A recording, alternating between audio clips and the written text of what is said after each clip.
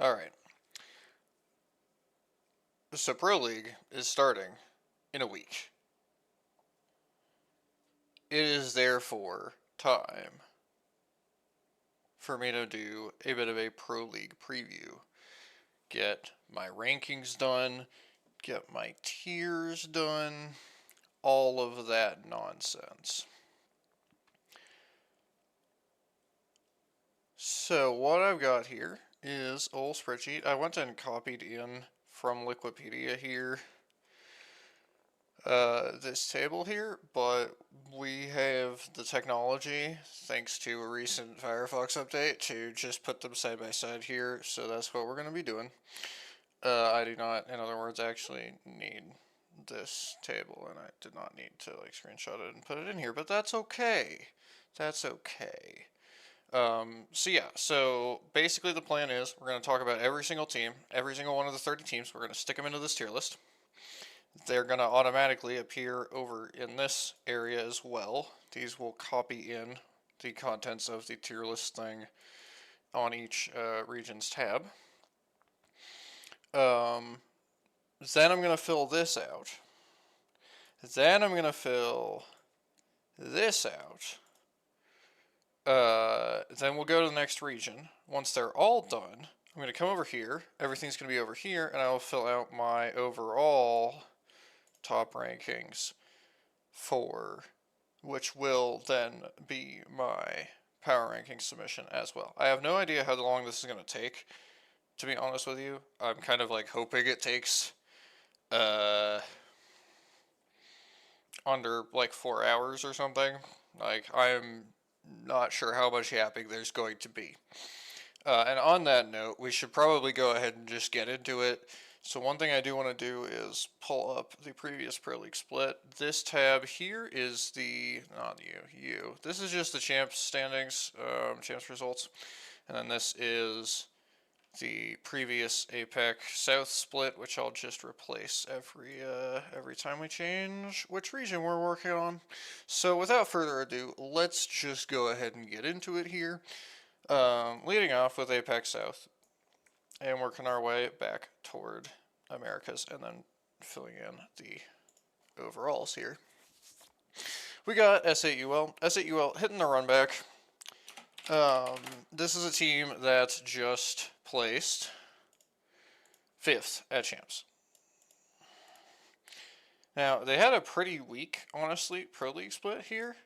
But Split 2 Pro League didn't matter a ton for teams who had done well earlier in the year. Now, that didn't stop several good teams from doing well. But I'm not necessarily going to hold it too much against people if they did bad in Split 2, but still played champs and did well. I don't know why I clicked there. Played champs and did well. Now, for people maybe like Strays, who weren't so good at champs or PL, if this team still existed, which it doesn't, then I would have, like been a little harsher with them. Anyway, that's S8UL. Easy placement in the S tier. One of the top, realistically, probably 3 teams for this Pro League split. Definitely a team to keep an eye on. Definitely a team that you're going to be expecting to see make land finals. Not a ton to really say about them, genuinely. Outside is our first changed roster. Last year, it was Nulsang and Mosu with a different third. Now it is AFlow, coming in from the Five Fears roster, the roster that, of course, made every land finals? Is this real? 1 second, yes, every single land finals of that year. Let me find them, GoGap, Fafafif, and AFlow roster. I'll just click that in case I need it later. One of the underrated, teams last year, unequivocally, throughout the year. But it's very difficult to make 3 straight land finals in a year. Very, very difficult to do that. And they didn't perform particularly well at any of those land finals. They had no top 10s. They had 2 bottom 5s, bottom 4s in those land finals, including the 20th and champs, of course. But it's still an incredible accomplishment. But they have replaced AFlow. We'll get to them shortly, of course, with who he's been replaced with. And Aflo then comes in here to outside. So outside is an interesting spot because let's see if we can just find, because I am spacing and or stupid and don't know who their third was in the first place. It's this team, so it's Sato. Okay, so Sato might literally just have more shooting power than Aflo, to be entirely honest with you. Like, Aflo is, like, kind of a little gross when it comes to not being great at shooting stuff. If you look statistically, I'm not going to bother to pull it up. He was the worst on this team by far, and part of that is because he was also the crypto player, but large part of that is just because he's not that guy, which is why he's been replaced on this team. But yeah, this was the outside roster. They were signed by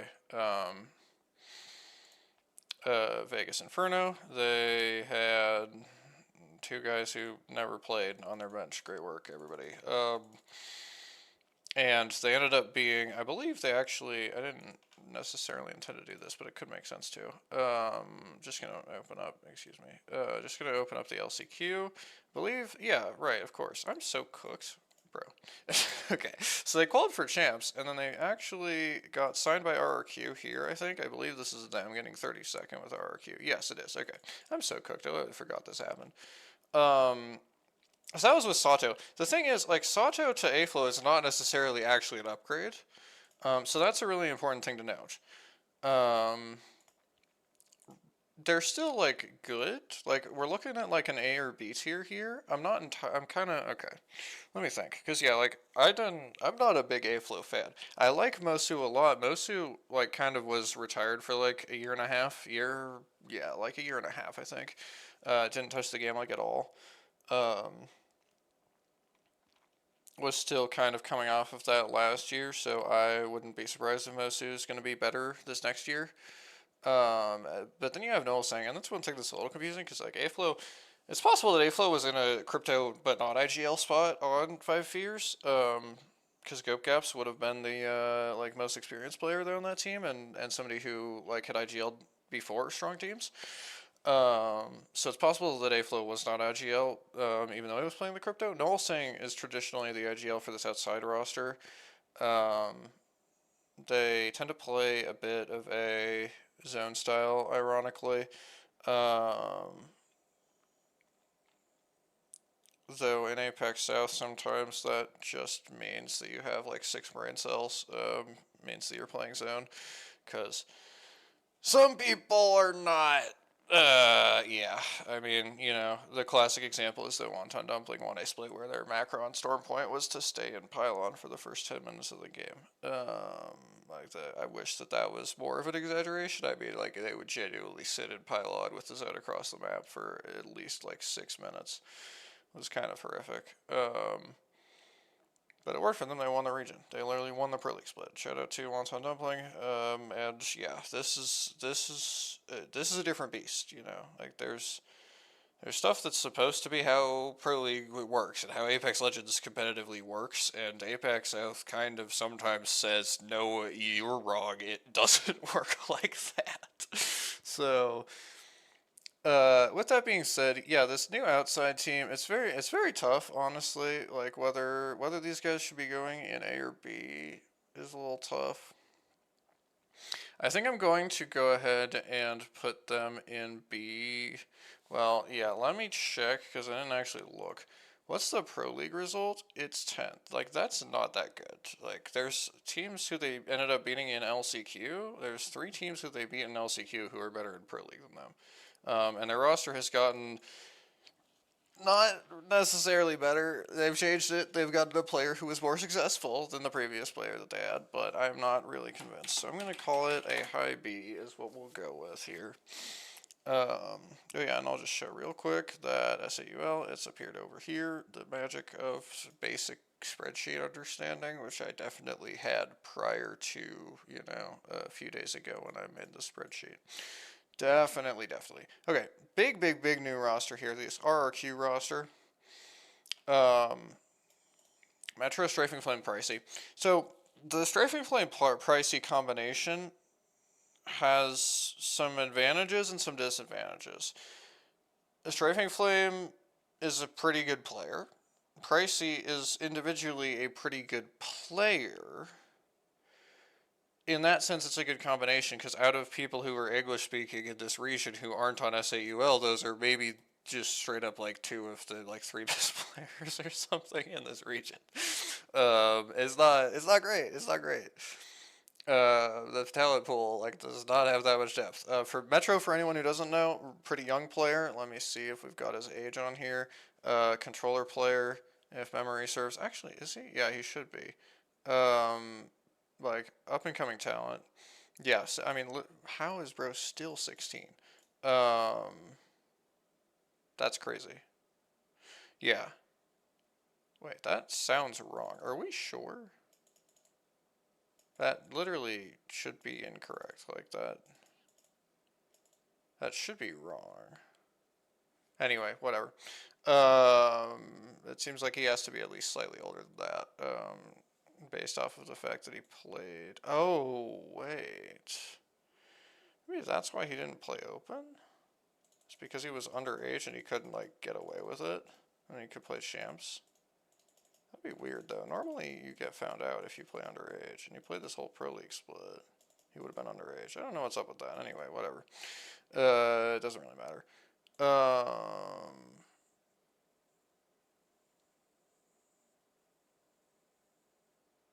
Not gonna get too derailed by this. Anyway, point being, like, yeah, Metro, very young player, very like good player for the region, especially. Great pickup for this team. The problem with this team is never going to be Metro. I mean, he is inexperienced. Like, to be clear, like, Metro is inexperienced playing at a high level. He's played on one LAN, which did not go fantastic. But on the flip side, his IGL was Panayi. And that's just kind of, yeah, it's like yeah. So his experience is quite limited, but he's a good player, in my opinion. I would say this is somebody who like will live up to expectations on this roster. The problem with this roster is I watched the EWC VOD. For anyone who does not know what happened to these guys at EWC, let me just explain real quick here. 23rd. And 23rd makes it sound way better than it was. Holy fuck, this was horrendous to watch. Pricey had genuinely the actually worst like mental and comms I have seen in years in Apex Legends. Pricey is known to not have a very good mental. One of the things that happened during this LAN is that Strafig just was like, okay, I'm gonna let Pricey IGL now. Because I don't remember what like exactly his reasoning was that he gave for it. But yeah, Pricey was doing absolute ranked your Bald Wraith is salty with you shit. Like he was crashing out on his teammates mid game. Shit was horrendous. Pricey's mental, horrendous. Unequivocally. Anybody who disagrees with me, you're stupid and wrong. Like Pricey's mental is one of the absolute worst mentals that we have in the pro scene, period. Obviously, like I don't like that that's the case. I hope that he can get some shit figured out. His mental's fucking horrific. It's just so bad. And Strafing split from him by choice. He was not like necessarily like kicked from this team. Strafing split from him by choice, and there was conflict, over which one of the two should be IGL. And Mr. Crashout King over here, Pricey, eventually was the IGL, and IGL'd, for Split 2, where they didn't do very well, and Champs, where they did extremely badly, which it's possible that, after IGLing these pretty bad performances, Pricey's ego has been put into check a little bit. The problem is that literally it's not possible for that to last. With a player like Pricey, like, that will work for a couple of months, maybe, and then he'll be sitting here going, well, I know better than Strafing Flame pretty quickly. Separately, Strafing Flame's confidence pretty clearly was in the shitter as well. During EWC, Strafing Flame felt like he was not doing a good job of IGLing during EWC, and that's why he gave up IGLing to Pricey as well. Now, working with Pricey can have that effect, because this guy will, flame you and fixate on every mistake, because again, his mental is just absolutely horrific, one of the worst in the game. the question is like, because there's two stories you can tell, right? One of them is, so they did this, they split up, and both had, kind of worse results, and, they realized, like, okay, we actually are better off working together, and they are using the experiences that they've had to, which, again, to be clear, like, literally third at the ALGS Open, okay? Anyway, all of that to say, Strafing Flame, of course, came out, won the LCQ, drastically outperformed Alcad at Champs, right? That is with the Crumbs, Crumbs and Easy Flash as his teammates on that Mango roster. So this is so one story you can tell is like, well, they were playing together and doing well. They, like, ego crashed out a little bit, and Strafing Flame had, like, his confidence in the shitter, and, like, there was very, very obvious and demonstrable problems, which are very, very, very visible on this VOD. It's like, Pricey's mental, actually, one of the worst. It might actually just be, like, the worst thing I've ever watched as far as, like, a player crashing out in, like, pro play, like mid tournament. He was screaming at his teammates to res him, like, in a fucking competitive professional game, like ranked crash out in a competitive professional game. It was insane. It was actually horrific. And it's weird, like, Pricey has taken time away from the game to work on this. This is an issue, like, if we go back and look, like, after, this is Strafing Flame, that's why, after the Moist, I'm pretty sure is when he took a little bit of a break from the game entirely to kind of work on this, or maybe after Moist the first time or some shit. Yeah, after Burger. Let me see if there's, like, a big break here. It looks like there's not.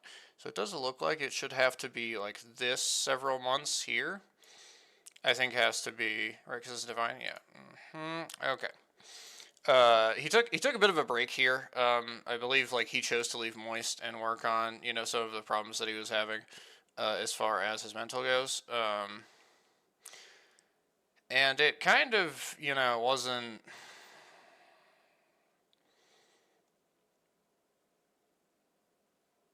wasn't enough in some sense, right? Like, I hate to put it so harshly, like, starkly, because obviously, like, he's, I mean, they literally placed third. Like, they had something going, at Open. And so it's not, like, unreasonable to think that they can, for a few months, like do well, Of course, like, it's important to note, like, Split 1 Pro League, like, they went to Open and got third at Open. In Split 1 Pro League, they had placed 15th and 10th in 2 lobbies. They then would go on to still do pretty badly for most of the rest of the split as well, before then having a, like, pretty bad performance as well in the final. Because, of course, you look at an 18 there, you go, oh, hey, the 18's pretty good. No, it's 7th in the final, because the points are higher. So it's just kind of like, what the fuck, Like, it's kind of bleh, to put it mildly. This was the first case of quite a lot of yaps. So, like, the potential of this team obviously is great, right? These two players together with Player K, who in some ways, of course, is much better than Metro, but in some ways is worse. Like, raw fighting potential, drastically worse. I'm not going to pretend otherwise. As a player, for the role that he plays, better, Metro's not going to be playing that same role. I believe that we're going to see Strafing play more of an anchor IGL role. That's my suspicion. With regard to this new roster, because Metro is somebody who you need to be having be active. Like, Player K was the Giga anchor, one of the most like concrete anchors in the world, for years, really, and, like, he was quite good at that, in my opinion, one of the absolute best in the world at that role. But Metro, he's not here to play that role, and so I believe that we're going to see Strafing Flame, take a more of an anchor IGL role on this team. So what would make sense. It's not to say it's going to happen, but the potential of this team is absurdly high. But the crash out potential of this team is also absurdly high because this again, like this was horrific. I would have like it's either that they figured some stuff out in their view, which may not be like actually correct, or it's a testament to how absurdly limited the English speaking talent pool is in this region. That these two are playing together again. I never would have expected when these guys split that they would be together about half a year later. I mean, we can see what it says that the timeline is on Strafing Flame leaving Alcad. Yeah, September 22. And they were back together on this team. It was 4 months. They were apart for 4 months. If you saw what Pricey was doing at EWC and what Strafing Flame tweeted during EWC, you would have thought these guys would never play again together.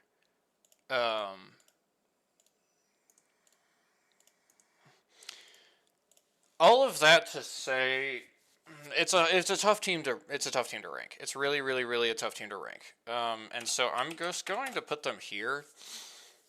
Like the potential is absolutely S tier, right? Like if they end up, I mean, they could win the Pro League split, and I wouldn't be tremendously. I mean, no, okay, they could get second in the Pro League split, and I would be pretty like unshocked. I think winning is probably too much to ask, but they could get like top 3 in the Pro League split, and I would not be shocked. But they could also miss LAN, and I would not be shocked. Which, of course, like if you know the quality of org that RRQ is, the pedigree of these players, like that's crazy. But like you have to be top 8, really, arguably top 9. It just depends. Like with VK Gaming already qualified. I think it's very possible that they could fail to do that. I think it's extremely possible. This is not like, and to be clear, like that's not because like, oh my god, there's so many great teams right now. Pro League is super stacked. No, it's because this team is like literally toilet paper mental. Like again, until like I have any reason to think otherwise.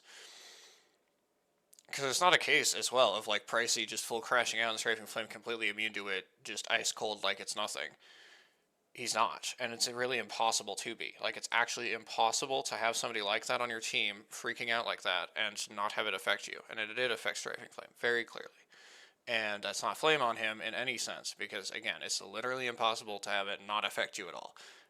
But Strafing Flame's confidence was absolutely fucking guttered by Pricey, largely, on Alcat. And he left, and he outperformed Pricey dramatically, and it's possible that his confidence is back up now. And it's possible that, Pricey has gone to him and been like, okay, my bad. I'm dog shit as an IGL, it turns out. I need you back IGLing, and I'm not going to act like you don't know what you're doing anymore. Pinky promise. If that is what he said, I don't believe him. I'm sorry. It's been literally years. Like, he has been the same way for so many years. He took, like, time off the game to, quote-unquote, try to work on it. I believe that that's literally what he said on Twitter, was that he took time off the game to work on his mental. His mental, after having done that, again, quite possibly the worst I've ever seen, certainly the worst that I've seen in years with that EWC run. That was absurd. I mean, holy fuck.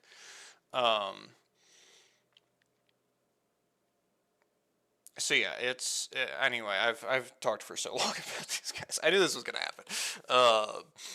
It's an interesting team to watch. Like, it's a team that has genuinely, of course, like, it has the potential to top 5 at LAN. If everything works out, this could literally be a top 5 at LAN team. Like I said, like, I really believe this team could miss LAN. Like, there is colossal range for this. It's just so hard for me to believe in Pricey as a player in any sense. It's like, holy fuck.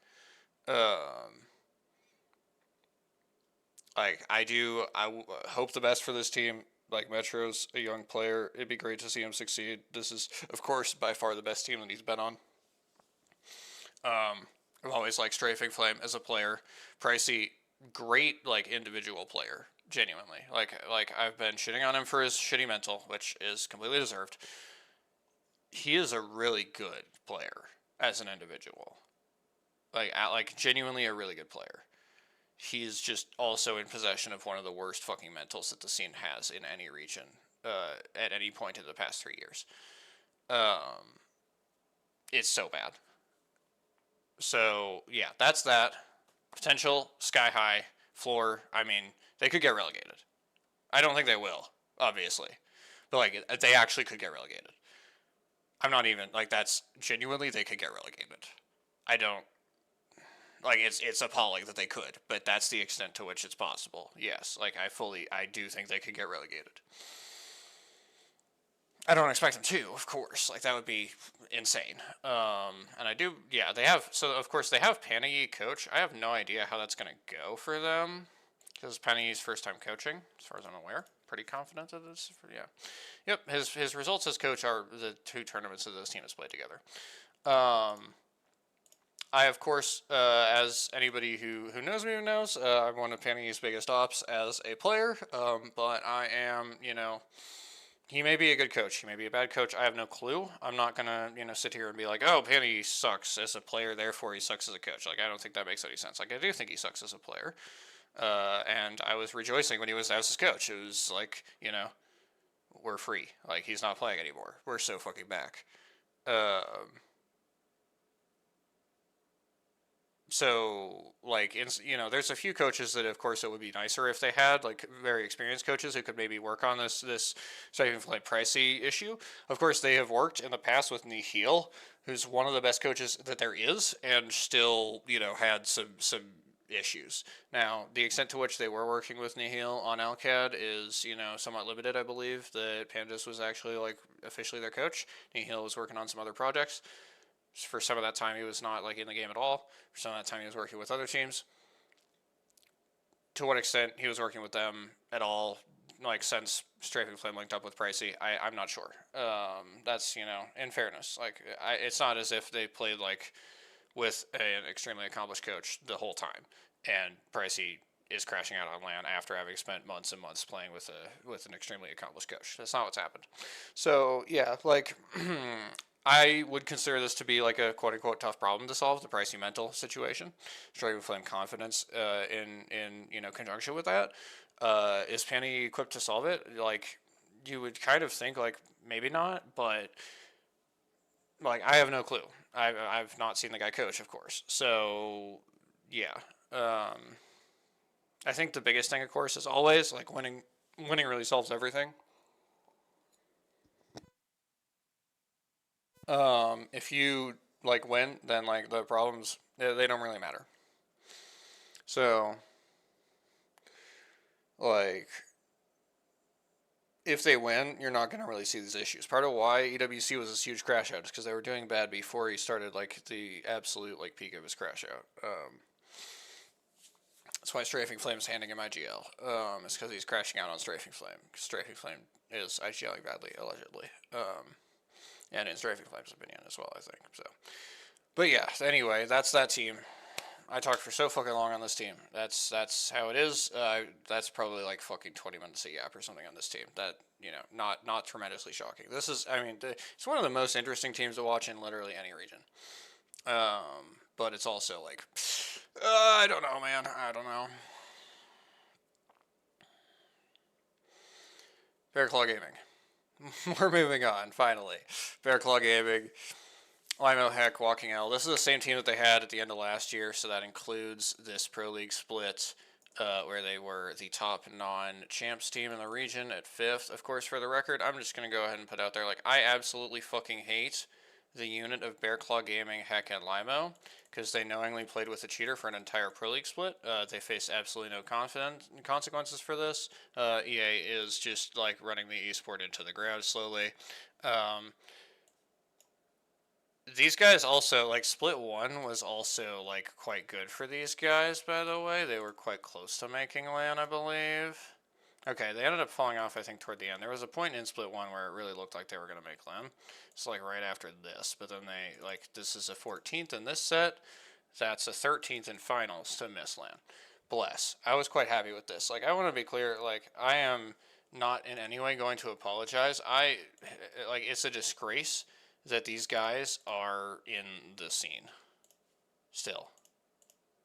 It's a fucking disgrace.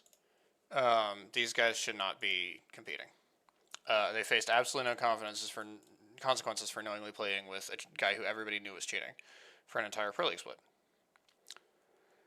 What can you do? Walking L, like, still a relatively inexperienced player at the Pro League level. Like he played with them for the last Pro League split. He'd played on some worse teams prior to playing with them. It's hard to say, what. I mean, this is like pretty reliably a mid Pro League team, and so it's almost a question of like where the mid line is going to be. Like, yeah, I mean, if we just look, because they've been playing under the Bear Claw Gaming banner for quite some time now. If we just go and look at Bear Claw Gaming,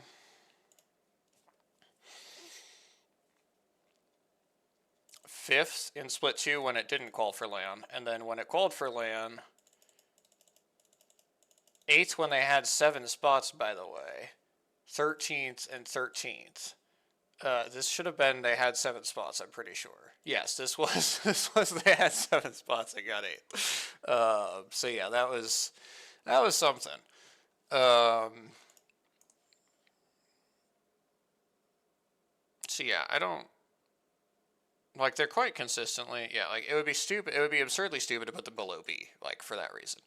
And like, honestly, they're probably like, I might put them low A. Like, I really hope they miss LAN again, because again, I despise Limo and Hack. These guys are trash. They like couldn't do well enough to make LAN playing without a cheater, so they play with a cheater. Like, it's literally, I mean, holy fuck, like, the fact that this happened is insane. These are guys who I have utter contempt for. Utter contempt for. It's, you can say, like, don't hate the player, hate the game, but there's only one team that actually did that in any Pro League in the world, that took a known cheater who for some reason they were unwilling to actually fucking ban, and played an entire Pro League split with him. And then, of course, the upshot of this was that he got banned. If we go to like when, oh wait, I already have it open. If we go to like when Bear Claw Gaming moves on from Jaspa, it is explicitly because he's banned.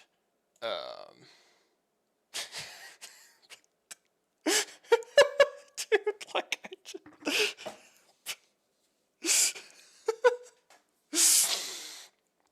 again, no consequences for these guys. Again, from well before he started playing with them, it was very widely understood that this guy was cheating.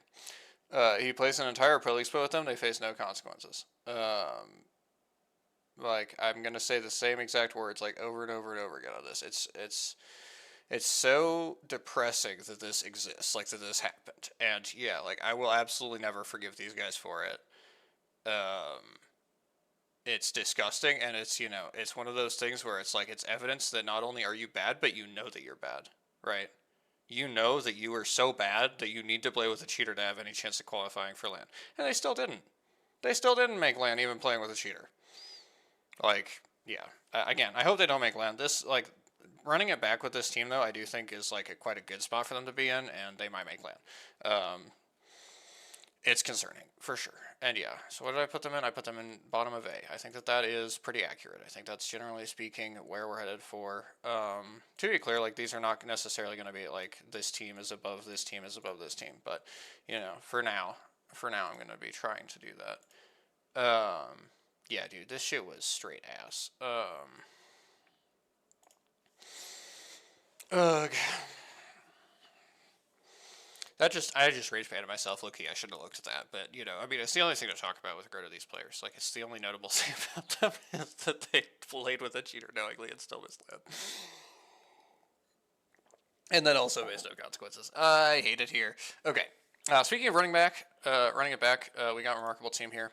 Remarkable Team, as far as I understand, this is actually a run back. Remarkable Team's roster, sometimes quite confusing. Let me see who they played. Yeah, okay, yep. So this is a run back for Remarkable Team. Remarkable Team, 12th in LCQ.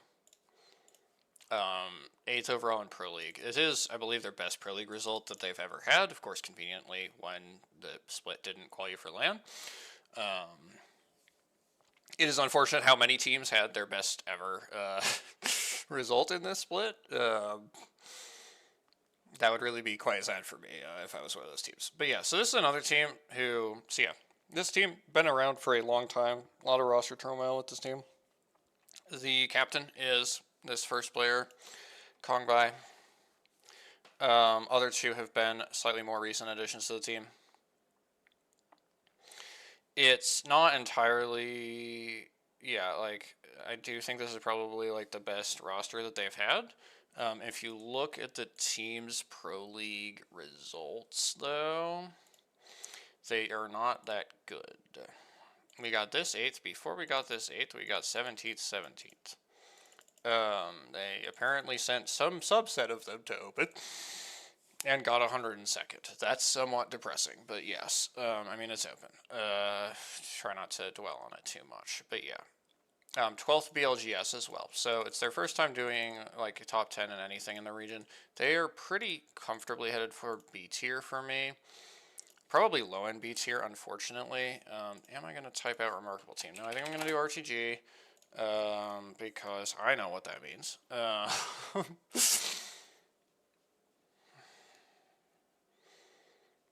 And we're going to move on.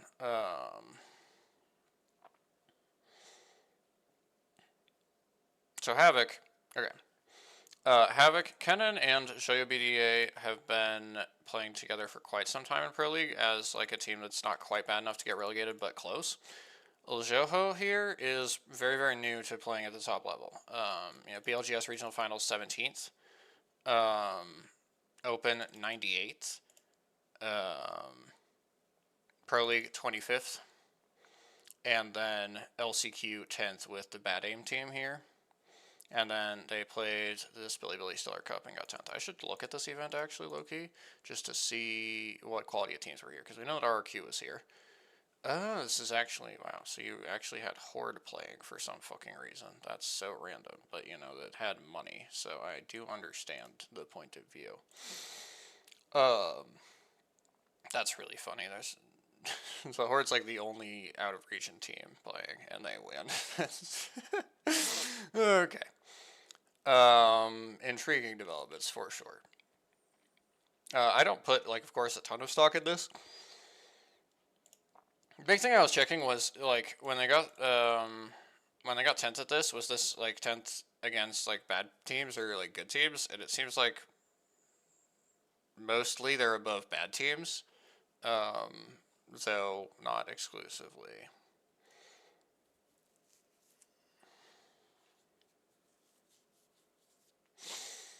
Yeah, it's not entirely clear.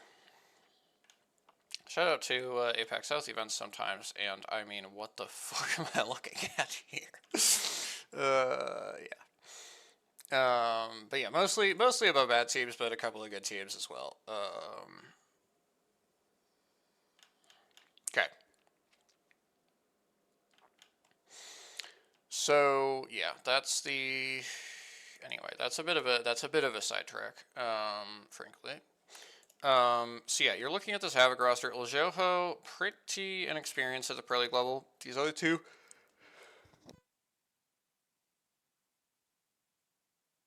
The other two are very experienced at the Pro League level. They have never done well enough in Pro League to qualify for LAN. They did qualify for LAN through LCQ, which did not go super well for them.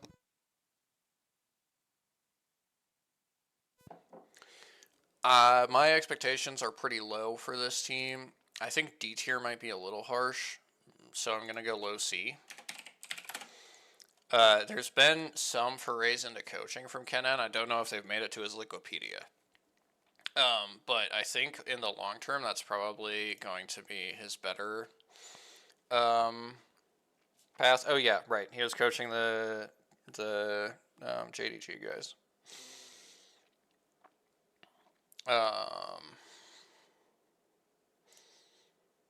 Shout out to 40th place. Unfortunate.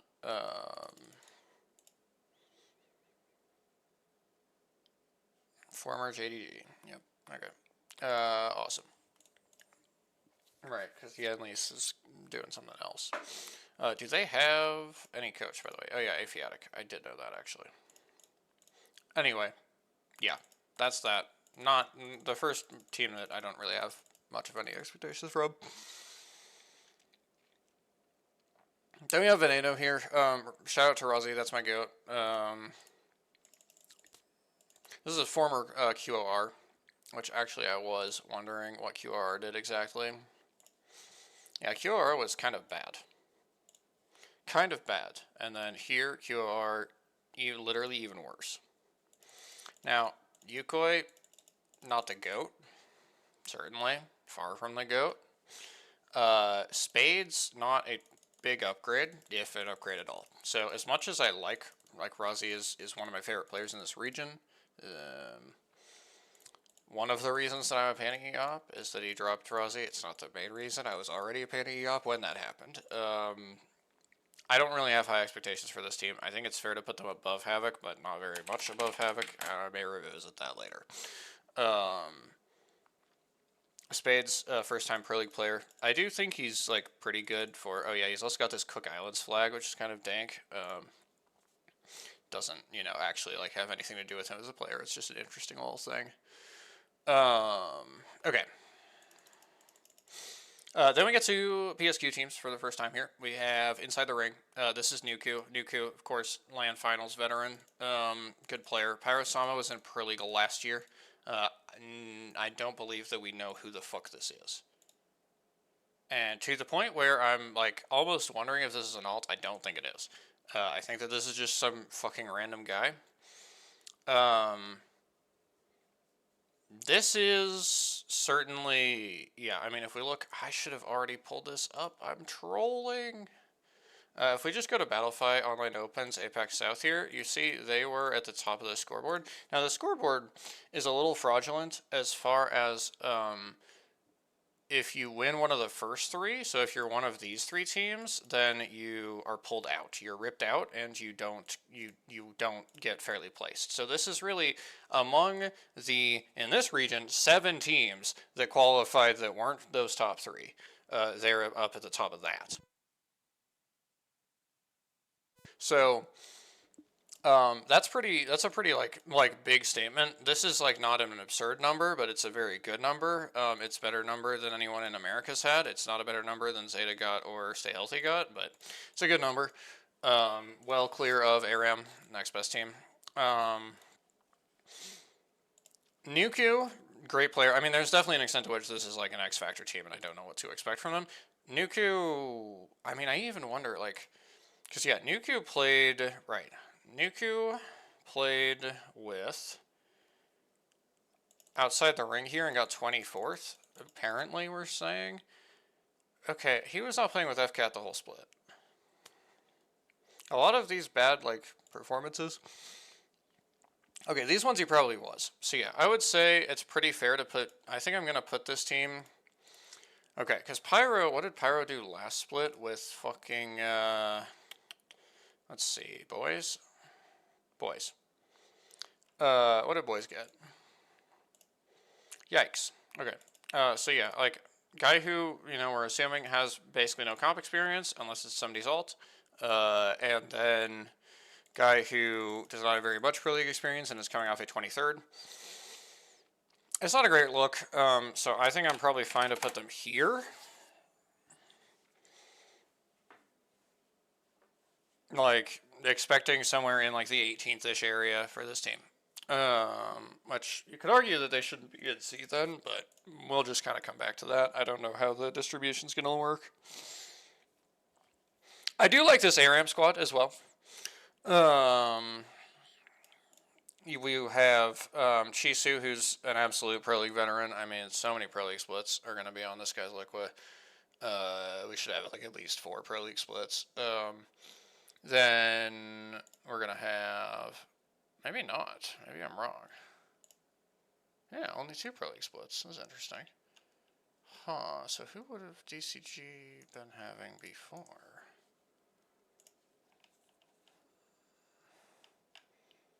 Let's see, which team is it? Fucking team renames.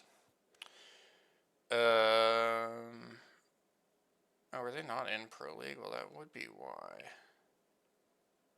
Oh, this, like, everybody on that team was not in Pro League at this time. Okay, that's why. Got it, got it, got it. Anyway. Chisu, Pro League veteran player. Songyu and Yo After, I believe, are both guys who were at LCQ. Let me just...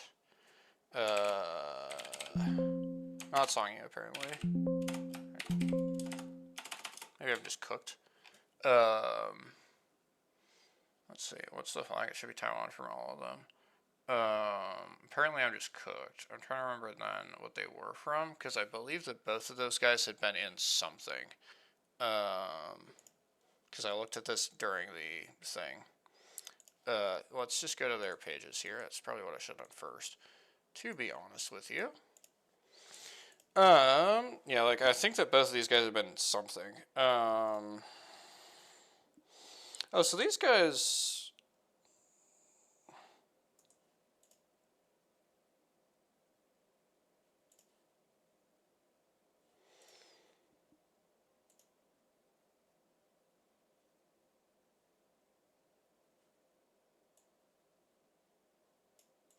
So Songyu called for LCQ and then I guess didn't play.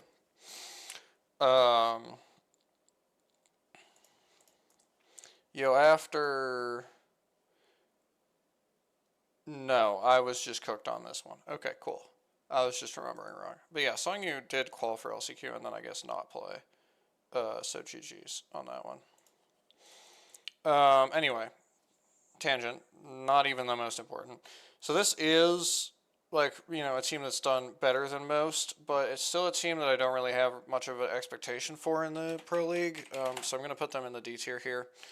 And then you have GOAT. Now, this GOAT roster is actually really interesting just because, first of all, I believe they're the last team in. Yes. GOAT is the last team in. Second, this team played one event together, which was number 4 here, and they played... Oh, is this not going to load for me because I'm not logged in? I don't know why I'm not logged in, by the way. I should be logged in, but I'm not going to... Okay, 1 second, actually. I can just take this off of stream and then log in that way. I have no idea if it's going to make me type anything in. Oh, it is going to make me type anything in. Yippee. I don't know why this site is so stupid. Like, there's no reason to have unlogged me in. There we go. Okay, we're back. Let me, in fact, go ahead and fix everything else. Okay, there we go. Brief derailments, but all good. Oh, we can look at the Pro League maps. That's going to be maybe worth doing at some point. Okay, we were over here. I was looking at this event and looking at the finals, and you can see that it instantly loaded because I was logged in. That's the secret. They got 6th in this thing. This is their first event playing together. That's not bad, you know. Like, I think there's a little bit of, like, uncertainty that this team has that some teams don't have. Like, you know, again, like, the scoreboard here says, excuse me, holy fuck. The scoreboard here says, like, oh, they're the last team in, and it was literally by 1 placement, really 2 placements, because they had the tiebreak against King FSU's team. F in the chat for the boys. But...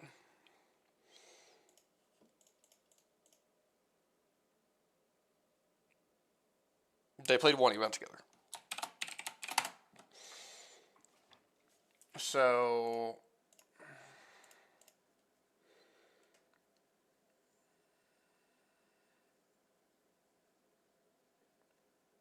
I'm interested. I'm interested to see. I think it's possible there could be something there. Because, like, if you're doing well in your first event together and then you get to play an entire Pro League after that, like that, you know? That could be something. You could be having something. We'll see. With that being done, we've got the group done. Let me make sure there's 10 here. There is. Beautiful. Love that. Local man can count. Sometimes. Okay. Gen G, there's so little to say about Gen G. This is a really fucking good team. This is a team who, like, if they are not in the top 3 in Pro League, I will be floored. I will be baffled. This is a phenomenal team. I am most likely going to put them first. There you go. That's what I have to say. VKG. So, VKG at Champs. It was not fantastic. And QQ, of course, missed the entire Pro League split with, it's not entirely clear what. It was replaced by this guy. It didn't go fantastic for them, to put it mildly. Let's actually go take a look at how unfantastic it went. Yeah, 19th. They didn't need to do anything, of course, but yeah, all good. Also, LD is apparently like supposed to be wanting to retire for quite a long time now, and probably going to retire after the split, perhaps after LAN if they. Well, yeah, they are called for LAN, so I think that they will probably play LAN together, and then he'll retire after LAN. That is one more bit for this team. They are also already called for this LAN, so if they did really bad last split when they were already called for LAN, like they might do really bad again this split. I'm a little worried about them. They probably go here realistically. Like it's hard to actually say they shouldn't be an S tier, but I have my concerns. Okay, don't need to talk for that long about them. This new Grape Soda roster, you got Nico, up and coming player. It's definitely somebody to keep an eye on. Low key, washed. The opposite of up and coming player. Down, down going player. I mean, bro, 2/3 of his top achievements are from 2022 or earlier, and that's the first half of 2022, by the way. Also, this is a D tier weekly. Holy fuck. Anyway, I don't actually hate Loki. I just feel like it's weird that he's still playing.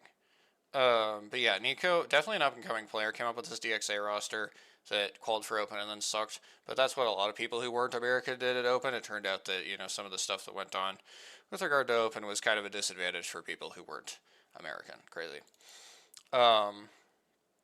So Pro League splits 15th, 14th in this guy's career. It's a pretty good resume. Player K, of course, needs no introduction. I mean, a lot of fucking lands over here, man. A lot of one Pro League splits and top three, top five at lands. So it's a lot. It's a lot of top land placements in Pro League splits won. Player K, great player. Cannot carry a team is the one thing. Like Player K, archetypally, the type of player that he is. You really are not going to say Player K is going to put this team on his back. He's not. That's not who he is. That's not the kind of player that he is. I rate Nico and I don't rate Loki, and it's really that simple. Overall, I think this is a B tier team. This is a team with some potential. This is a team that you could see make LAN. It kind of almost just comes down to Nico and whether Nico can really like take them to the next level, because Player K cannot really carry, and Loki I do not really rate that much. Again, like for people who don't know, like I'm a huge Player K shooter. I like Player K quite a lot. I am, that's a player who should be making every LAN. That's a player who if you ignore the role that he plays, you look at him and you go, eh. But if you look at the role that he plays, it's hard to come up with somebody who's better at that role in the entire world.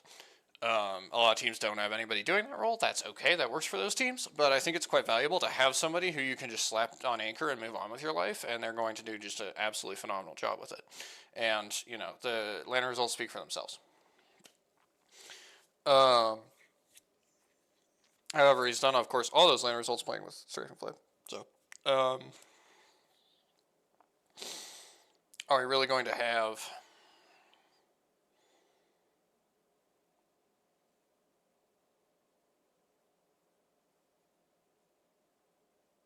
the same level with Nico? Well, obviously not. Their question is kind of like, can we make LAN with Nico? I'm not sure. This new Dreamfire roster, this is interesting. Trimsy Bola in return from last split. This is JR from that Cupid Esports JDG, formerly X and Y roster. JR is a pretty impressive player. I would say an upgrade over whoever it was that Dreamfire had been playing with previously. Yeah, I would say an upgrade, pretty dramatically so, in fact. Are they playing with him the whole Pro League split as well? Where the fuck is the Dreamfire? Am I cooked? I'm cooked. I was looking for a different logo than this one. Fucking idiot. Okay. Yeah, because Pydo was inactive. Okay, that's what I was wondering.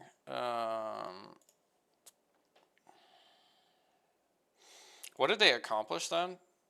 They accomplished 13th PL and 3rd LCQ.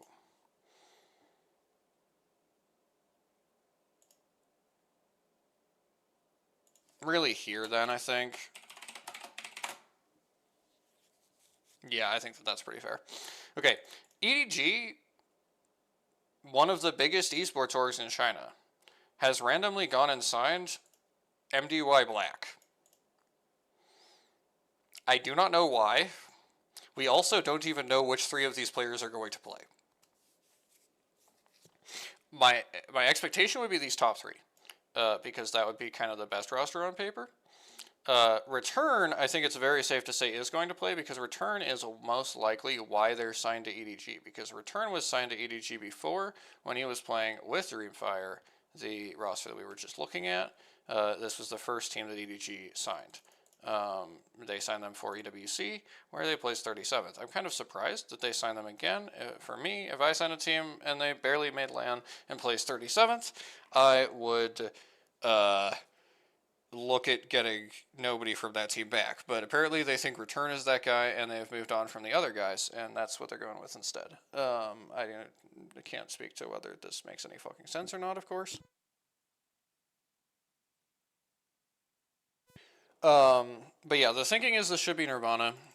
Although it could easily be Yuling instead. We don't really know what's going on. Most likely, well, yeah, because this is the other thing. I wonder, does Yuling have coaching experience? I have no clue. I have no clue. He does not, no. So yeah, you can see that Yuling's best results are well behind him. Yeah, it's not entirely clear what's... yeah, well, yeah, that's the other thing as well, is like Return and Nirvana, I believe both were not on this roster the last time. Let me verify that, though. So they would be needing... Yes, so they need Yuling to hold the... Why did I do that? So they need Yuling to hold the roster spot.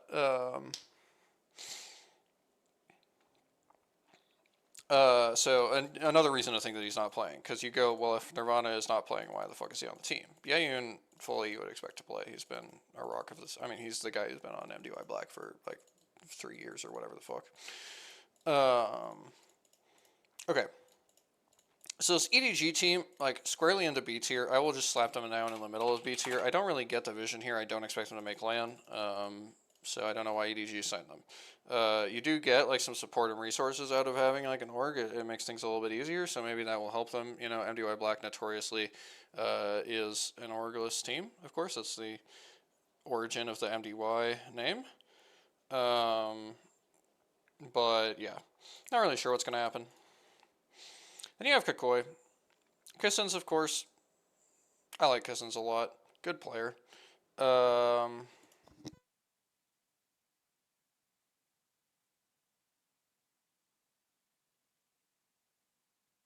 Been a while since he was, you know, accomplishing a lot. You can see these results are ominously weighted toward the distant past. Yeah, I forgot that we had an Excel. I'm not even gonna lie.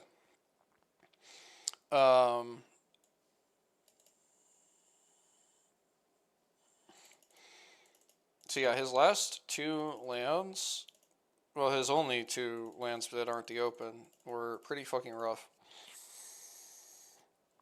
I like Kissens a lot. This is not gonna stop me from, you know, believing in Kissens. The bigger point, of course, is that this exact roster is the one who played LCQ, I believe. Should be. Kakoi with Wifu. Excuse me. With Wifu.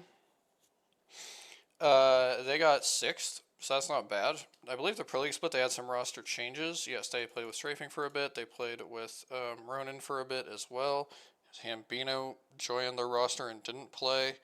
That was a fun little side plot of that Pro League split. Shout out to being stupid and setting up the... not having a LAN that the Pro League split calls for. Anyway, yeah, that was fun. Shout out to Kimchi Leono. God, of course. Related. Very, very related note. Okay. Anyway, so yeah, the Pro League split, not super indicative, but the LCQ is. I guess you could argue. You go look at VC's results. What the fuck do you mean? You have brain damage, bro. What the what? Okay. Wikipedia moment right there, I believe. You look at VC's results from last year, 16th, 16th in Pro League. Wifu, bit of a downgrade really from the people who he played with in Pro League, I would argue. So because of that, like you're looking at like a high C probably for Kakoi. Excuse me. Yeah, I just don't think you're getting like a huge like run it back benefit or anything with the squad. So yeah. This one's interesting, of course. A little bit of controversy. This is the former KPG roster spot. Apparently, some of the guys behind KPG thought that they could just like not play Pro League for a split and then still have the roster spot exist and be theirs. And then they're like, oh, Tracy Dam, the guy who actually played, stole the roster spot from us, guys who did not play. And it's kind of like, you might be stupid, actually. You might just be stupid. So anyway, expectations need to be pretty low with this team. Like, I think mid C is probably fine. Like, I don't really think that they're like in any way a lock to get relegated, but yeah, like expectations definitely need to be kind of low. Okay, now we start to get toward these qualifier teams who it's really hard to rate. Oh yeah, one thing I do want to note, by the way, generally speaking, I'm going to avoid putting teams in the F tier because like most of these teams who are coming in, we don't really know enough about them to put them into F tier. Like you have to know, like I would want to know that somebody was turbo ass before putting them in the F tier at all. So most, like generally speaking, you're going to have 0 to 1 team in the F tier. So like this is a team that like if I didn't have that standard, I would be putting in the F tier. I don't have any expectation for this team really, but because like there's a certain uncertainty to, you know, teams who are showing up for their first Pro League split, because Pro League plays very differently from the qualifiers. I'm going to keep them out of the F tier. That's why I felt like mentioning that. Now, this team has a lot more Pro League experience on their side. Let me just go check what the... Yeah, that's kind of what I thought. It was that it was really bad. Avisan, 28th. Yeah, okay. So, just to be clear, like, when we're talking about Split 2 Pro League, we've combined the rosters of the fucking third worst and fourth worst team in Pro League. So this is the sort of thing that I could, if I wanted to, use to put them into F tier. Like if I wanted to put Fizz6 into F tier, I think that I could. I think it would be like justified because we do have the evidence. With that being said, I actually don't. I think that this team has like some pretty good stuff going for them. Generally speaking, like I think that yeah, the Pro League experience is pretty good. Does Cheeky have... Yeah, so Cheeky has 2 Pro League splits that are both better than... Okay, but he was on that team, but he also has been on better teams. Important to note. This team, no credit? Right. With Savior Heavier. Shout out to Savior Heavier. They may have played with Walking L, actually. I'm not sure. Anyway. All of that to say, I think Fizz6 is going right here. Seems pretty fair. We got Control Alt Defeat. Shout out to Raza and Psycho. These are, I believe, just the first Indian players to ever make Pro League. So that's pretty big. These guys, of course, second to the bottom on this stack here, but you know, with a comfortable margin, not like how Goat was. Okay, Josh has a little bit of Pro League experience. Which should be about 2 splits of Pro, even 1 split apparently of Pro League experience. 26th, lost to 10 Pro League last split. Tough scenes.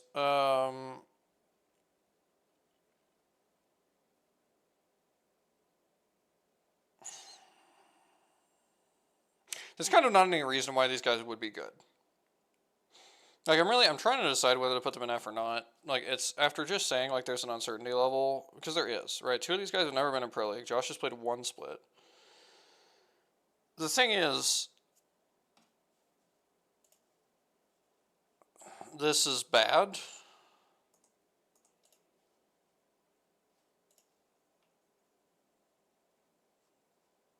They are coming off in the most recent one. I believe they had the like consistent roster the whole way through, and they are coming off 18th in semis here. Average survival times below 10 minutes, by the way. That's yep.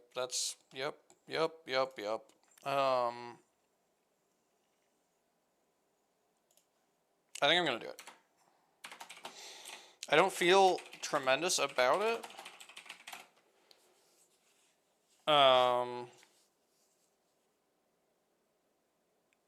But, like, if you're talking about, like, who is the most likely in the entire region to get relegated, it is probably them.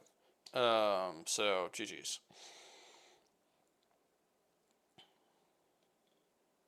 It's tough. Somebody has to go, somebody has to be 30th in every region. And it's, and it's very often, like, impossible to, like, actually tell who's going to go 30th.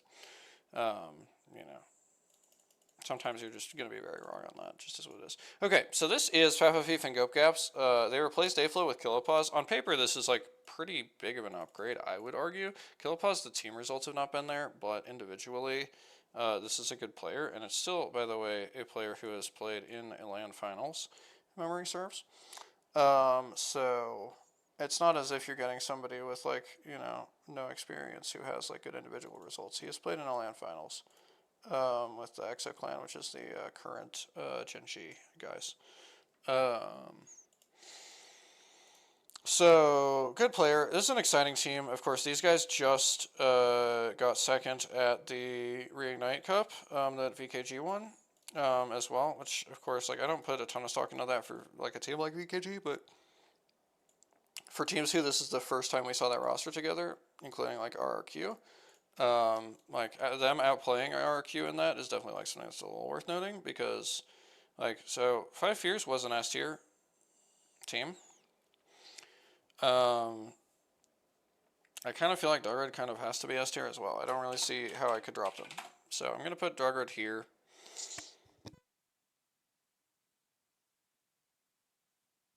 Then you get Wolves. Wolves. It seemed like there's been some confusion with regard to Wolves about No Name potentially playing PSQs.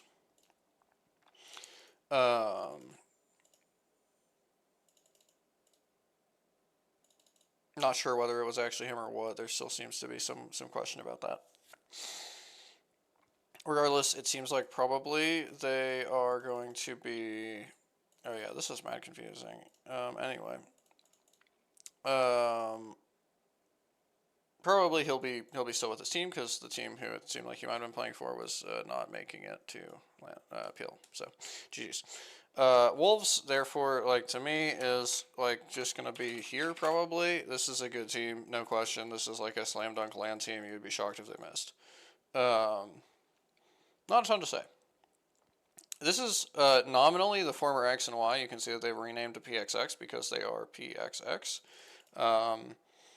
So Pyke last split not playing XD on a not tremendous JDG and then Cupid roster. XCZ was playing for No Name on Wolves for about half the split, doing quite well for himself. So there's a kind of a wide range here from Pyke not playing at all to XCZ playing on, like, a really good team and doing well.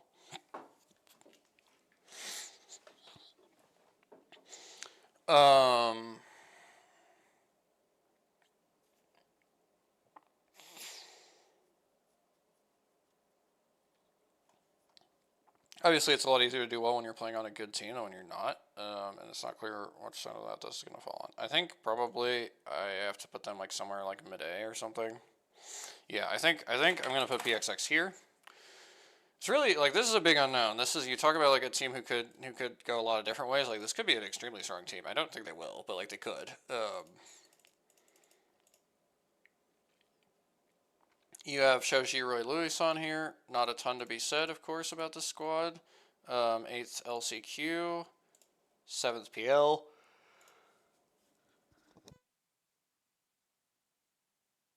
Shoji, obviously, phenomenal player. It's a little bit of a doubt them at their own peril team, doubt them at your own peril team, but it's definitely also a team, like, there's no world in which I'd ever put them in S. I do not think it's possible for them to place top 5 in Pro League. So they're definitely coming somewhere in A tier. I think they definitely just have to go in A tier. Yeah, ranking them against Dreamfire PXX is going to be somewhat difficult. I'm just going to do this, I think, and worry about it later. 2IK, fully, like, new roster. Oh yeah, speaking of guys who could be, like, on an alt or some shit, it's not entirely clear to match with Peter Sang. Yeah, I mean,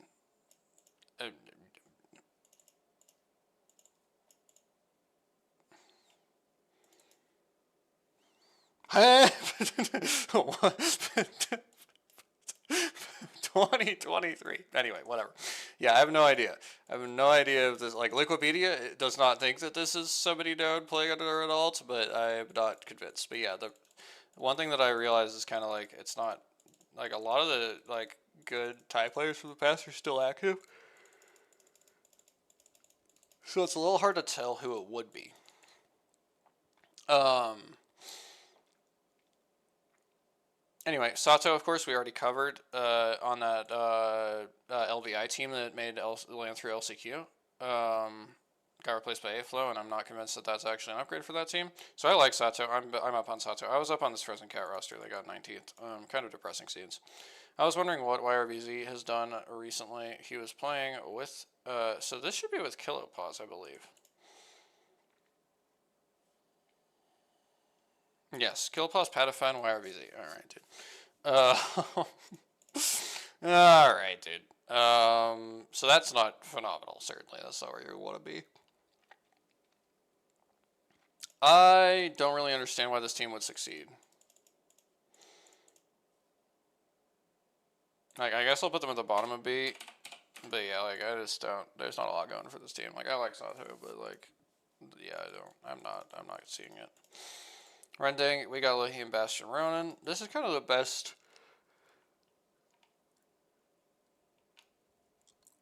they can do. The problem is,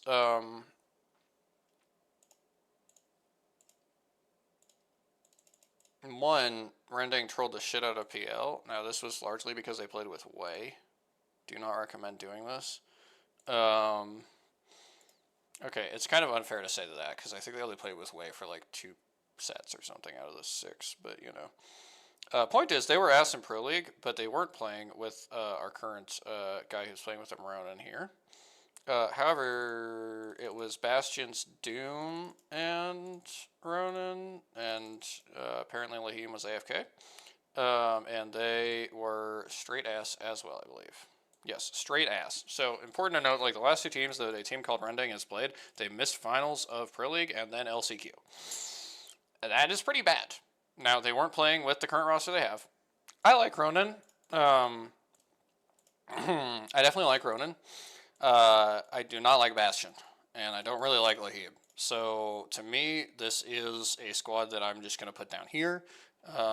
Might put them lower than Kikoi. No, I think they go level with Kikoi. What the?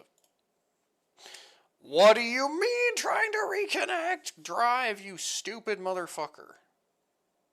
You stupid motherfucker.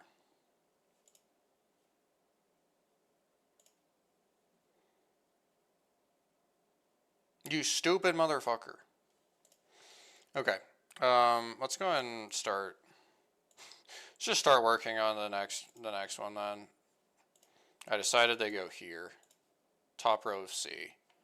I may have to like fully fucking reset that or some shit. Drive, you stupid. Okay, yeah. Yep. Kill that with hammers. I hate it here so much, man. This is so annoying. Okay, got it back. Add split view with the, yeah, this one. Okay, got it back, everything's fine, I'm not upset in any way, crashing out in any way, in no way is this happening. Just in case anyone was wondering, this is definitely not happening. Do not put in the newspaper that I'm mad.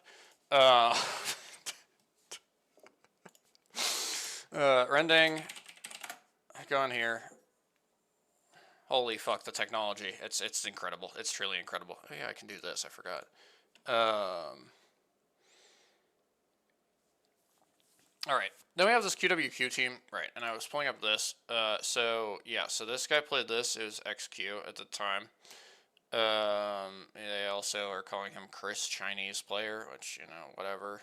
He's not the more well-known Chinese player whose name is Chris, but in fairness, that guy's name also has other stuff in it, so, but, you know, still, I just think it's kind of funny that they're, like, insisting on calling him Chris when there's already a Chinese player called Chris. Although I guess Chris is actually from Taiwan, in fairness. So strictly speaking, it's not like you would say Chris Taiwanese player or whatever if you were talking about him. So anyway, bit of a tangent. These guys just came in and casually won the first one. I don't really think they're good. You know, these guys kind of go with 2CYM down here. It's kind of a similar spot. I mean, 2CYM actually has a little bit more credibility in that they were playing open for longer. Or like, sorry, they were in CC like last year. 2C1M was a CC team last year, whereas QWQ, these guys have just kind of shown up. The Black Hole, really interesting team. The reason why they're really interesting is because both of these guys are former Pro League players for MDY Black. It has been a hot minute since XX was doing it. It has also been a hot minute since Easty was doing it, though less hot of a minute. I really fuck with Easty. XX could be turbo washed for all I know. You can see that not a lot was going on with XX since this Pro League split. Not a lot was going on. And third, of course, even Liquipedia does not know who that is. So that's a little, like, that guy is not, no. Or he is. That's the problem. That might be part of why they haven't made his page yet, is that they're still trying to figure out whether he's somebody, like, who we do already have a page for using a new name. Because people do this all the time. In Apex South, this is the biggest offender of this. Okay. This Black Hole team, though, really interesting roster. I guess I probably have to put them, like, C tier here. But, like, if it is, like, they have the potential, certainly, to, like, place, like, top half. But I don't know that they're, like, long. Okay, I'll put them here, I think. Give me a Black Hole here. I think that's probably fair. Now you have Ubi. So this one's weird, because it's Easy Flash, but then it's can Easy Flash carry these two players, okay? Everybody knows who Easy Flash is. There's no need to, you know, we don't need to relitigate who Easy Flash is. We know. But can he carry X-Bolt 7 with this set of results, which is just short of a shockingly bad set of results when viewed in totality? Opens with Easy Flash, and then absolutely nothing until 2023 January, and nothing remotely good at any point. Concerning. Doom MVP has at least his super old results are better. But he has been fully inactive since also 2023. But his results earlier, at least, include a LAN appearance with Dewa United, getting 28th at that LAN, and 8th in the region in the regional online playoffs. Okay. Can Easy Flash physically drag these two washed players to a LAN spot? I would say almost definitely not. I would be shocked. I would be fucking shocked. The question is, where do we put them? They might need to go here. Well, it's weird, because, like, the potential, like, this team could get, just to be clear, just so everybody understands, this team could get relegated. Like, I would not be, like, shocked at all if this team was relegated. This team absolutely might get relegated.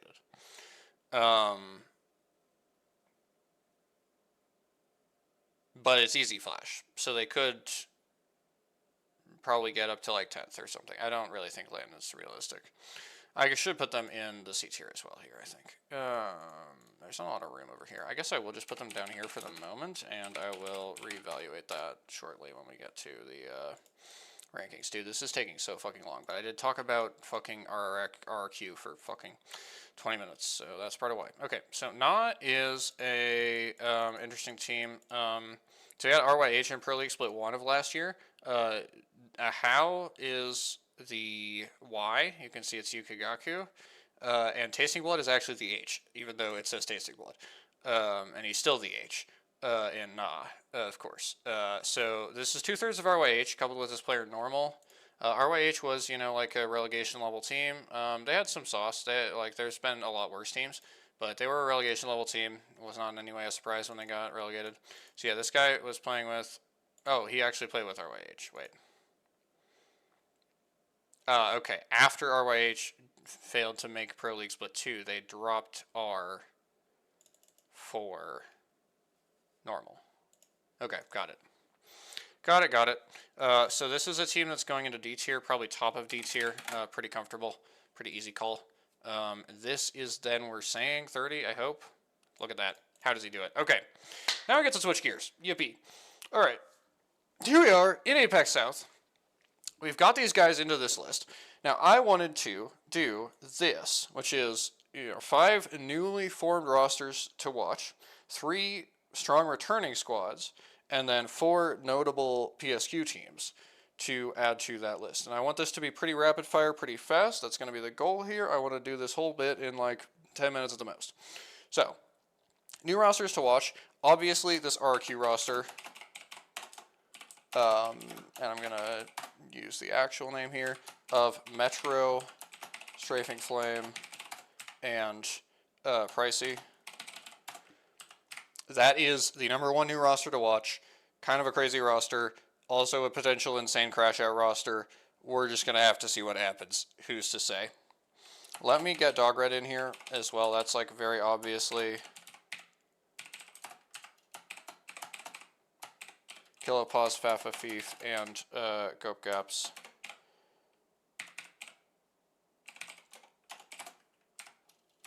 I pressed shift. That is another absolute slam dunk. That's one of the top rosters you got to look at. Of course, Fafafif and Gopgaps, players who played every single LAN finals last year. Let's see. Then we have, like, I think probably you look at, well, you look at PXX here. Yeah, you have to look at PXX here. So it's XCZ, who is, let me type Jackie Chan as well. I think most people are going to still know who that is or newly know who that is. Like, I think he's more well known by Jackie Chan than by XCZ. Let me go XD and Pite as the other players. That's an interesting roster. Obviously, Pite, legend of the region, with the previous, Dreamfire squads. Let me see. Who else really would go up there? I'm not going to write this EDG team, I think. This outside team could maybe make it there. I think the new Dreamfire has to.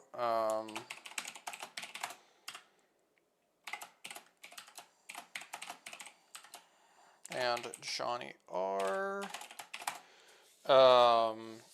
Yeah, it's an interesting lineup. And Johnny R, like, a lot of potential as a player, has not really, lived up to it, but a lot of potential as a player.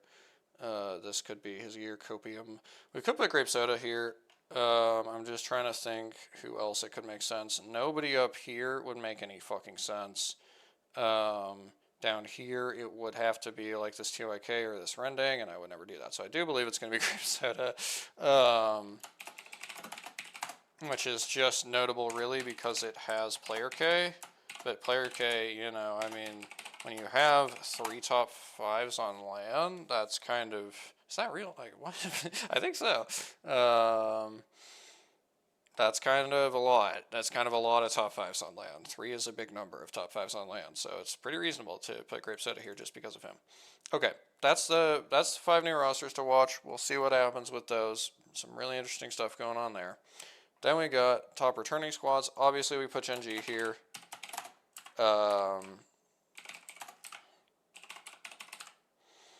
Asia's, Dexter, Ziki, boom.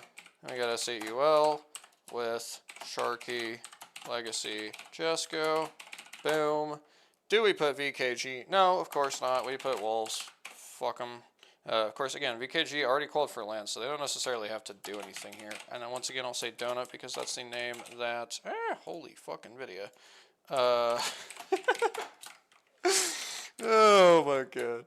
Okay. Donut's the name that he's been, more known for. So, I'll once again use that name. Okay. And yeah, understanding VKG... They would probably go on here if they actually had to do anything this Pro League split, but they don't, so they are already qualified for the Split 1 LAN. So yeah, there's not really a lot to say about that. That's almost like not interesting at all, actually. Okay, I'm gonna go ahead and just put Black Hole here with the XX Easty and Stan here. Really interesting. Obviously, these two former Pro League players both like certainly have an argument like that they were like top half level Pro League players at the time. We got to put Ubi as well because they have Easy Flash. Doom MVP, former LAN player, and then X-Bolt 7. Not so much, shall we say. None of these are particularly stellar looking teams. Then we have Inside the Ring, headlined by Nuku, Pyro, and Sang being the third. Nuku, also, very accomplished former LAN player. Then we'll take ARAM with the Chisu as the headliner, and then after and Songyu also lining it up. Boom, that is going to be your 5 new rosters to watch, 3 returning squads, 4 notable PSQ teams. Boom. Done with. Over. Speedrun. That was less than 10 minutes. We did it. Yippee. Okay. Now I gotta put these into the rankings. And yeah, I think to me, it's pretty comfortably gonna be Gen.G, SAUL, Wolves up at the top here. And then probably I'm going to cave and put VKG before Dogred, even though I don't feel fantastic about it. I think Dogred could literally top 3 the split pretty easily. I feel quite good about them, but there's more unknown to them than there is about, most of these other top teams, so fair enough. We'll put our RQ there. We will put... Yeah, this was a mess. These 3 are a bit of a mess. And then we go Bear Claw Gaming.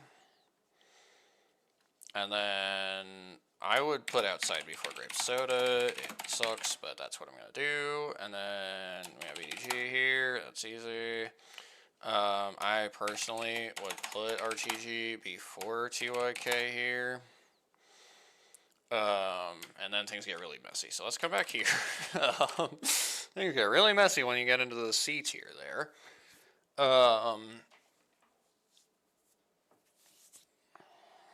Okay. Right. So Dreamfire has 3MZ, Bull, and JR. This is a pretty compelling team. A lot to like about it. I think I might go DCG first, then Dreamfire, and then PXX, because I'm certainly not sold on PXX. I don't think that this is like a lock to be like a good team. So this is what I'm going to go with. Yeah. Yep, that's kind of the situation. Then we're going to go with, let's see, we got ITR Kakoi Rending here. I gotta say Rending's at the bottom of that. Let's do, and yeah, I think I am going to do ITR Kakoi Rending in this order, actually. Then I need probably Veneno, Black Hole. No, see, there's an argument, though, that Mama Clubs should be higher, which I hate.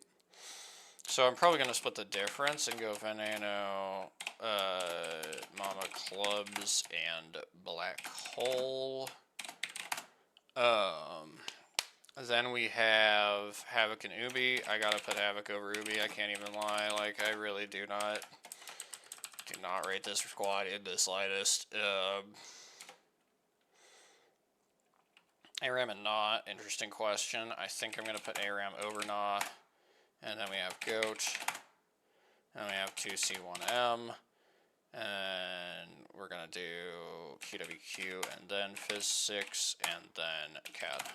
That's going to be what we go with. That's going to be the rankings. I'm kind of like rushing that. It's something about like realizing I've been live for about an hour and a half, just kind of pushing me to be a little bit more quick about this process. Just kind of mentally understanding how long this is going to take. If I take that long with every region, that was an hour and a half for one region. That's on pace for 6 hours.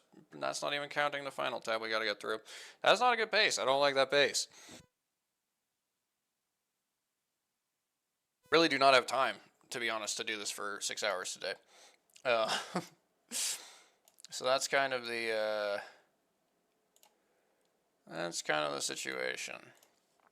Okay, so yeah, we got APAC North here. I do need to pull up previous split, and we leave up champs, and then I can add LCQ here in a bit. Once this loads, boom. Boom. Boom. Boom. Okay. A lot of new rosters is the first thing to say in APAC North. Almost everybody here is changing their rosters. It is dire. The returning squads is going to be barren. But let's get to work. We have E36. So Illy gone, replaced by Obley. The question is basically how washed is Obley going to be? It's a team that I really can't put outside of the S tier. So I'm going to put them here for that reason. Sorale, this is a fully new roster. All three players not having played together previously. Leia, first time in Pro League. There's a floor to how bad Yanaga can be, but I think he'll be pushing the limits of that. I'm going to put them here, I think. I really don't feel good about this team. I do think there's an extent to which the meta is going to favor them, though. With the current understanding that the APAC North seem to have, I think if they keep playing the Valk, they're going to find success. If Valk is, being allowed like 6 games of Valk. We'll see what happens, though. We'll see if they even play it. I love this Riddle roster. Okay. Yeah, right. So much to do here. Okay. I absolutely love this Riddle roster. Meltstera has been putting Riddle on his back for quite some time now. Nefudal, great player, in my opinion. Looked extremely good Split 1 last year. Split 2, he just played with utter shitters for no reason, because he's stupid, I think. Who knows? Anyway. A little harsh maybe to call them utter shitters. They were definitely bad, though. They wouldn't have been in Pro League if it weren't for him randomly bringing them onto his team. Then you have Akka. Akka, very much so an up-and-coming talent here. If you look at this, you will see not a lot on this board. Jumping up to Riddle here, pretty sudden. 22nd, 29th here. I really like this move. I think this is super cool. I like Akka a lot. I am very much so on board. Like, this is great. Love that. Love that, absolutely. The thing that sucks is Melstera has to be IGL here, I think. I mean, Nefudal genuinely might be a better IGL, but I think Melstera is going to be IGL. The other thing that sucks is that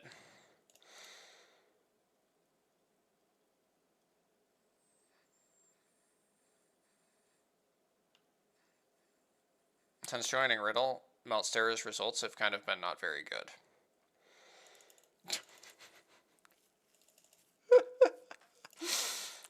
This org is a poverty org, as far as like gameplay wise. Like the way that they do things is not conducive to success, at all, really.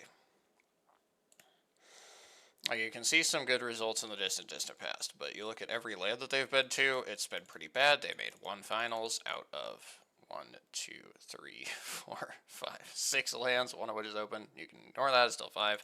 It's a pretty bad rate. Pro League has been not good for a hot minute now, ever since this one. This one was the last one that was not, like, kind of embarrassingly bad. And then this one here, yeah, and of course 22nd. They literally were, like, inches from being relegated in Split 1 last year. That was with Melstera on the roster, so yeah, it's pretty fucking rough, is what Riddle's been doing. This org is slightly cursed, and I don't mean that in a, mythological way. I mean that in a they do really stupid things and it leads to bad results. Who would have thought like that? Isn't that crazy? I think that's crazy. Why would there be bad results from doing really stupid things?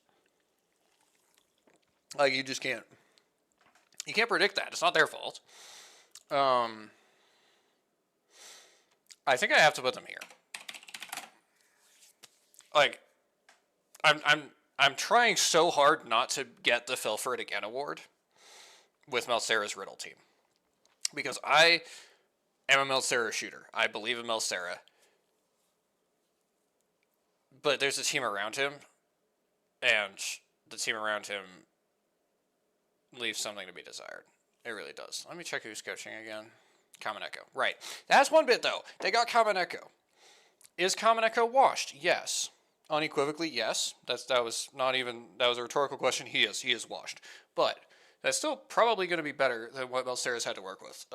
And like I said, I do like his teammates. There's a question about roles that needs to be asked here. especially with regard to like Nefudal plays a very aggressive, like you put him on the Wraith and the Bang and whatever, like a very aggressive like IGL player.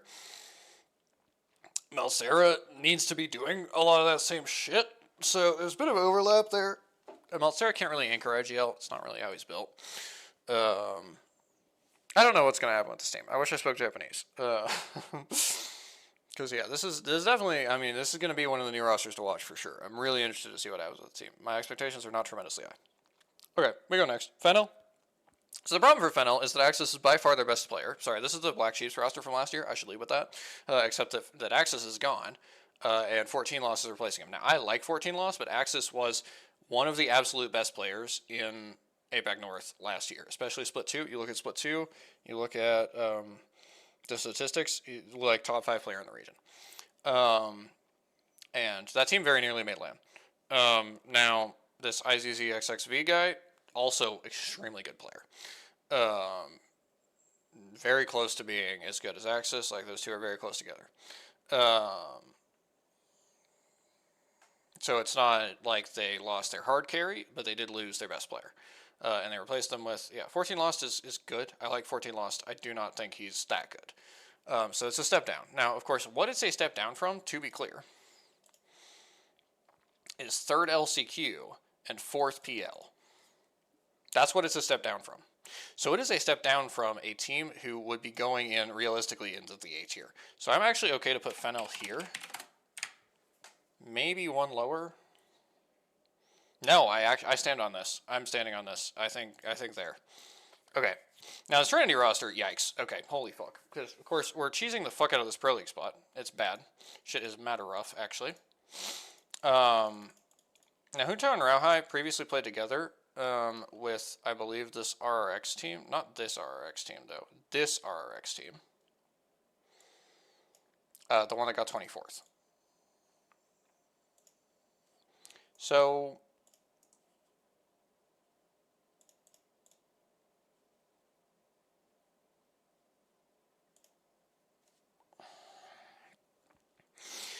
this isn't great. It's not great. I think Garos, like individually, Garos is a like bottom half player, and I think Hunto's a bottom half player. So to me, this is a bottom half team. I think probably I'm going to put them at the top of C tier. Oh, Sorali's already at the top of the C tier. You know, that's a great call. Honestly, I may need to move Sorali slightly up. I think I will. I think I'll move Sorali slightly up, and then I'm going to put Trinity here. And this may be overrating them slightly. Honestly, it is. I'm going to put them down here. And I'm going to stop worrying about it. It doesn't have to be perfect. It's a fucking tier list. It's not the end of the world if somebody is slightly above or below where they should be. We got this big boys roster with Milim, Hammerdrill, Kogarashi. I'm not going to lie. I think this is utter dog shit. This might go in F tier. No, I think it's probably just at the bottom of D tier. Like, this shit is straight ass, though. Hammerdrill, pretty fucking washed. Kogarashi, I like. I like Kogarashi. Wish the best for him. Hope it's not with his team. Milim's kind of washed as well. Not as washed as Hammerdrill. But yeah, it's kind of like can Kogarashi carry two guys who probably should have retired. Well, Milim's like borderline. Hammerdrill should have retired, but GG's. Okay, Dory, full run back on Dory. And this is a full run back of a team that got 8th and 4th. So... you talk about, like, pretty good looks. To me, like, I feel pretty good about Dory. I'm putting Dory right here. Like, this is a really interesting team to watch. Because on the one hand, you go, that Pro League split did not matter, and a lot of good teams did bad, which made room for bad teams to do good. On the other hand, 8th, 4th, full run back. That's a good fucking look to me. I don't know. Tough to call. Sadly, this Gunstar roster I really do not feel good about. So Oja Mirataya together were on Giver Euphoria for one Pro League split here, and they got 24th. Now, they also are, in like, if it's up to me, the worst, like, you know, missing the best player on the team in Gios. But I do not think... it matters a ton. 10-10 also is like a, yeah, so this is like a question of do they go here or not? Like pretty close to here. I think I'm going to put them here. We don't need to too much overthink it. This is just a team of guys who are like barely Pro League level. Colonel Directive. We'll just call them Colonel, because that's what they made it on the ALGS site. I would love to be proven wrong. These guys are a classic example of, like, what works in Open is not going to work in Pro League at all. These guys were playing fucking Ash Conduit in Open. Shit's not good, actually. None of these guys have PL experience or anything. Yeah, it's just, yeah. I'm not really expecting anything.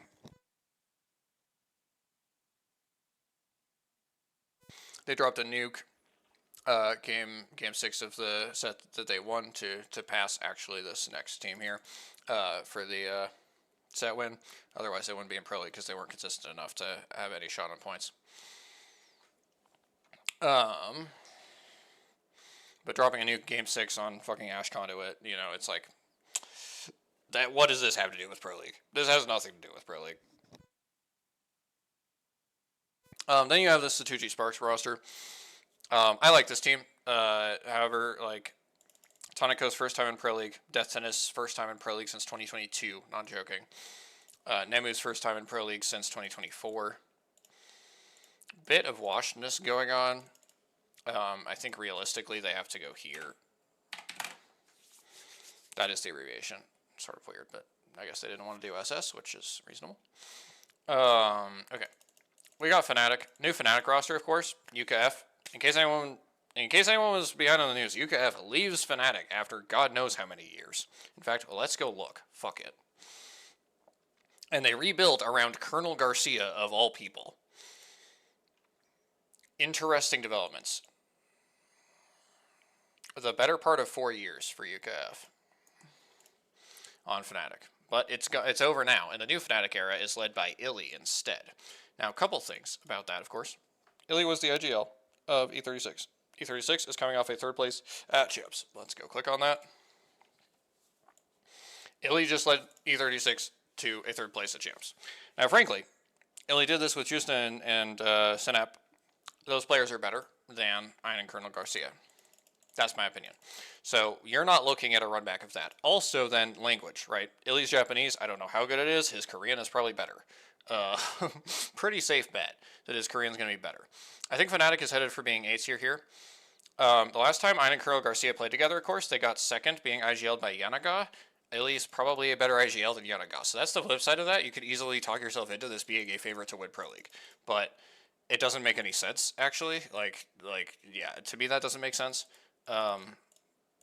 Also, like, the way that team played, this team won't play the same way. Illy does not know how to play that way. Yanaga cannot play the way that Illy plays. They're completely different IGLs. It's sort of weird to, like, rebuild this team. Ein has never played on a team that's going to play out Fnatic play, most likely. Unless Illy turns into a hard zone IGL, which I doubt he'll be good at. So it's kind of like, there's going to be one serious issue here where, like, these two guys play opposite styles for literally their entire careers. There's going to be some conflict there. I mean, I expect that they'll go with how Illy knows how to play, but then you're getting into, like, language issues, and Ein doesn't know how to do that. Maybe Colonel Garcia can kind of grab him and help him along a little bit. It just doesn't.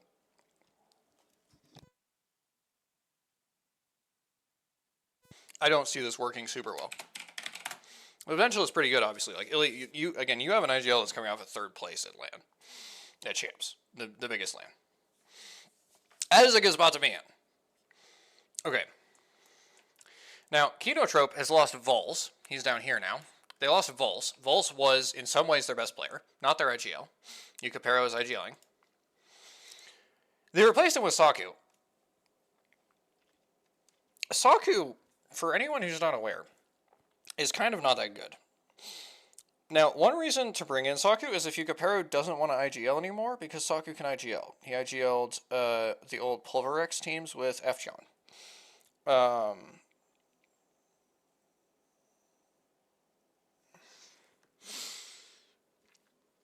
Saku is pretty washed, though, especially, like, as an individual.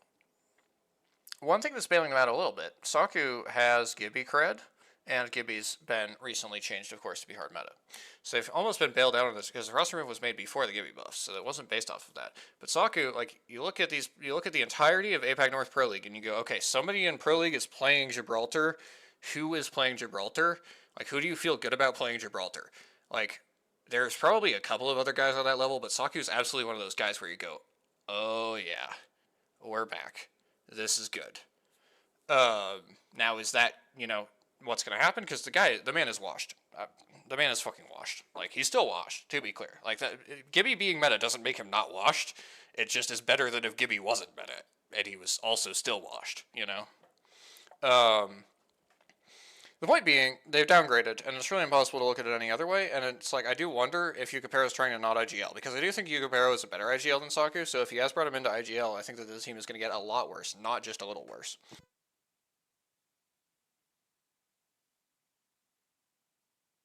Flip side, if he's just brought him into Hard Anchor and keep his mouth shut, it's not a horrible pickup. It's confusing because Vols was really not doing that. Like, Vols was not really playing the anchor at all. I think part of it, though, is that Cannon was in his first Pro League split at the time, and they needed to, well, and then, his second Pro League split at the second split of the year, of course, and they didn't necessarily want to put too much on him. All of that to say, so yeah, let's just revisit quickly. KN were, I forgot how bad that was, 18th, and then 28th here. And it's hard for me to see this as them getting better. I mean, I would say it's impossible for me to see this as them getting better. Now, of course, they were much better than that. That's why they qualified from 18th. They were much better than that earlier in the year. In fact, if we just go look, EWC 20th, Open 33rd. So it's a little bit reductive to be like, 18th Pro League and 28th LAN. But I think probably I will just slot them in here. There's an argument that Riddle's going to be better, but I have no clue, really. Like, yeah, I don't know. Like, Saku, I mean, if memory serves, Saku is coming straight from Riddle. No, he's not going to be straight. Oh. Yeah. Never mind, I have to move him down, man. I forgot. Oh, my. Bro, why did they pick him up? Like, what the... Dude. But why, though? Oh, my God. What is he doing? What is he here for? Okay. Anyway, fully new Reignite roster here, building around Razy, which is sort of interesting, because that's not necessarily the guy who would make sense to build around from their previous team. Well, yeah, and that's one thing that's interesting as well, actually. Sidebar. What the fuck is Rauhai doing? Oh, right, I'm stupid. He's on Trinity. Holy shit, that's bad, though. Okay, anyway, yeah, maybe it did make sense to build around Razy, I guess, because 7 just missed Pro League entirely, and Rauhai's on this godforsaken roster, so maybe building around Razy was the way to go. Well, and in fairness, what they're really doing is just continuing to build around Shanrio. It is, of course, Razy tied at Shanrio, 3/4 of a certain Northception roster.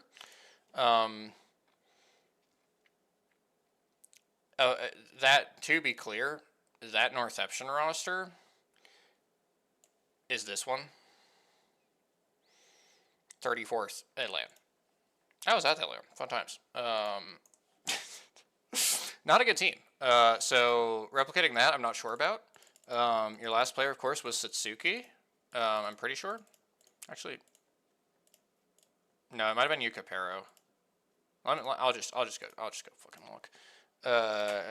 Open the tab back up. Click on this. I think it might be Yukipero. Well, let's check. Give me Northception. Yeah, it's Yukipero. Okay. So Yukipero, and then we get Loli here.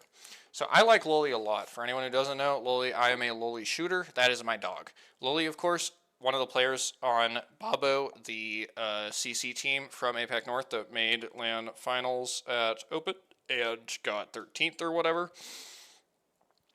He was with Garos and Trinity on that.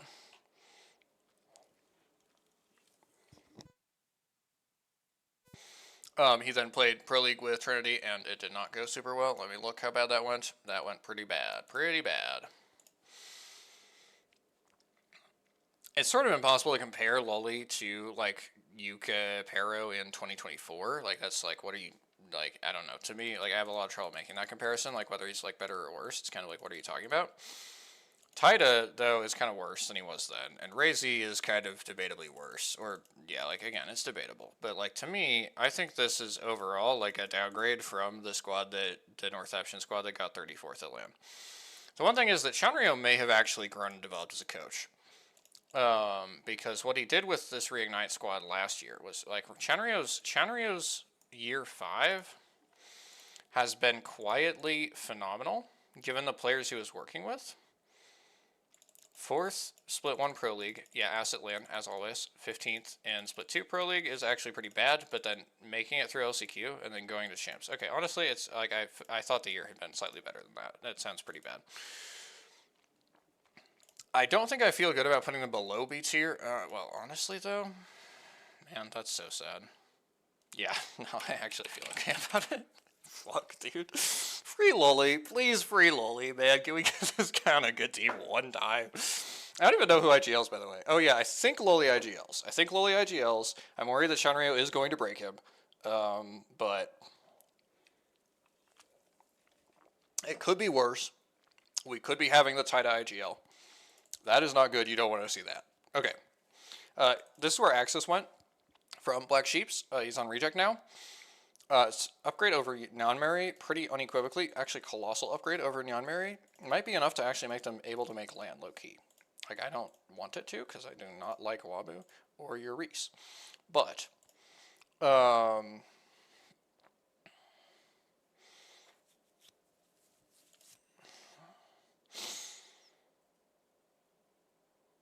I do like Axis. Axis is good. Arif is just kind of a dude. Like, yeah. I mean, he's better. He's a good player by APAC North standards. I'm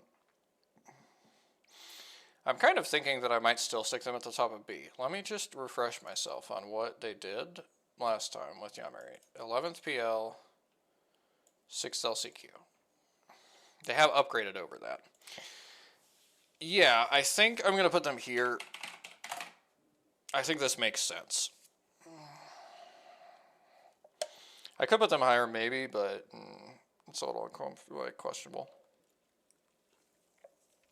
We gotta realize this team looks like dog shit. I'll just be honest. So this is 2/3 of Realize Nova and 1/3 of Realize Abyss. Realize Nova was actually 10th somehow. Abyss was 28th.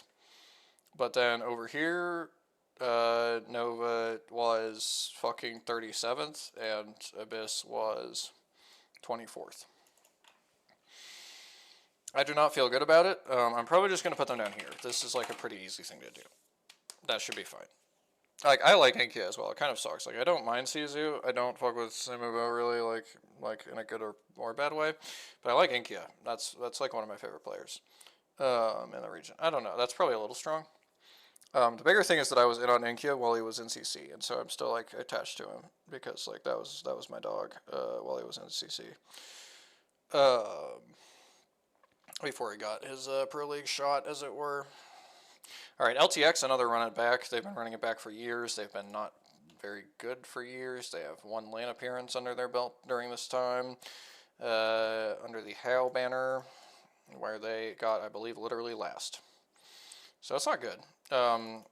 16th PL and 7th LCQ. Probably around here somewhere. Maybe up at the top here. LTX. Actually, fuck it. I'll put LTX there. I don't mind that. No. I mind it. I mind it. I changed my mind. Not confusingly, Black Sheeps has picked up an entirely independent roster. This is former Dosukoi picking up Konpota, question mark, who I've never heard of. To join 788 and Tico. No reason to think this will be a good team. I will put them here instead of lower because 788 has been a lot better than you would expect him to be in Pro League recently. By which I mean that Dosukoi got like fucking, or wait, they were 0-2 this time, I think, maybe? Yeah, this should be him getting 14th here. In both Pro League and LCQ. So a little bit of benefit of the doubt for him, but yeah, I don't feel good about it. I mean, and Tano, you can't downgrade that hard from Tano anyway, so. Now this is an interesting team. Wyatt Chang, I would have said was cooked, genuinely. But Yeah, this team is really nice. This is a sick team. I'm so glad this team exists, honestly. Sochan, former PL, Wyatt Chang, former PL, distant former LAN with Red Rams. Naoki, of course, the IGL of the GHS Boom guys when they went to um, the Open LAN and got 11th, and then got like second in the Pro League split or whatever. Then they kicked him for peace, which also griefed the shit out of their midseason playoffs. This is fraudulent. This is not real. Because they practiced for that LAN thinking that they would have peace for some reason, and then they had to play with their actual player instead of like cheating and playing with peace. Super fucked up, honestly. But yeah, so 5th in Pro League, 11th at Open. This was his first time like in Pro League at all. Oh, that's not even true. He actually was in Pro League with the. Wow, that's crazy. Okay, I did not know that. That org is a deep cut as well. Know those guys from fucking PUBG in 2020 or whatever the fuck. I was following PUBG Japan.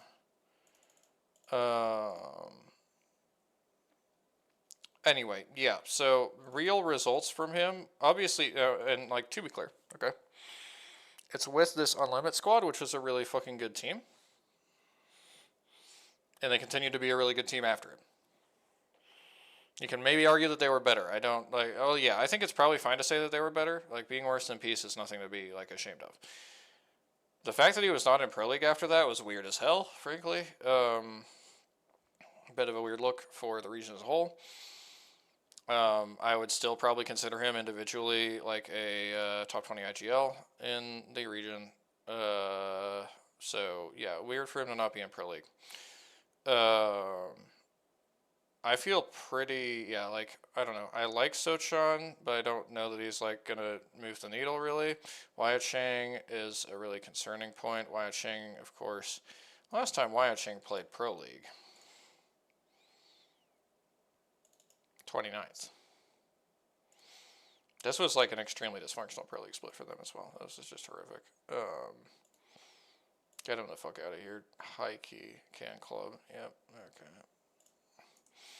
So I don't rate Wyatt Chang is the point here. Like you could do worse, of course. Like he's former Pro League and distant former LAN, but I don't. I think that's another guy who probably should just retire. It sucks that they have him instead of somebody good, but it's not like they had like phenomenal options just running around Pro League or running around CC. I mean, like without Pro League spots. Okay, I'm kind of stalling because I don't really know where to put these guys. I am definitely putting them here or higher, is what I'll say. Like, I would not expect them to make LAN, but I genuinely wouldn't even be that shocked. So I probably need to put them... Okay, so where do they go in relation to Sorale? Naoki is sort of a worse IGL, and he has kind of worse-ish teammate. I mean, it's just, like, you can't really compare teams to Sorale, I guess. I will put them here.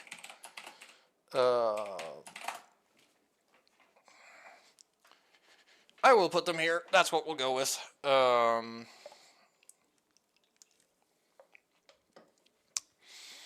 I'm not sure.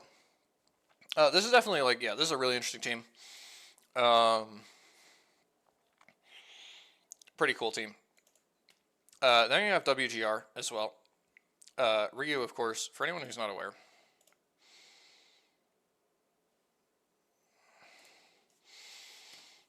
This is a Ryu.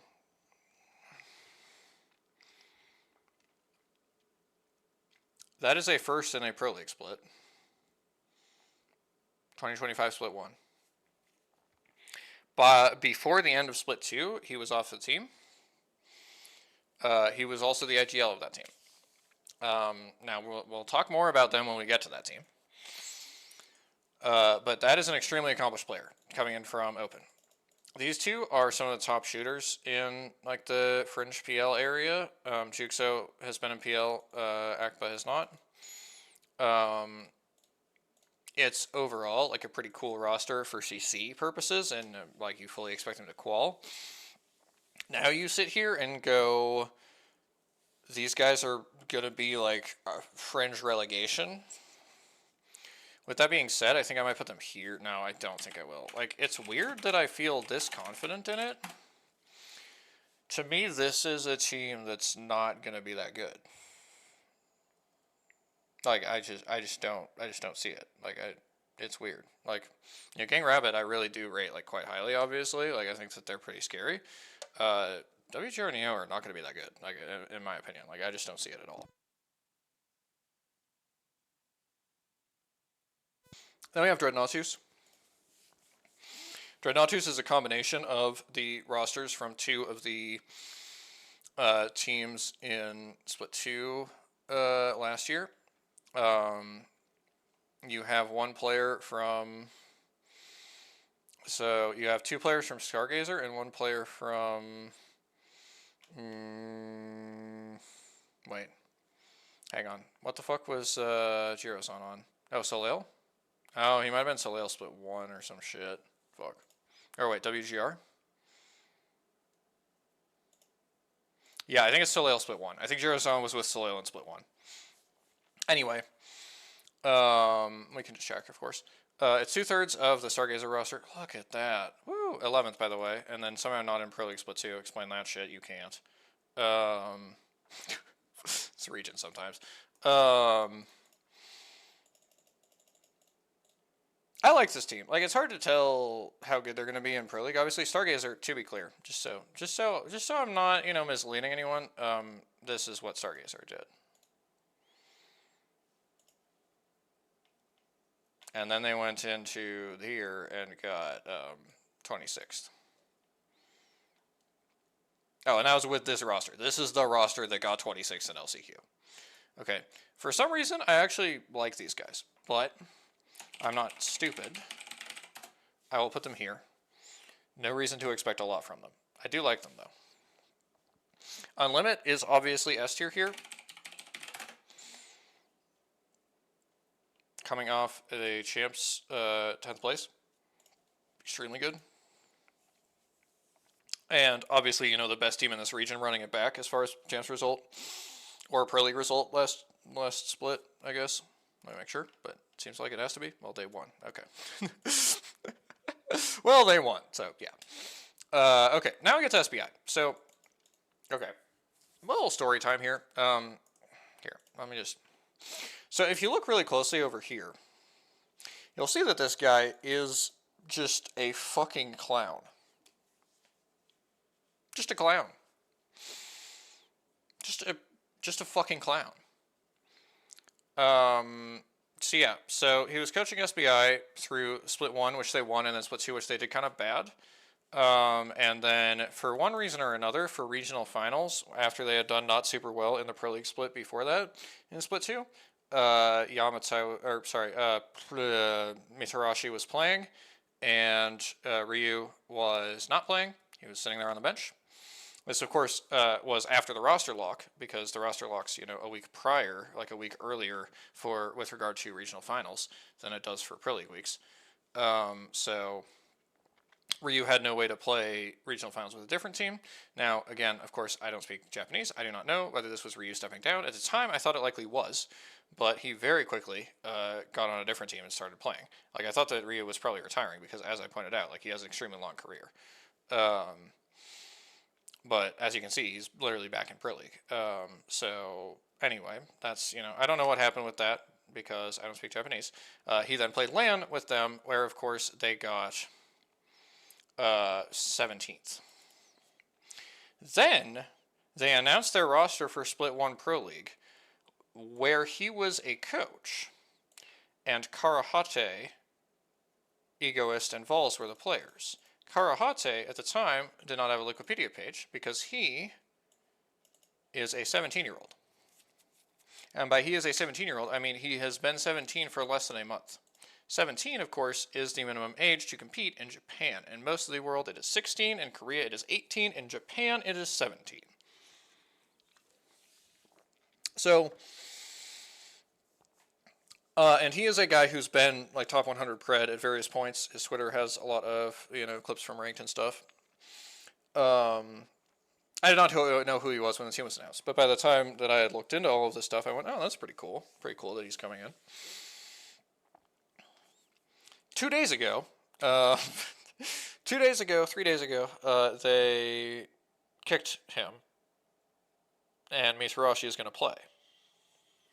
Let me actually see if the tweet is linked somewhere. It should be somewhere. Yeah, here it is. Okay. Yippee! Okay. So, as a result of assessing the team's competitive situation, that's what it says.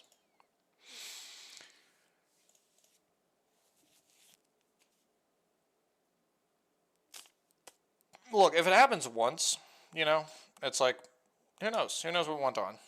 You know, like, who knows what's going on? Once it happens twice, where he's less than a month the coach before again going back to being the player, I hate this guy. I'm just gonna. I fucking hate this guy. I am sick of this guy's shit. And yeah, I am like mad. Cause why are you pretending? Like, look, it is okay if you want to play the game, right? Like that's allowed. You're allowed to want to play the game, and in fact, I would argue it would be perfectly reasonable after making a LAN finals as a player.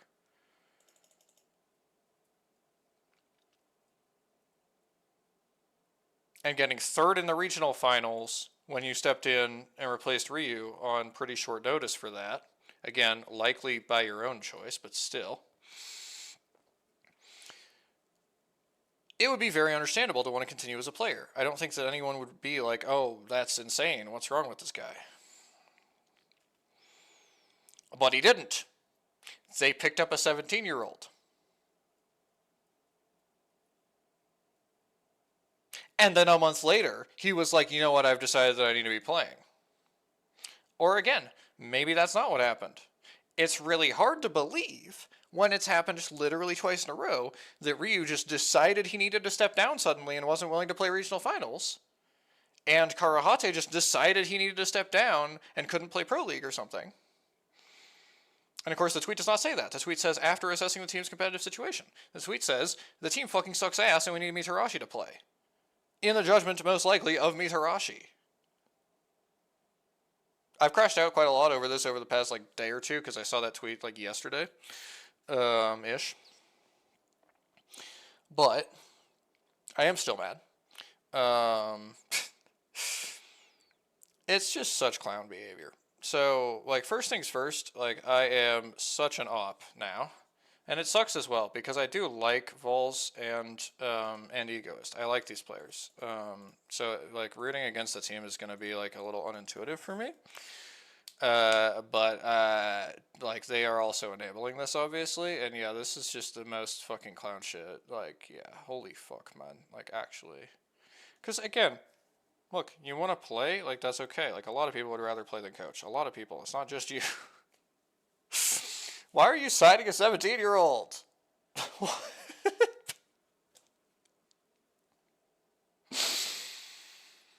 Like, it's so random. It's so, like, rude and disrespectful. Like, it's just like, what the fuck do you, like, what, bro? Like, actually figure it out, dude. Like, what? I mean, yeah, like, I'm an op. I am absolutely an op. Anyway, okay, we got to figure out though. So, what are reasonable expectations for this team? So, it's really tough because these are two players who played in LAN finals, who played in Champs finals and got 17th, and one player who played on this Kino Trope roster that got 28th. So, as much as I'm an op, they kind of have to go in A tier. Like, you kind of can't put them not in A tier. I mean, to be clear, like, you think about Mike, because it's Mike who they lost. Now that Mitarashi's back, it's Mike who they lost. Mike was obviously fucking insane. Mike was playing absurdly good. Vol's coming in to replace him. It is a step down.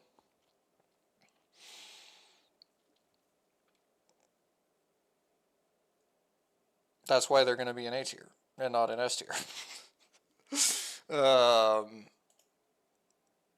Vols played really well last year, in my opinion. I think Vols was quite good last year. Like I mean, again, I'm not saying that Mike was worse because he wasn't. Like, I'm an op. I hope these guys crash and burn. Absolutely. Absolutely. I hope that no one ever brings in Mitarashi to coach again. Absolutely. Absolutely. This team goes in A tier for me. Like, it's pretty simple. Like, I don't like it, but this is, I mean, there's no reason to think these guys will be bad. Of course, that'll make it that much sweeter if they are. But yeah, this should work fine. Like, actually. Um, Yeah, I mean, there's some question. I do want to note, just, I guess maybe to give some balancing, like, context or whatever. It's very possible, because the roster with Egoist, Vols, and Karahate has no IGL. Most likely Egoist was supposed to IGL, but Egoist has never IGL'd before.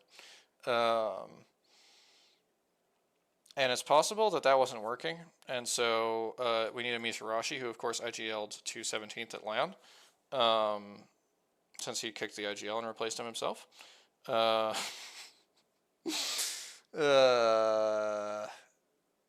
it's possible that we needed an IGL, and so Mitarashi had to play, and then you just, like, figure out, like, well, okay, who are we going to kick? We're not going to kick Egoist, obviously, and it doesn't really make sense to kick Vols. We got to kick the 17-year-old. Certainly, if you have to kick somebody, that's the case. Like, again, it just looks really bad. It looks awful. Like, I'm, like, again, I'm trying not to be, like, too judgmental, and I don't speak Japanese. Like, a lot of stuff's not super public on, like, how this stuff goes down.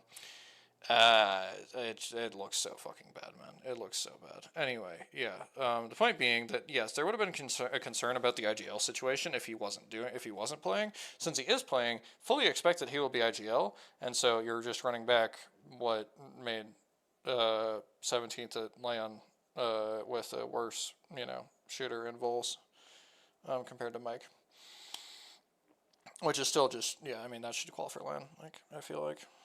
Which, yeah, I mean, it sucks. Again, like, I hope that they crash and burn still. But I don't expect it. Alright, we got Grow Gaming here. I don't rate this team. Sorry. So Leica, I'm very high on Leica, of course. I still think Leica is, like, probably, in contention, certainly, for being the best IGL in the region. Last year was a very, very rough year for Leica, in which Leica tried to not IGL, and this happened, and then brought in Saku to IGL, I think, is what the motive was for bringing in Saku, and this happened. So yeah, like it just sucks. Like, he has to IGL. I believe he does understand that. These two guys are not going to be here pretending they can IGL. So I'm pretty sure, of course, because NFX had Satsuki, and then it had Saku, or maybe, and also it had Saku. Like, that you had players who had IGL'd before on his previous, like, teams, when he was trying to avoid IGLing. He doesn't have players who had IGL'd before on this team, so surely everything will be fine. Copium. He will just IGL, and then the team will be good. Libel Ace, of course, is, like, fine. I mean, he's not, like, great. He's like, fine.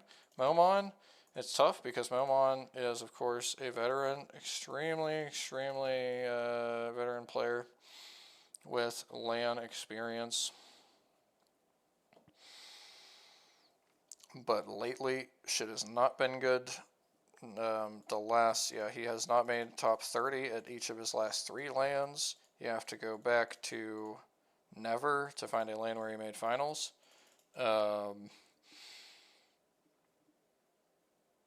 Pro League, it's been a bit since he was doing super well. This was a fun Pro League split, though. This should be him and Kurihara and Pinother. That was fun.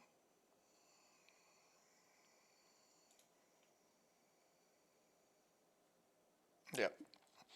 Pinother, Kurihara, and Momon.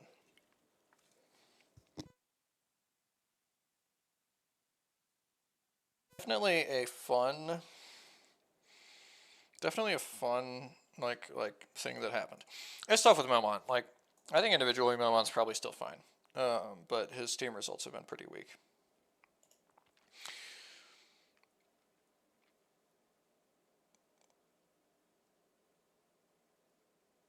Like, I think I could put these guys anywhere from here, maybe anywhere from here.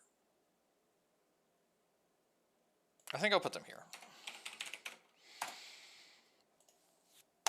I'm still, I'm very unsure about it. Like, I'm scared that Leica's just gonna go. Like, the problem is Leica is back on to, like, as if he's not a proven IGL when he is. But like he decided he didn't want IGL, and so now he's not anymore again.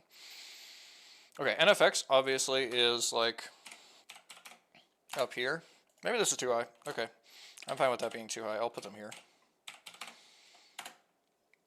This is, of course, the former Sutton roster, just picked up, lifted, now they're on NFX. Got this nice logo update for NFX as well. I like this one better than their old one for sure, so it's a cool logo. I like that a lot. Not a ton to say, really. Like, you know, somehow managed to dodge LAN after getting, you know, second PL. They just went into LCQ and got 10 somehow. It's kind of crazy. I mean, a huge amount of pressure on you, though, in LCQ, in fairness. Like, a SO10 there. Like, it's pretty rough. Mia K is not a good IGL, for the record. You know, like, Unlimit brought in Peace to replace their IGL. I'm not even sure that Peace is IGLing. This team, I'm not sure, has good IGLing either.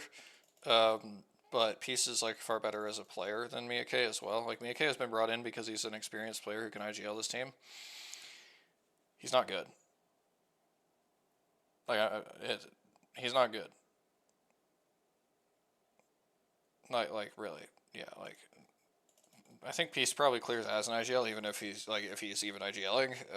Like Mia K's not a good IGL.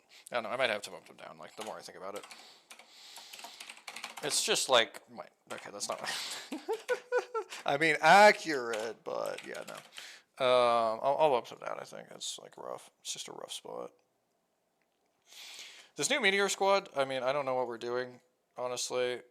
Let me go check who we had before, by the way. I kind of wonder if it was Abus. Oh, it was Datch at LCQ. Yeah, it was Datch. Okay. So we have gone from Datch to fucking Maron, and with Datch we were getting 17th. 5th. I mean, I guess I'll put them here. This feels a little high, but we'll leave them there. Speaking of... Okay, that's not fair. No, I don't really know what to make of Ty. Like, Ty managed to put together a pretty good Pro League split here. Get 6th, and then I believe they ran it back with this squad. Where they got 8th. Let me just make sure that it's the same squad. It is, yeah. They're running it back. The squad that got 6th Pro League, 8th LCQ. Which makes some amount of sense, because that's actually, like, decent results. However, I can't shake the feeling that this team fucking sucks. I think I'll probably put them here.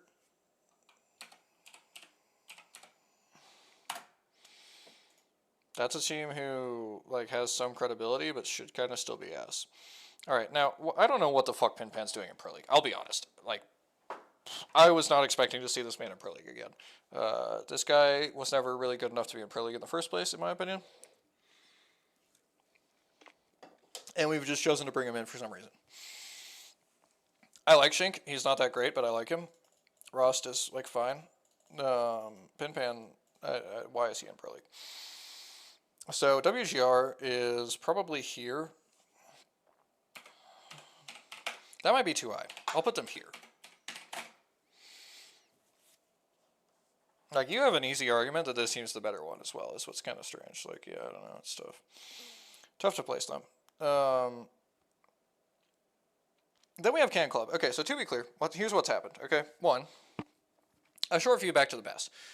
Split 1 of last year, Nefudal balls the fuck out playing for Arneb, brings them to, like, 11th in PL or something.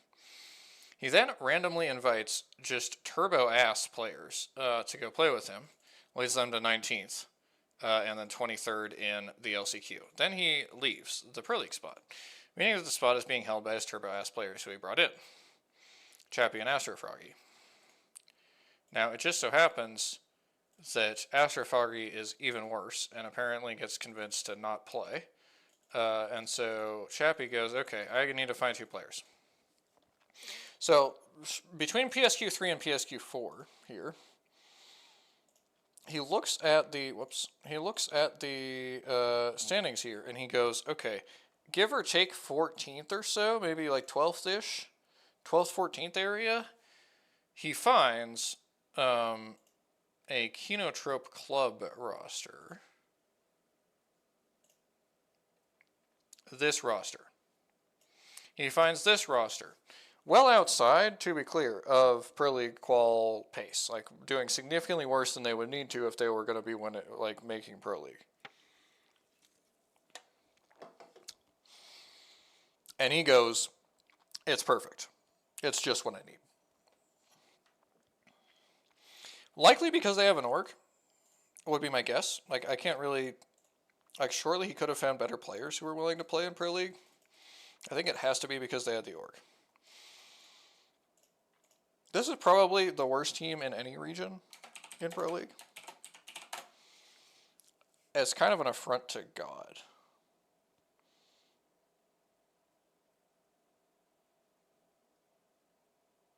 Anyway, then we have Zeta Division. So Zeta Division, of course, okay. I could spend quite a long time talking about them. I'm going to try to not. Zeta Division is obviously a lot of clout on this team. Heavily clouded squad here.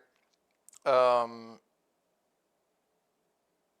don't know that you're really going to see the results live up to the clout. It's really tough. Like, UKF has serious weaknesses in IGL that he's really always had. There's ways in which Mike is not necessarily prepared to play in a team that actually plays like with more than one brain cell. Satuki is kind of just very washed and just outright bad individually. Of course, he's kind of playing a role where he doesn't need to be a star player individually because you have UKF and Mike there to play like aggressively and Satuki to anchor. UKF, of course, still fine individually. Mike fine individually. I worry about like the the style of play that they're going to be looking for. Whether it'll be really something that Mike is prepared to succeed in. There was stuff certainly in Open that was concerning. The problem, you look at Open. Yeah, 5,400 is good. It's a good amount. Like, they've done well. Let me just, I don't know why I'm doing it here.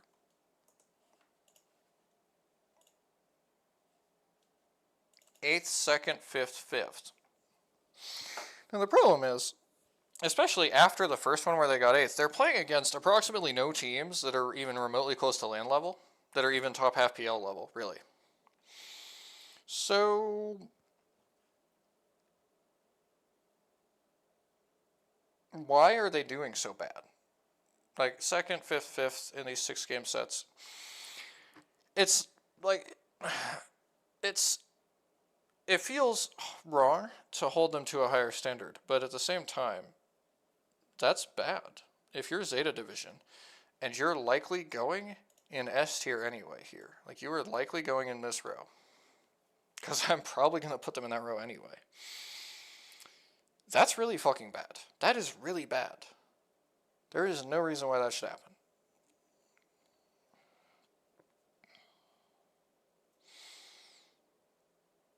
I don't know. It's tough. It's really tough.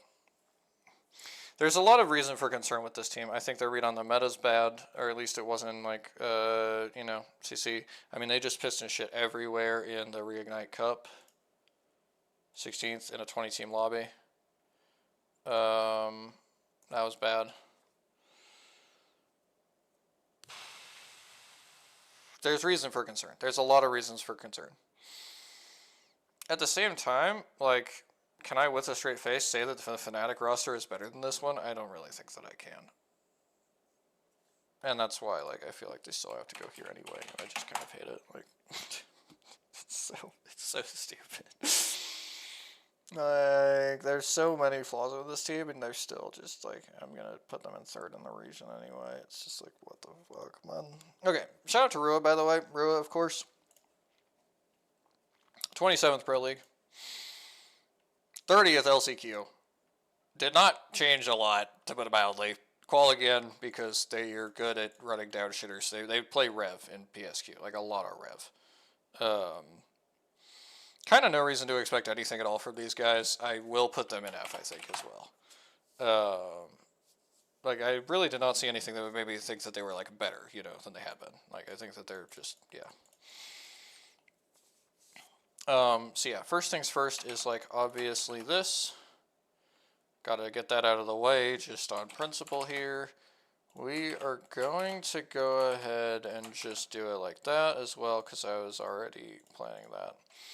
Our first real question that we need to answer becomes Fnatic NFX here.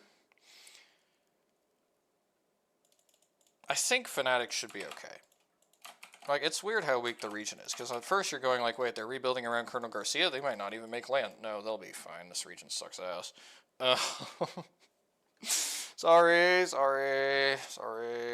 The region's just, yeah, it's not in a good spot, man. It's not in a good spot. Like, a lot of these roster moves made teams worse. I mean, to me, 36 is clearly worse. I think Fnatic's pretty clearly worse.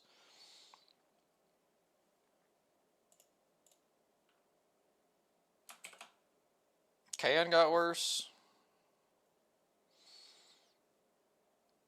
SBI got worse. Why am I grabbing SBI? Oh, that's why. Yeah, okay. Yeah, we are actually on SBI.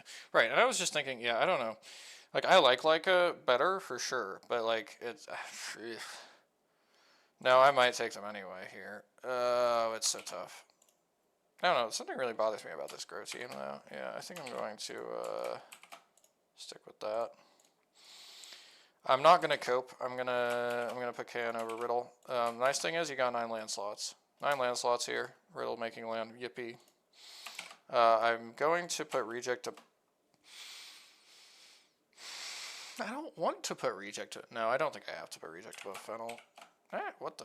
Okay. My bad, dude. Fuck. My bad. I don't even know what I pressed. Apparently the wrong thing.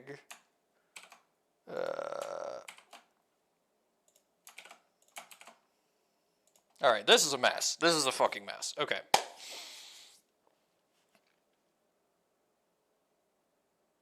We should probably put Sorelli first, unfortunately. King Rabbit or Ty? I might have to go with Ty, yeah. I hope we see better from King Rabbit. I really like this team, like, except for Watching. I don't like Watching, but I like the other two. Anyway. A new rig, I would put over LTX, certainly. These two squads are both fucking dog shit. I would back Meteor first. These are teams.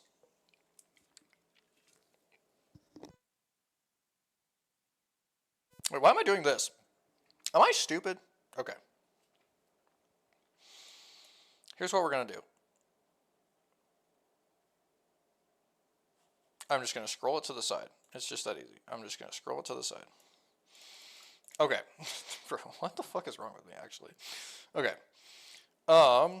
Locking in. We got stuff to do. I just skipped over all this. Okay. So you're in APAC North. We got some really interesting new rosters to look at. Obviously, you're looking at the E36. Enter Force.36 with Synap Jusna Obli. That's obviously going to be your first one. Another huge one, Fnatic, with Colonel Garcia.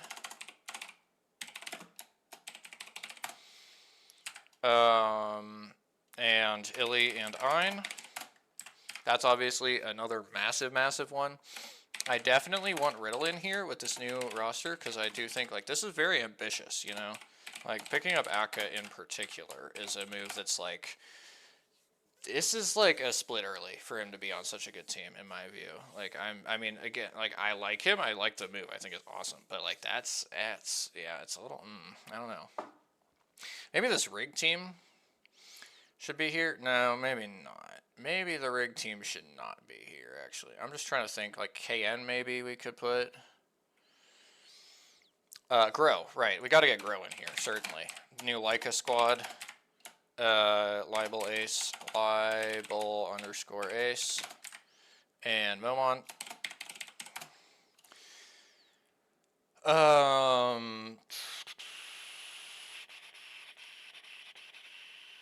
Probably Kinotrope, yeah. I think it's gotta just be Kinotrope. Cannon, Yukapero, and Saku. Those are going to be your new roster to watch. There's a lot more new rosters as well that I didn't put here. Like, this region had very, very lot of roster moves. Obviously, Unlimit is going to be your number 1 squad running it back with Yulariman, with Extasuvi, and with Peace. Your number 2 squad is going to be NFX, which is, of course, former Soten, Kakigori, Miyake, and Gabo. We have to come up with the third here, and it's a little difficult. So, okay, running it back is LTX, is Tai. I'm trying to come up with who else is running it back. LTX, Tai. Dory. LTX, Tai, or Dory. So I would probably go Dory, right? Yeah, I would go Dory, which is really funny. No, I can't do that. I gotta do Tai here. These players are still, like, a lot more notable. So even though I think Dory will be better. Alright, it is Kurihara, right? I'm not cooked? No, I am cooked. It's not Kurihara. It's Eftian. Even more notable than Kurihara. Okay, there we go. Gotta do Tai. I mean, these players, yeah, like, it's Eftian and Umi-chan and Pinota. Like, it's, yeah. I mean, what are you doing? Alright, notable PSQ teams. We will, of course, start with Zeta Division. Am I cooked? Okay. Zeta Division. I was like, how do they style that? Is that all caps or no? Because, of course, you have Zeta Division here, full all caps. Kinotrope Club is not full all caps, so they confuse you. Okay. Certainly Gang Rabbit is going to be number 2 here. Has to be. Naoki, Sochan, and Wayasheng. Certainly WGR Neo has 3. G Snook Ryu. I don't know how you're supposed to pronounce that. I just call him Ryu, as you will have known if you watched the entire time earlier where I was talking about him. Then it's Juxo and Akba. Now, we have a bit of a choice here. I could do Gunso, certainly. I could just do 3S here if I wanted to. That's kind of tempting. I could just do Dreadnoughtus. I don't know why I would. I think I'll do 3S. This is a really interesting team, because I think Nemu may have land experience or some shit as well. Deathness, former PL, Tanako, not former PL, been doing quite well here. It's an interesting team for sure. Okay, that's going to be it. That's going to be your 12 squads for APAC North. Now we're done with that.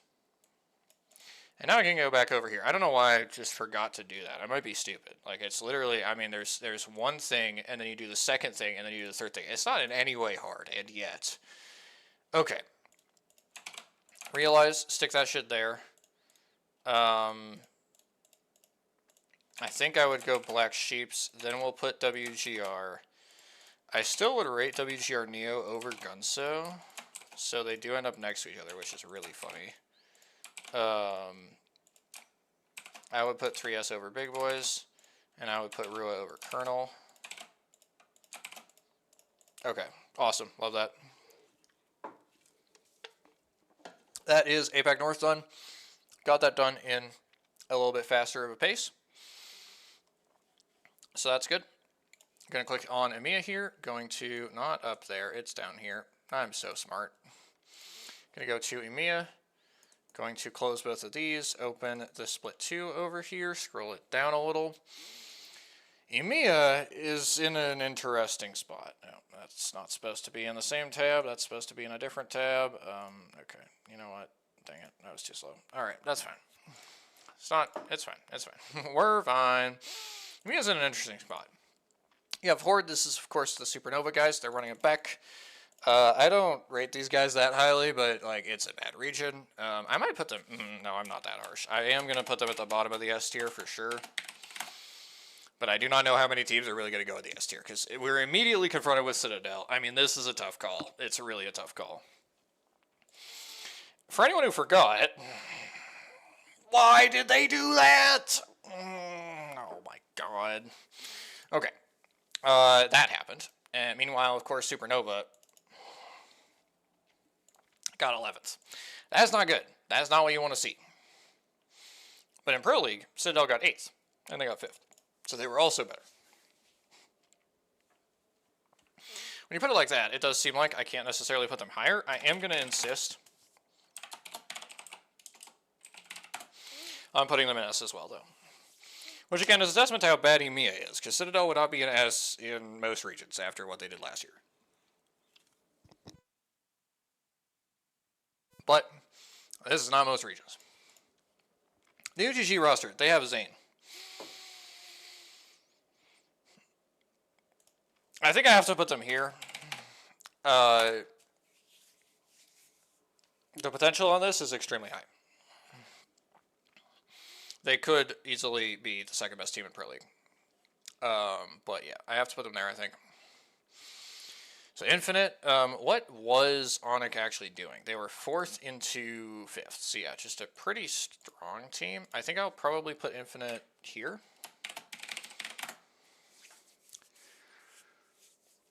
Matafe comeback. Big storyline, not gonna lie. We'll be putting OAH somewhere. Yeah, I was thinking about this before. Because Matafe's Pro League placements, of course, are really good. 4th, 2nd, 2nd, 3rd. Now, all of these are, of course, with much better players than he has right now. And they're also with, you know, he has taken a 1.5-year break. Well, let's call it a year. But yeah, he's taken a good bit of a break here. So, but then you go even earlier. And he's got this 17th and 10th, and then 3rd, although the 10th, okay, that's kind of a little fraudulent. So, really, you're looking at the 17th here. So I think it still probably has to be better than the 17th. So he's kind of like at the bottom of B, I think.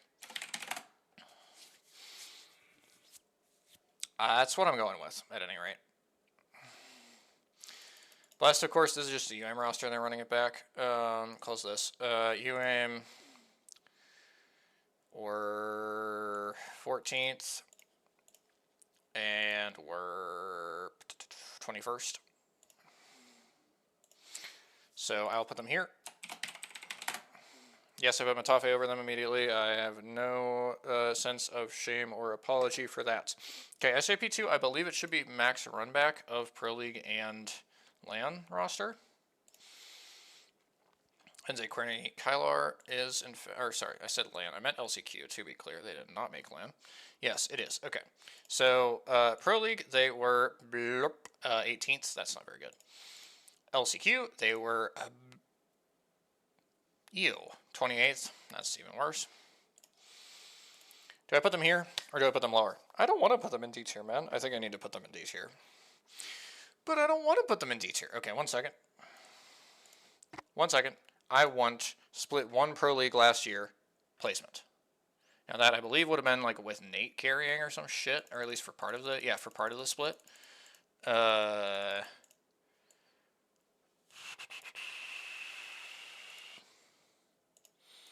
still, yes, I'll put Denza here. SJP2.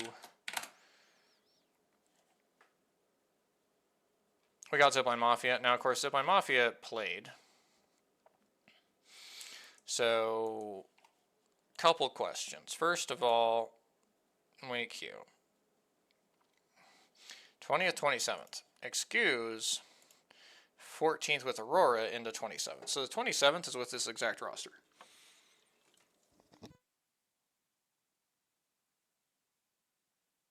That's kind of weird. And then 25th LCQ. It's not exactly reassuring.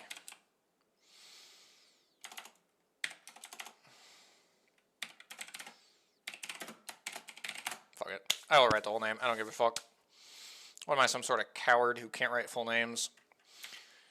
Okay. So, Pryaniki, Alonzi Kostians. I like this team a lot.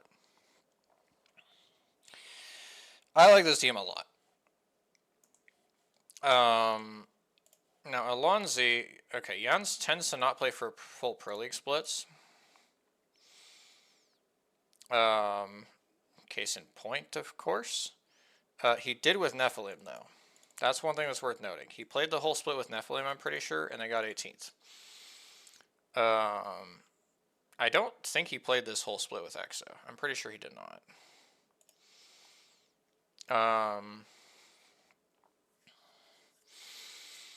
Now, Alonzi's PL results 13th, 17th, 16th, 19th, but those are all with ranches, who may be washed. Yeah, I really like this squad.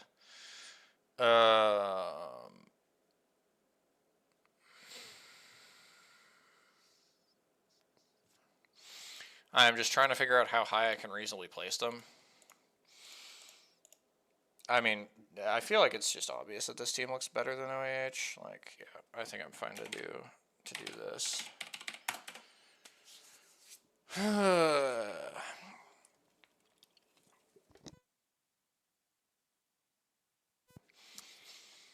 Oh yeah. So Clover, last squad in on points here by an incredibly small margin. I don't think it's right to put them in F. I'm gonna put them here, but yeah, they're pretty rough. I might put them in F, low key. Let me think. Is there anybody who I have beef with here? Like anybody who I want to put lower? No, probably not. So yeah, I think I might just stick them in F, low key. I feel like it's going to get crowded down there. A lot of the CC teams in this region are not good. Okay, this is former Go Next, of course, the Bandits. What do you do with these guys, man? Because their results objectively were really fucking good. Second into LAN where they got 12th. I mean, like, you cannot put them below, like... I don't like it. I don't like it. It doesn't feel right. But it's gotta happen. Alright, FaZe. So to be clear, your FaZe clan rosters at this point in time. Find me the FaZe clan. There's FaZe clan. Zane. Important to note, Zane. 6th place, then they will make it through LCQ. Zane. Now, for anyone who doesn't know, Zane is good at the video game. He's being replaced with Tyler, who, while is also good at the video game, is not Zane, which is a huge downside. I'm trying to think where in this general range I'm going to be placing them.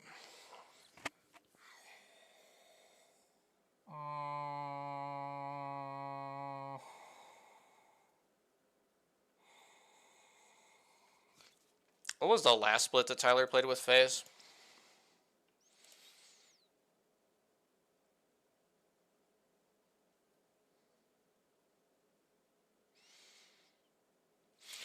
They made the roster move mid Pro League.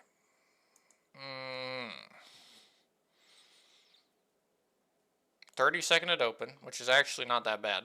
We have seen so much worse.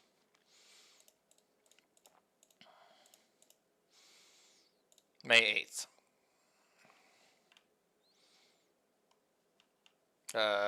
Fuck. So if you look, things start out quite bad for FaZe, and then they manage to get their way back to 13th. May 8th. Okay, so yeah, it's after those first three. So through the first three, of course. So yeah, when Tyler played with FaZe, to be clear, when Tyler played with FaZe, they got 20th and 19th in Pro League. That's the last thing that happened when Tyler played with FaZe. That was, of course, with Zane and Tyler instead of Tyler and Nags, which, of course, is less shooting power, but probably also less brain damage, because Nags is quite possibly the only sane person out of those four. So you could argue that they actually would be better, but still, like, that was horrible. Last time, that's true. Okay, last time Tyler played with Synetic was extremely bad, and it was horrendous in, like, a lot of ways, actually. Holy fuck, that shit was straight ass. Bro, they got 32nd at LAN with Zane. Is that real? That has to be real. They got 32nd at LAN with Zane. Like, what are we doing? Can I get them down here? I don't think so. So, we're going to put MIH here. I am likely to put Prioniki above them. Time will tell how stupid that was. Alright, UAV has been really good in scrims. I do know this. You have Arctic IGL and Unruly Coach, I believe. Yes, Unruly Coach. Those things are not reassuring. You have Vasate playing, also not reassuring. generally detrimental to everything, really. But you have Ushaka, who's of course extremely good. So I think probably I'm going to put them here anyway. It's just a weak region. Arctic IGL is bad, but it's not like actually that bad by the standard of the region. On a related subject, Case Winnie's back. Isn't that good? Okay.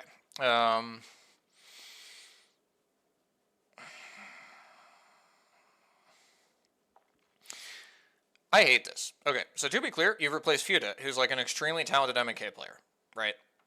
Like extremely, extremely talented MK player, with Case Winnie, who is not, just in any sense. I mean, he's just straight up not.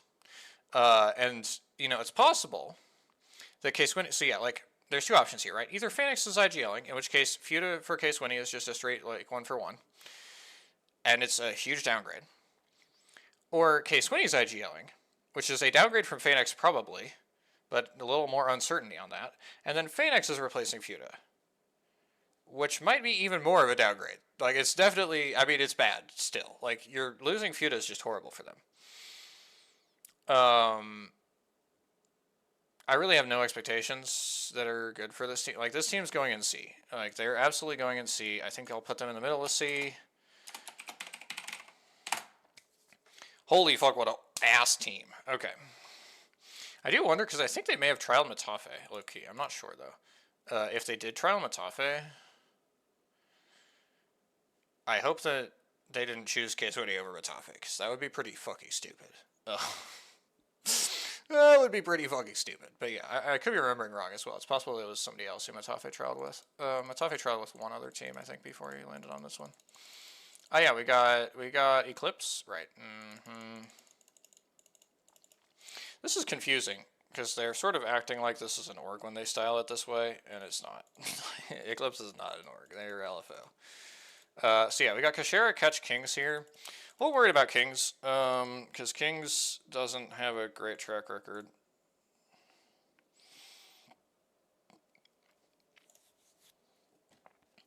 Kings playing in Pro League that was not the South America Pro League.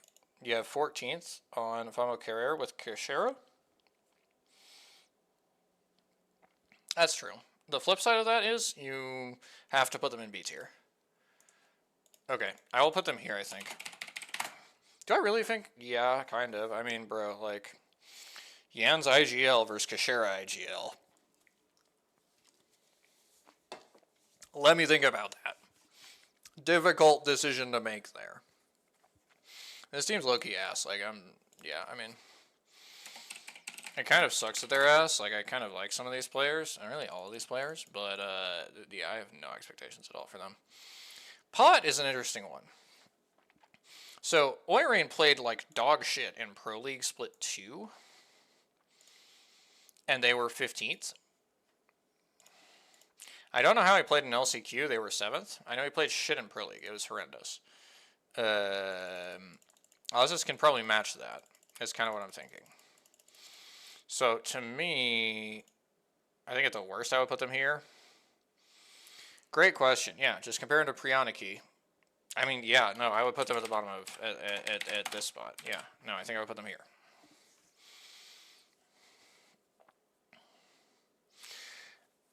So this is a team that exists. This is Dolphin, G-Dolphin, Staga, Colibri. I'm going to put them here.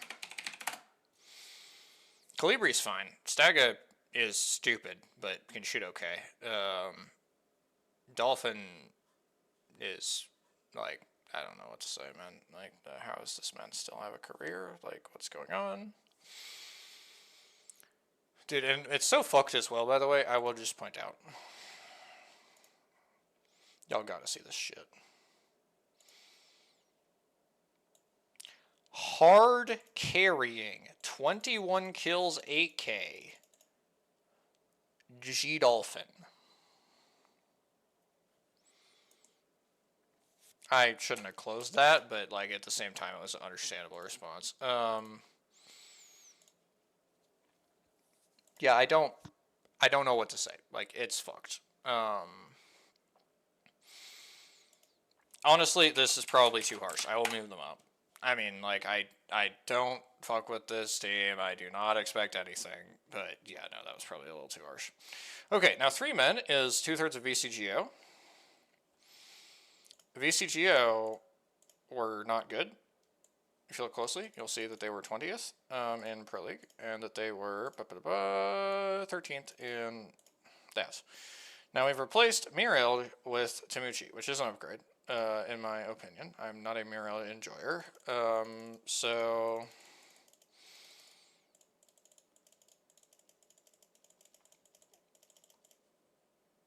like C tier.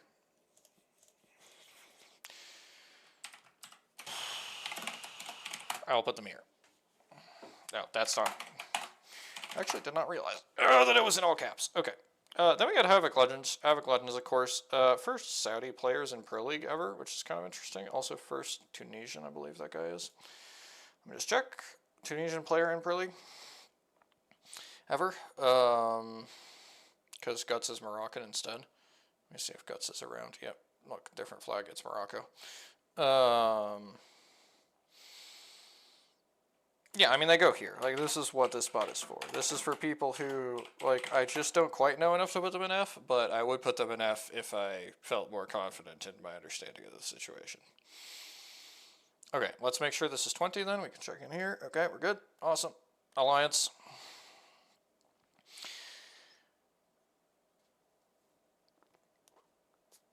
Losing Effect and getting Aku is pretty bad downgrade. It's sort of weird because, like, on the one hand, like, Aku is probably the best that you can do.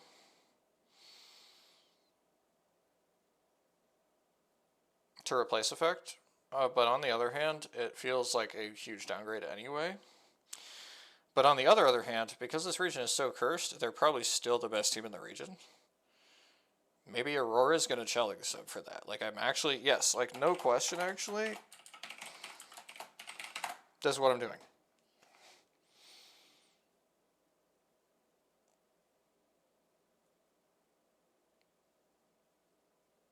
I mean, you can think of Aurora in terms of, like, Effect is a colossally massive upgrade over Slab. And, like, absurd, like, disgusting. And then Oirain is, like, a bit of a downgrade compared to Ushako. But not, like, a lot of a downgrade. So as long as Hyarka's IGLing still holds up, I think this is a team that can win the region. As long as the comms don't become bad or anything. Oirain doesn't think he can IGL, you know, anything like that. This is going to be a really interesting team to watch. I'm definitely looking forward to this. This is like, honestly, yeah, I'll probably put Alliance first here still, but yeah, like that's gonna be one too, no question. Okay, now we got this new Novo Esports roster. I gotta say, like, first of all, free my boy Slab. I don't even like Slab, and this is just disrespectful. Fricks is like turbo washed right now. Adam is like fine, I guess. Like not fine by Slab levels though, like because Slab should be on a LAN team. This is not a LAN team. This is ass. I'm gonna put him here. Yeah, I mean, no, with Slab they can go up to here, I guess. I don't like it, but I will. Okay, then we get the Vicious. The Vicious, so, okay, Chaotic versus Nate is probably mostly a wash, actually. Like, I'm okay suggesting, well, okay, 1 second. Let me look at how Split 2 went again. Ronin was fine, yeah, 12th. Ronin was 12th. Ronin was 11th here. It's pretty bad. Like, I think Chaotic is in some ways an upgrade over Nate, and in some ways a downgrade. Like, pretty neutral toward, like, compared to Nate. I probably should just put them here, to be honest with you. Yeah. Just put them here. Don't overthink it. Oh, they're called the Vicious. They're not called Ronin. You fucking idiot. Whatever. It's way too late to fix mistakes that were made so long ago. Speaking of Nate, here he is on Make Europe Great Again. What a great fucking name. Nasky is so cool and based. I should stop talking about this before someone thinks I'm serious. Okay, so brief history lesson. Okay, Nasky Kiner got you 10th into in fairness, he did not play that whole split, so that 10th is a little fake. Into 3rd LCQ. I do not like that. Oh yeah, who do they have? Digidon. Okay, so slight downgrade from Digidon, to be clear, but like they gotta go here, I think.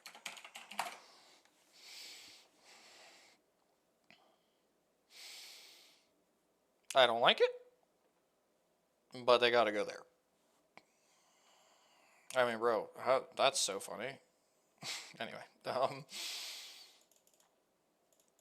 this team is so random, by the way. I don't understand why they're in Pro League. They like made up a Pro League spot to put these guys in Pro League. I don't know why.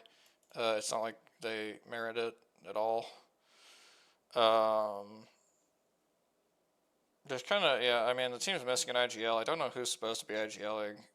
I don't feel like any of these players can IGL.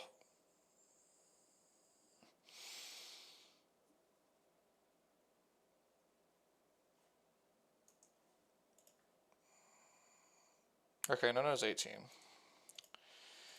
That's good. I don't want to put them this high.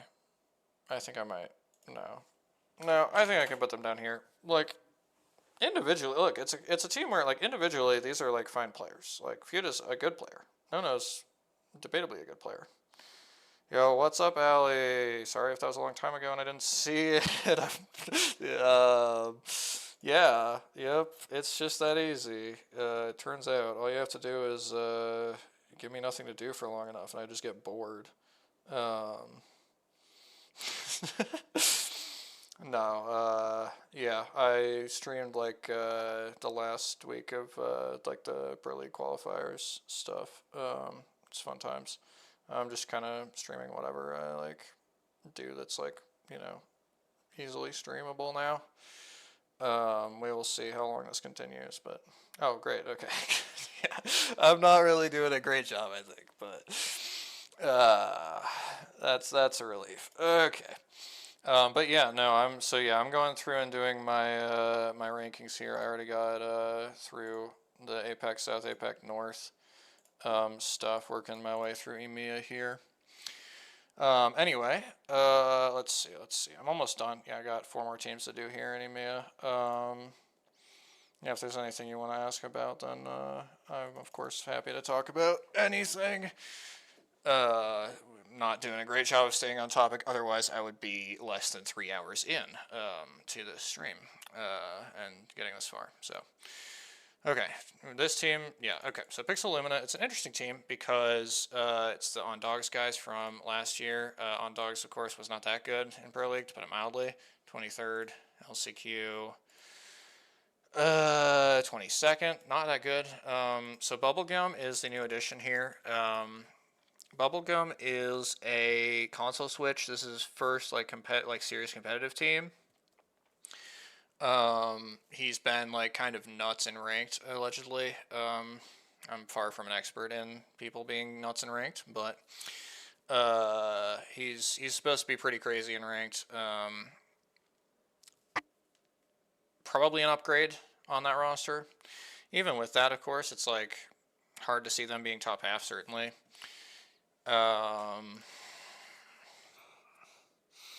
Billy, of course, was in his first Pro League split in Split 2 last year, so could easily see him getting better. But I kind of feel like, if anything, I probably need to put them over here. Like, maybe Bubblegum's going to be just completely insane, but, like, I kind of don't think he will. I think he'll be, like, at best, kind of, like, you know, normal, like mid-Pro League level. We'll just kind of see what happens. Then we have Full. This is a weird team.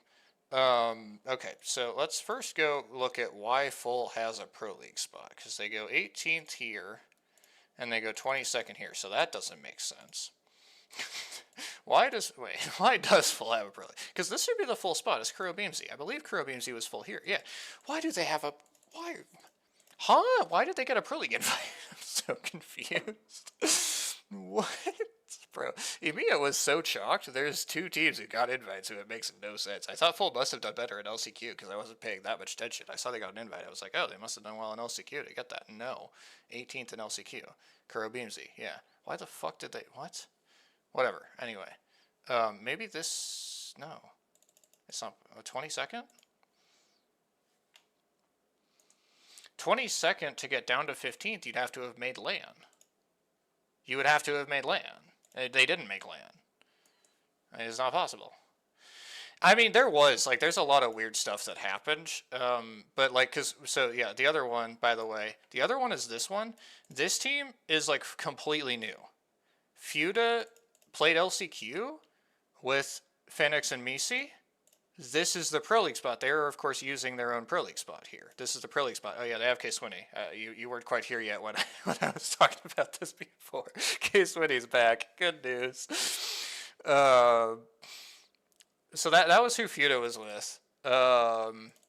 Nono was playing with, I think it was the Infinite guys, because, yeah, so he was playing with Yaku and Kizaron, because Shidon was with Nasky at that time. So he played LCQ with these guys. They are using that spot. Yeah, because when he's back. Sorry to report. Yeah, the good news is, like, this looks really stupid for them to do this, so it should go badly. You can see I've got them over here in the middle of the seats here. Like, obviously fingers crossed on that, but yeah, like that. I don't know why they're doing that. Because Phoenix has been an IGL literally like the whole time. K-Swinney has been an IGL literally like the whole time. Like, you go back like 4 years in PL, they were both IGLs in PL. I don't know what the point is. But they're doing it for whatever reason. I don't know which one of them is getting. I mean, I think it's got to be Swinney IGL, and Fuda's like getting off of IGL. Like, maybe Fuda was just sick of it or something. I don't know. It doesn't make sense really to me, but you know. Anyway, yeah, so those two were with those, and then Zotzi just didn't play LCQ at all. I'm not sure if he had been in Pro League and then, like, got kicked, or if he never made it into Split 2 Pro League. He was in Split 1 Pro League after the, like, Open Roster Mania incident. Okay, yes, so he was very briefly on SLR here in Pro League, and he didn't play LCQ. So, like, this was just really arbitrary. But they got a spot, and they must be above full because of the way that the seating should work. Assuming, well, actually, maybe Wikipedia doesn't know the seating, but theoretically, you would expect that they would be above full. And yeah, full. Yeah, I don't know. It's very weird. Yeah, I mean, like, because it's like everyone above them in what? Because, like, above them in LCQ, that seems difficult. Like, SLR was above them, and SLR, I doubt that they, like, actually disbanded. Well, no, I mean, they literally didn't, because Takeo and Doxa, I think, were playing opens together. I'm pretty sure that they were playing open together. Actually. Oh, wait, actually, it's searchable? Dude, this is what's so crazy. Like, the technology is just crazy. Who would have thought? Takeo and Doxa playing opens together.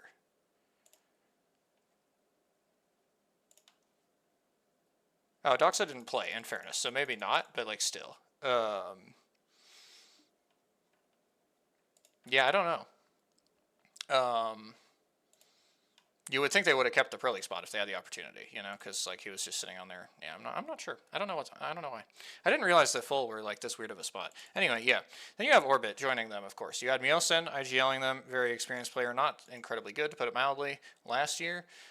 Now we have somebody who's never been in Pro League instead. I'm not sure that this is better. I also don't know who's IGLing anymore. Because Kuro and BMZ do not have enough Pro League experience to be people who I would trust to IGL. That is to say, Kuro has the one split here. BMZ should also have one split, or maybe two splits. No, it's one split. Yeah, I think he, like, got banned. Oh, yeah, I think he maybe, either him or somebody he was going to play with got banned right before a previous split. And then we have Orbit, who just has never been in Pro League. Nothing in the A tier at all. So this is a weird team. I don't know even who's IGLing this team.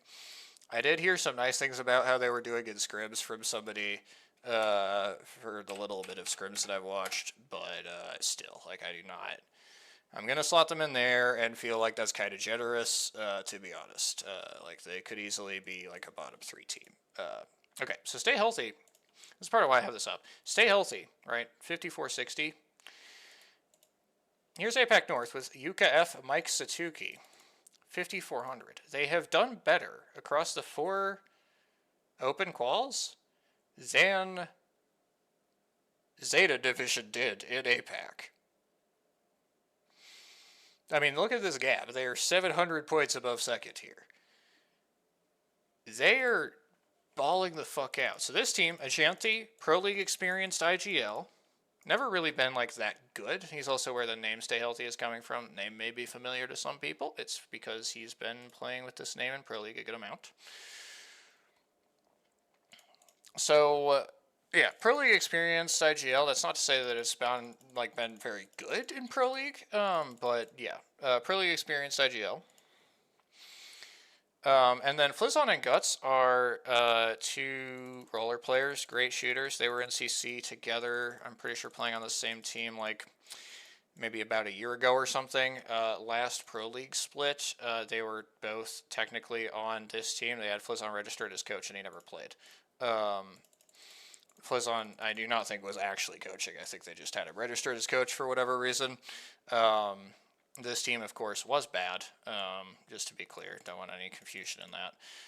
It's a pretty interesting roster though, and yeah, like Robin and Aimbot are both washed as fuck, whereas Guts is like young. I'm pretty sure. Let me see if we have an age. We don't have an age. I think like vibes wise, Guts is probably 19 or so. And Flizzon, I think we might have an age for. We do. Flizzon is 19. So like two like pretty young, good roller players with a Chante, a Pro League experience IGL. This is kind of like it's an interesting team. I think you could see this team even making LAN. I wouldn't be like tremendously shocked. I'm gonna put them here. But like that's a really, really interesting team. I definitely think that they could be surprisingly good. And yeah, I would be surprised to see them relegated as well. Because yeah, both Flizzon and Guts are like really good. There was a point where Flizzon was like actually like the guy who you couldn't wait to see in Pro League in this region. Like the young roller player who was like, oh my god, when he gets to Pro League, he's gonna fuck some dudes up. And I believe technically he has still never played in Pro League, and this is going to be his first Pro League split. Yep, it looks that way. Some weird stuff has gone on with regard to that. But yeah, it's some of that I think is being a child and having parents who can tell you not to like that you have to get other stuff done and you can't play esports or whatever. I think is part of what had gone on with his story. So that's part of why he's been a little bit delayed on the come up.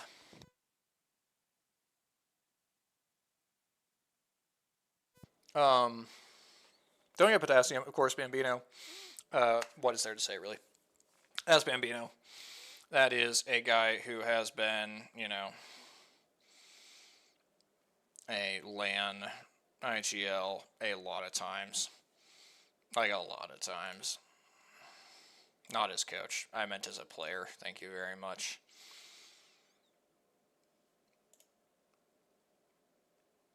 That is 4 LANs, counting open. 3 LANs here. These were good performances. Veteran IGL. He's playing with Sweepy, who I believe has just never done anything, and then ASCII, who's also a guy who's been active since 2019.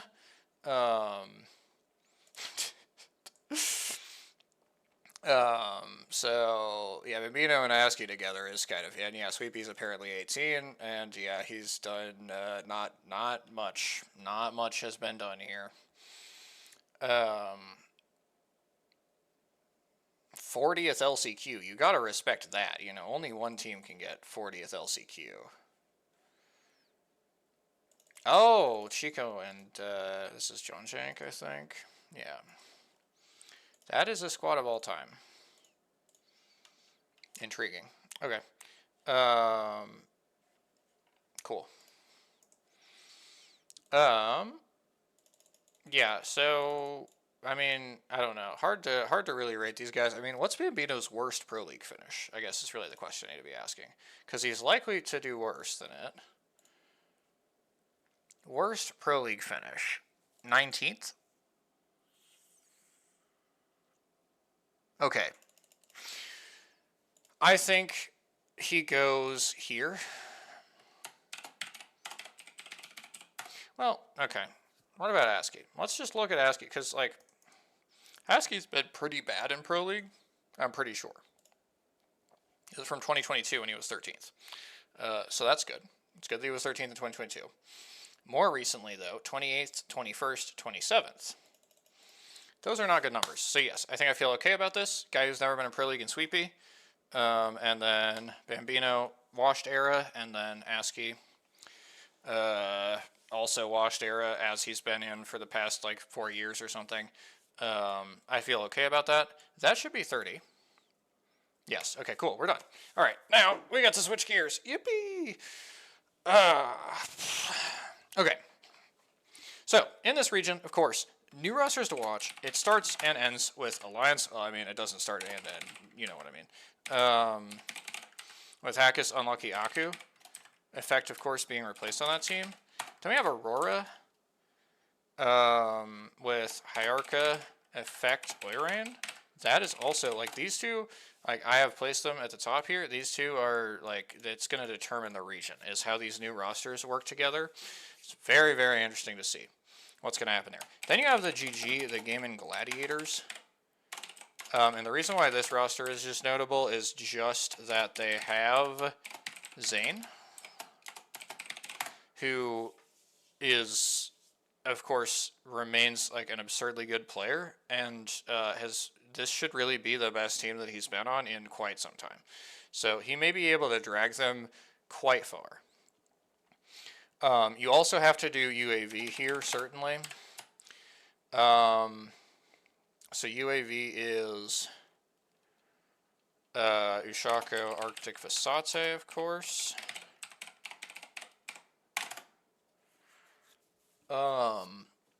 UAV team with a lot of scrim bucks right now.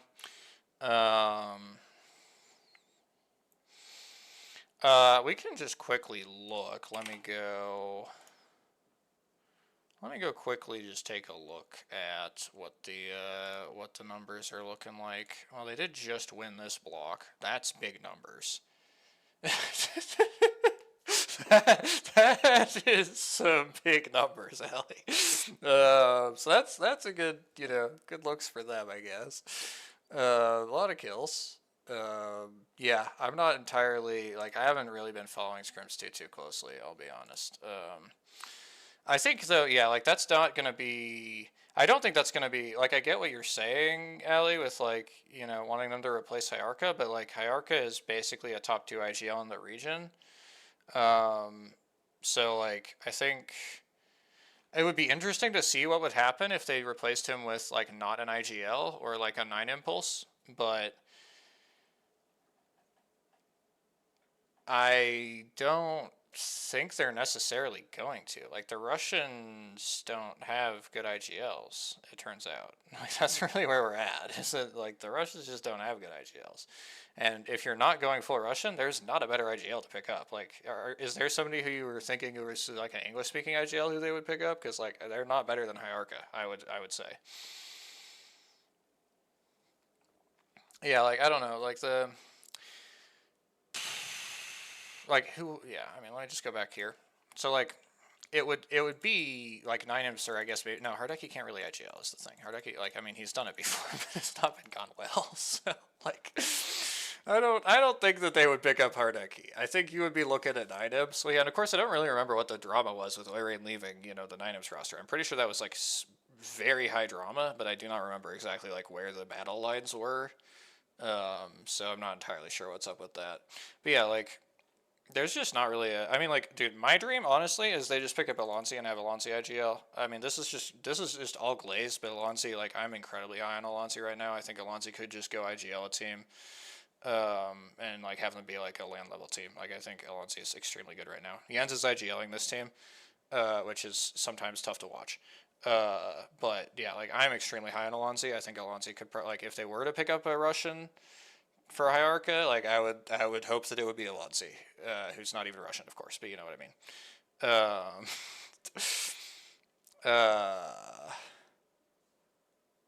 Nine of course, not Russian either, so there you go. Yeah, like, no, the Russian teams have definitely done some really stupid shit in the past, yeah. I mean, well, yeah, and of course, like, the one thing that you got to keep in mind as well is that Oirian has played with Hyarka before, and they were pretty successful together. And, like, there's kind of no reason to think that Oiran has like soured on him. You know, like I think the reason why this team exists is because Oiran wants to play with Hierarcha and Hierarcha wants to play with Oiran.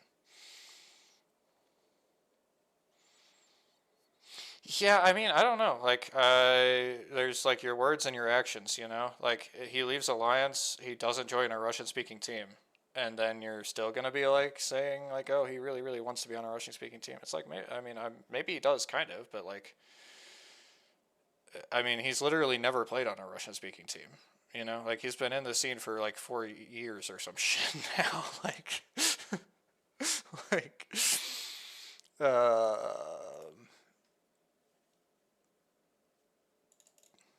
4 years.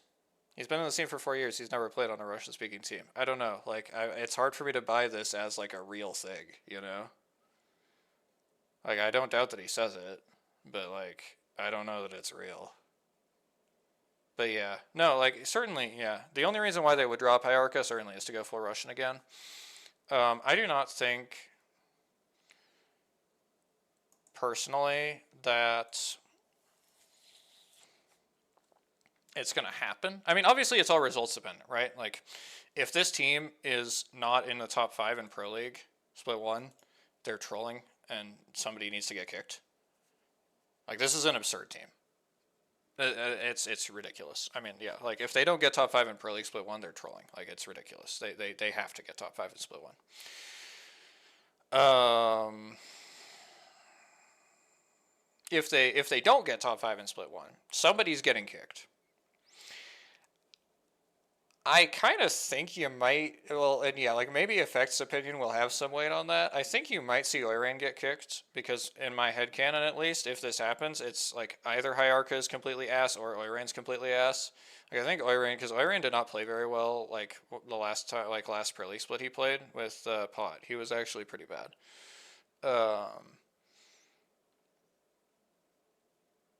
Like at least by Oiran standards, like he was a mid Pro League player. Slightly below average, maybe Pro League player. So I don't really think that like it's impossible that he could like be bad and then the team could be bad, but like I think that he would probably just get dropped and they would pick up I don't fucking know who, of course, because Eric has already played with like one potential thing, of course, this would be crazy. I don't think this would happen. But in a world where UAV also crash and burn because Arctic can't IGL for shit and or Vasate is just fucking dog shit,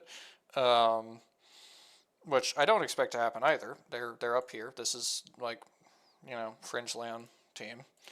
But in a world where UAV, like, it's ugly, you could see Ushako maybe come back and replace Oiran if Oiran is ass and gets kicked.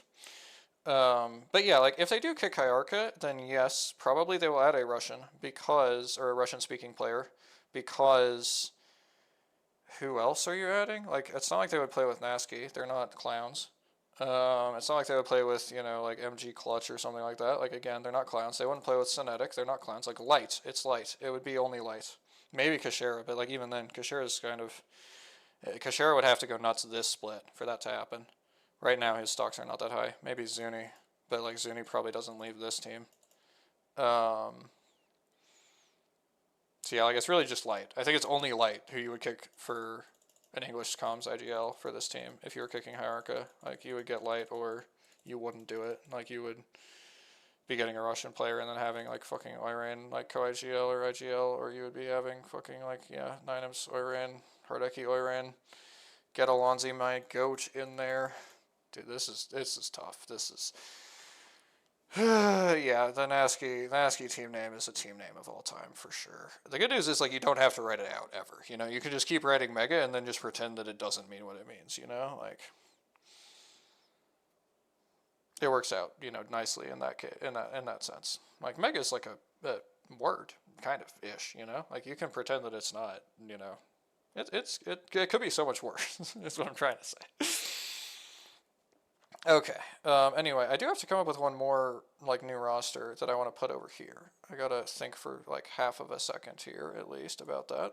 Those are the obvious ones. So after that, I can go Kashera. I could go the... This isn't interesting. They've already done this. Like, it's not interesting. Oh, Matafes, right. Yep, of course. I was going to do Matafes and I forgot. Matafe, come back. So yeah, Matafe Exampe Tax, like, it's definitely the weakest roster Matafe's had in years. Exampe, kind of an up-and-coming player, but never been, like, top half pro league or close. Taxington, of course, career genuinely roller coaster all over the fucking place. Land player, relegation player, everything in between. So hard to say what this team's going to look like. I'm not saying that they're going to be good, but that's definitely something that you want to keep an eye on because, of course, honestly, if these guys do well enough, it could be Matafe who's getting to IGL affected Oirein after they kick Hyarka for some reason. Which, again, I don't actually think they'll do, but, Okay. Then we got returning squads. The returning squads is really easy here, or like obvious. You got the Bandits boys, the X go next here. Light, kinda henchmen. You got Horde, former Supernova. It would be so funny if Matafe comes back at the perfect time to go play with Infected Oirein. I don't think OAH will be that good, but it would be so funny.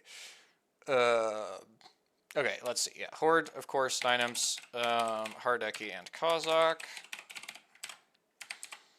And then you have, obviously, Citadel running it back with Zuni, Remix Powers, and Kaishi.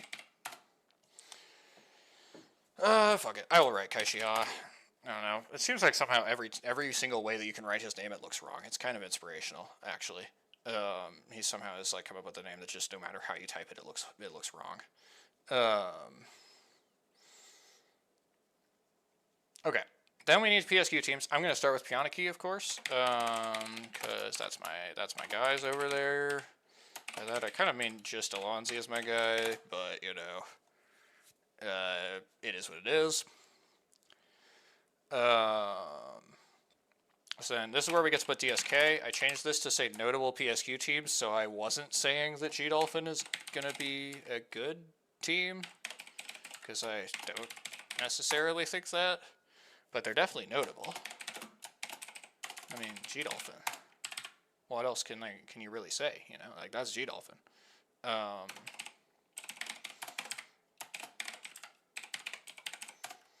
And then I need one more. Is it Potassium or is it 3 men? It's going to be 3 men.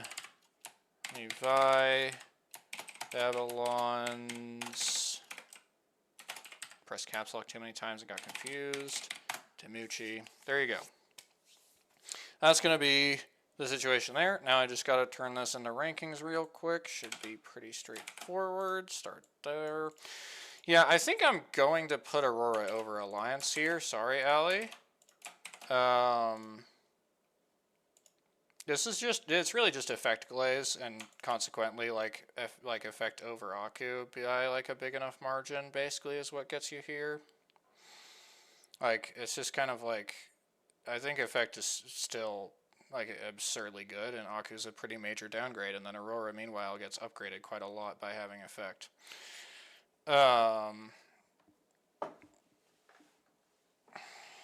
You agree? Okay.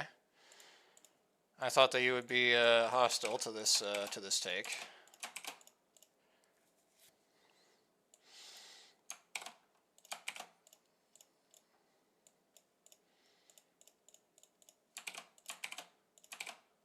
Can't believe I have Nasky in a land spot. Ugh.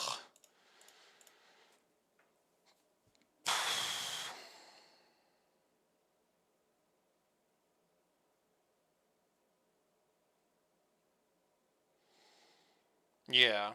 No, that's fair. I just thought because you don't really like Hyarka.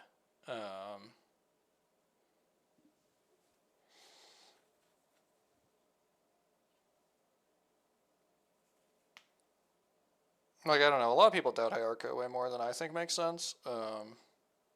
Perhaps I was wrong to be putting you into that. group. I definitely think that Hierarcha is like easily a top 3 IGL in the region. Probably top 2, realistically. And honestly, like, may have it. Yeah, Hackus is just hard to evaluate. Right, well, yeah, I mean, in some sense he was, because the biggest problem they had was, like, instability, right? And, like, not keeping shit on, because if they kept shit on, they would have been so much better. But, you know. Yeah, like, in some sense he was, because, like, the problem was kicking shit on for Slab, and then, like, that was to some extent his fault.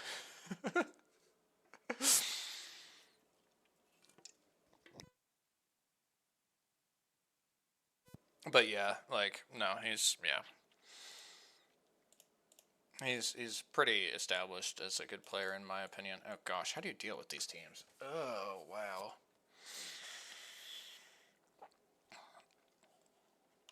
I mean, how do you back Kashera in a realist? There's no way. So I guess I would go Pot, Vicious, Eclipse here. Dude, these teams are so chalked. Like, the middle of EMEA is just such a mess. I mean, what do I do with these even? Like, oh man.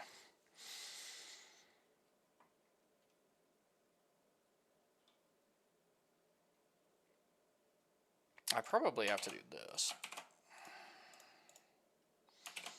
And then I'm willing to do this. So that's easy. Dude, I hope these guys somehow make land. Like, I just wish that Jans wasn't the IGL. Like, I think part of why Alonzi is not IGLing is just, like, his not feeling great about his English. But, like, I do think, like, if language issues did not exist, Alonzi would be a better IGL than Jans pretty comfortably, in my view. Yeah, no, exactly. Dude, like, it's so funny as well. Like, GG could be insane as well. Like, if Lufka is just, like, a decent IGL, I think GG will actually be, like, top 3. Like, it's kind of funny. Well, because, and even, like, Horde, like, I'm putting Horde in 3rd. I don't feel great about Horde, you know? Like, Horde played, I mean,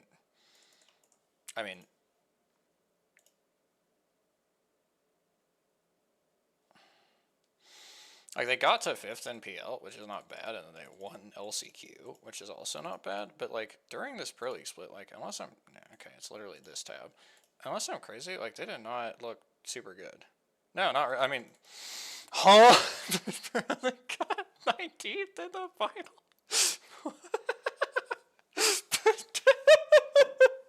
Okay. All right. Yep. I was like, my like memory of them in Pro League was like pretty questionable. I was like, I didn't think they were very good. Like, yeah, no, that's yep. This explains a lot. Yeah, yeah.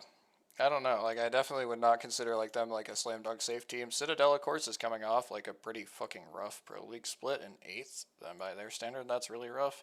And Champs, they were 30th. That's also really rough. So, yeah, it's yeah, the top end here. I'm interested to see though. Some of these other teams, like some of the teams in this area, are pretty interesting. But yeah, I don't know. Okay, I am gonna put OAH above Novo for sure.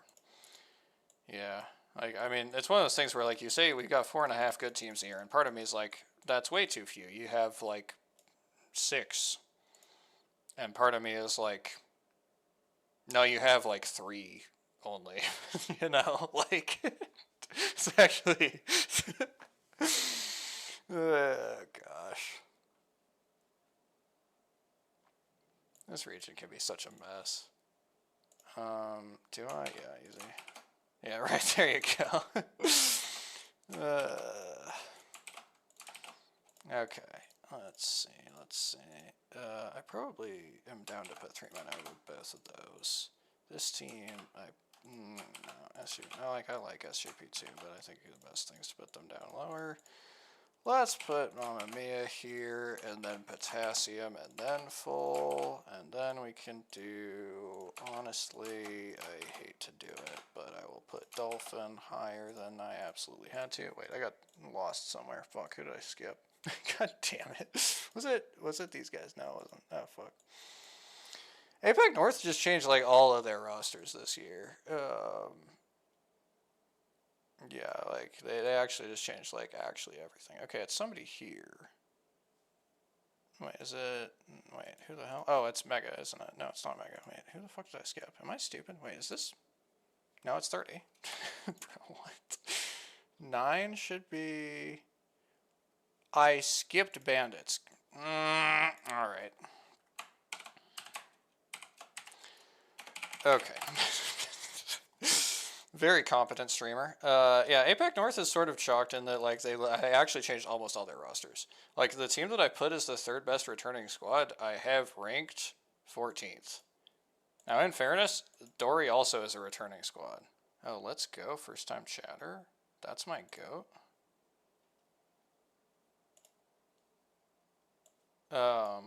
Okay. So yeah, I mean, like APAC North, I mean, you can, it kind of speaks for itself. Like right now, like Unlimit kept their roster, and everybody else has just made like dramatic changes that, in many cases, seem like they make the team worse. Like Fnatic right now is worse, pretty comfortably, easy shot. E36 is worse, pretty comfortably, easy shot. Zeta is just weird. Like it's a full new team. It's hard to tell what you're gonna get out of them. They have some serious concerns, in my opinion. Obviously, like how they did in the qualifiers was like really like, why are you guys doing this bad?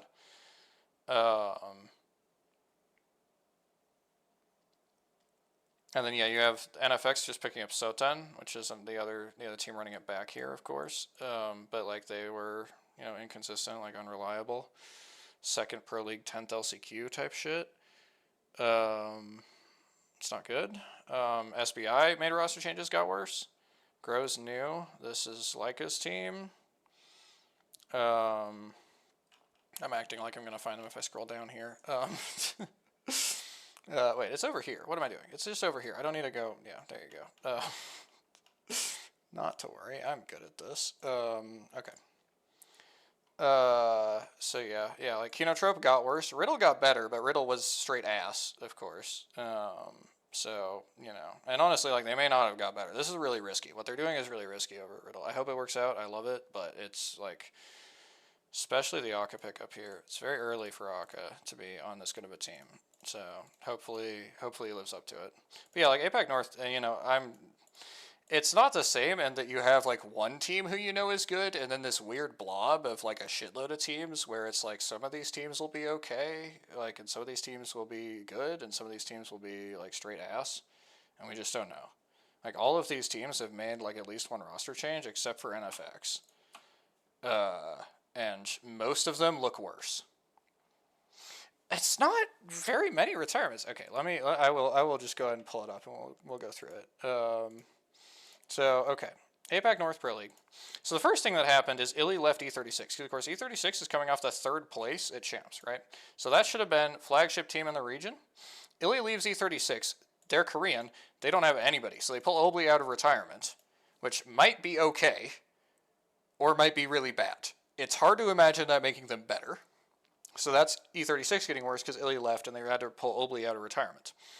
Then Fnatic, of course, Yuka left. They bring Illy in, and then they bring in Ein, which, like, this is weird. This I would qualify this as a strange move. Bringing in Ein, because Ein played with Colonel Garcia before, so in some sense maybe you're making the adjustment to Illy as an IGL a little bit easier here. Especially with Illy going to be, going to a Japanese instead of Korean for, speaking, which is going to be a bit of a hurdle. Maybe this is like a comfort pick, because Ein came up with Colonel Garcia before Colonel Garcia joined Fnatic. But it's a really weird move because, like, Ein Colonel Garcia and Yanaga was the New J team, that got second in a Pro League split. They did that playing hard zone, like the hardest of hard zone. Illy has never played zone for a second in his career. Illy is an Edge IGL. And Ein has never played Edge for a second in his career. Because he's been playing with Yanaga the whole time. So it's just like, what? Like, it's such a weird fit. It's a really weird set of moves. I don't know what's going to happen. I don't even know for sure how they're going to play. Like, I assume they'll play Edge, because, like, I don't know how you can ask Illy to play Zone. Like, it'd be really weird. But like this is definitely worse. And I mean, in fairness, like Fnatic was always going to get worse. Yuka F leaves, yeah, Fnatic's getting worse. You know, like that's yeah. Kinotrope gets Saku in for Vols. I don't know why they have Saku coming in. There's a lot of better players. The one thing is maybe they're going to have Saku IGL, and Yukapera wanted to stop IGLing. If so, this is really stupid. He's a better IGL than Saku already. This would be Leica getting fucking Satuki into IGL him. Or Saku in, actually, in Split 2. Saku, I'm pretty sure, was IGLing Leica's fraud ass in Split 2. And it did not go well. Breaking news. Shocking development. Saku's not very good as an IGL. He's also just washed as a player. Adding him kind of only makes any sense if he's going to IGL, but having him IGL doesn't make sense because Yukapero is a better IGL and kind of, you know, the leader of this team. Vols is the guy who left this team. He goes to SBI, but SBI has to replace Mike. But then they also have to replace Ryu, who they kicked before champs, and they played champs with their coach Mitarashi. Then they signed this 17-year-old. They moved their coach back to coach and signed this 17-year-old to join Egoist and Vols. But then they kicked the 17-year-old and had Mitarashi play. So Mitarashi's the guy whose Liquipedia has this shit over here. Dude, every time I look at this, I just get more fucking cooked by it. Like, so stupid. Oh my god. SBI Esports coach, SBI Esports, SBI Esports coach, SBI Esports. Oh my fucking god. Yeah, so SBI should be worse as well because they replaced Mike with Vols. Who, like, Vols was good, but Mike was, like, you know, one of the best players in the entire region. Like, Mike was fucking nuclear. That's why he's on Zeta now, is because he was so good. Like, so they got worse. Let's see. Anybody else? Well, yeah, who else? So, like, Reignite kind of fully disbanded their team and rebuilt it, and this looks pretty questionable, honestly. Like, it might be better. I don't know. It should be worse, but it might be better. Sorale looks worse. They bring in Leia, who's never played Pro League ever. That looks worse to me. Fennel had to replace Axis with Lost, because Axis went to Reject. So, Reject is one of the teams that got better. Axis went to Reject. Axis was nuts. But they have Urice on the flip side. So that's the downside for Reject. They have Urice. This is one of the teams that did get better, though. In fact, I think that they were in this block. Yeah, they're in this block. This is a team that got better. Reject's probably the only... Oh, yeah, Reject and Riddle are the teams that I would say got better that are in this block that, like, moved up into this block. All these other teams kind of moved down. Well, Grow didn't really exist. What am I clicking on? Here it is. What a mess. Grow didn't really exist. This is just a new team. Of course, this is like a, yeah, I don't know. It's hard to tell what this team's going to be. Like, this Grow team is just like, yeah, I don't know. I mean, on paper, it's definitely worse than like his like NFX teams until they added Saku at least. But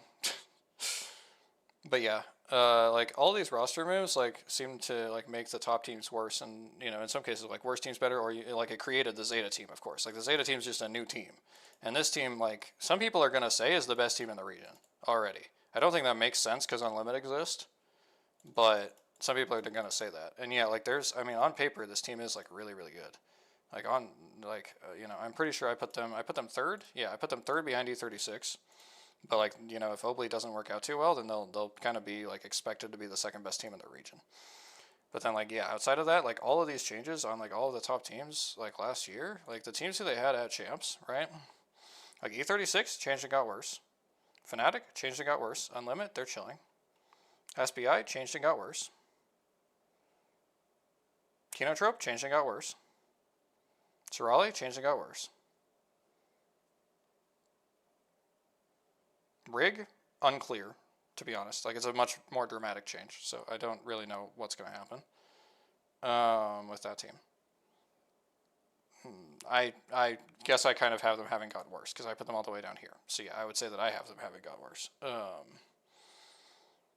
So yeah, it's like, I mean, yeah, I would lean more toward, like, it's some strange moves. It's obviously Zeta being created, like, entirely new is always going to, you know, like, that kind of, like, leads to the roster shuffle being a net negative when you're creating a new team from some of those players.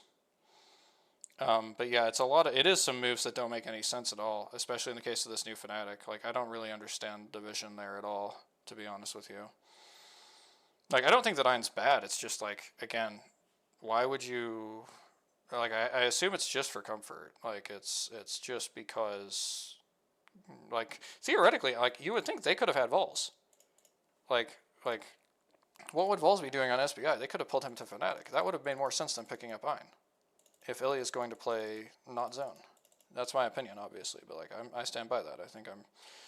I am pretty confident in that. I mean, bro, they could have probably picked up Axis, honestly. Like, they might be trolling. Like, they probably should have picked up Axis over Ein. Like, I mean, again, like, I like Ein. I don't think that Ein is, like, bad, but there's a lot of people who would have made more sense to pick up. So the Ein pickup in particular is just, like, I don't understand that at all.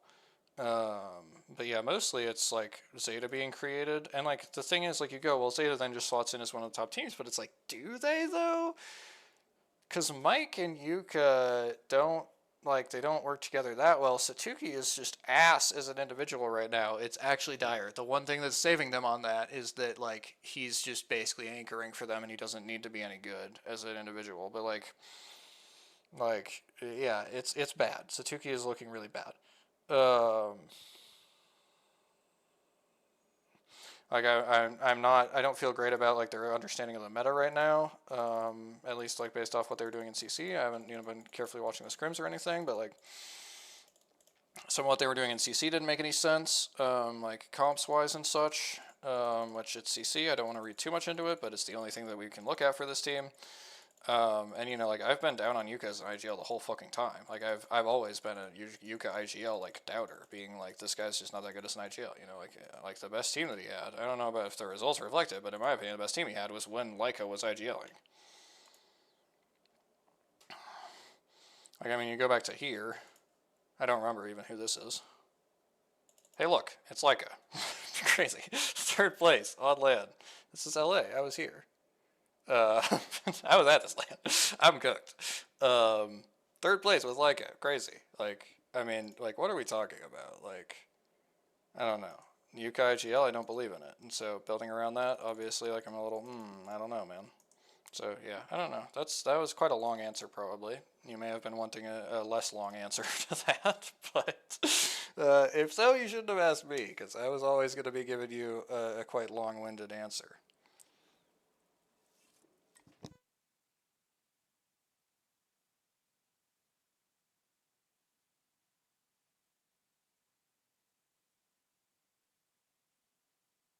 Okay. And with that, nearly 4 hours into the stream, it's finally time to start on an A. I had wanted to. I had wanted to get done with the stream in like 4 hours, and we are definitely not getting done with the stream in 4 hours. But it is what it is. Good summary. Okay. Yeah, I didn't even talk about the other open qual teams, but of course I had already talked about APAC. Like before you got here, I'd already talked about APAC for over an hour. So like don't need to don't need to go back over a full hour worth of stuff. I would say. Okay. All right. All right. Let's see. I gotta, yes, there we go. I was like, I'm skipping a step here. It's that I gotta fix this. I gotta get, that's champ still, and then this is gonna be LCQ. So that I can pull that up in Pro League so I can look at that. And there we go. There we go. Awesome. Yippee. Okay. So Oblivion. Great. Tough one to start with, obviously. So what the hell do you make of Oblivion? Well, I'm not going to put them in S, certainly. Alright, thank you. Thanks for the hanging out, Allie. Appreciate it. Honestly, probably about 5.5 or something. We'll see what happens. Yeah, because I'm gonna do my power rankings as well after. So that's gonna be probably about an hour and a half to work through Americas here ish, maybe an hour, and then however much longer to work on the power rankings and stuff. See ya.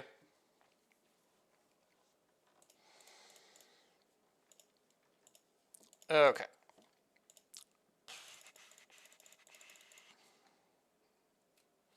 Oblivion. So we gotta figure out what to do with Oblivion.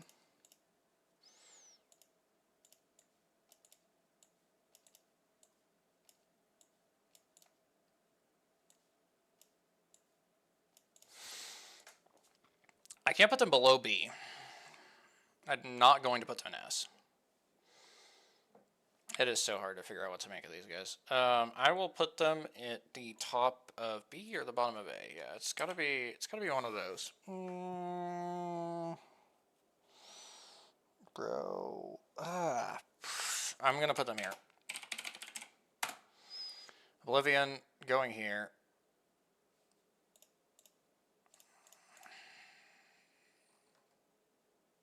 Not having Ruby is definitely a problem for them. I doubt that they're upgrading a coach. Obviously, they currently, like, as of right now, there's nobody, like, officially, you know, coaching for them as far as I'm aware. So I guess I could check ALGS site. Fuck it. ALGS.ea.com. Go to Split 1 Pro League. America's teams. Oblivion. Yeah, no, there's nobody registered. So, like, I don't know. Anyway, we'll go with that. I may have to move that later if I feel like it's in the wrong place. All right, NIP is a great, you know, I mean, really strong spot for NIP. 7th PL. Didn't play LCQ, of course. And then 8th LAN. That is an S tier team. No question. Easy. Phenomenal year last year from NIP. Stallions is interesting. Oh gosh, what a mess. You know what? Okay. I am gonna AFK for a sec. I need to, like, get more water. I've been yapping for nearly 4 hours here. We're gonna do my trademark streamer AFK. And I'm going to mute up and leave for about...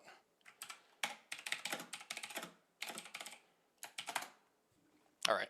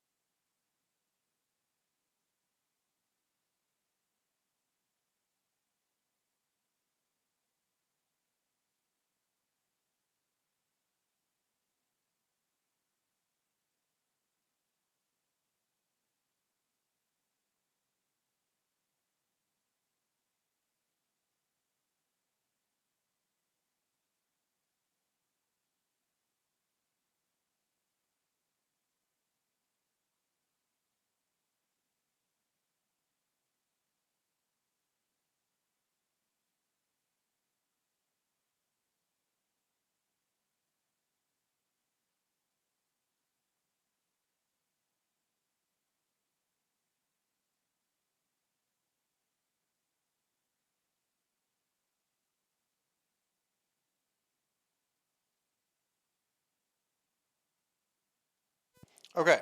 Significantly less than 5 minutes. That was about 3 minutes. Yippee. Oh yeah, I'll just do that actually. There we go. Okay. Alright. Let's go. I have water now. We are so back. Okay. Trying to figure out what to do with Stallions, right? That's the tough one. We start with Oblivion and Stallions in this first group. Really tough ones. And I mean, Liquid is not going to be easy either. So, okay. Stallions, the team did not exist, like, in any sense, really, in this Pro League split.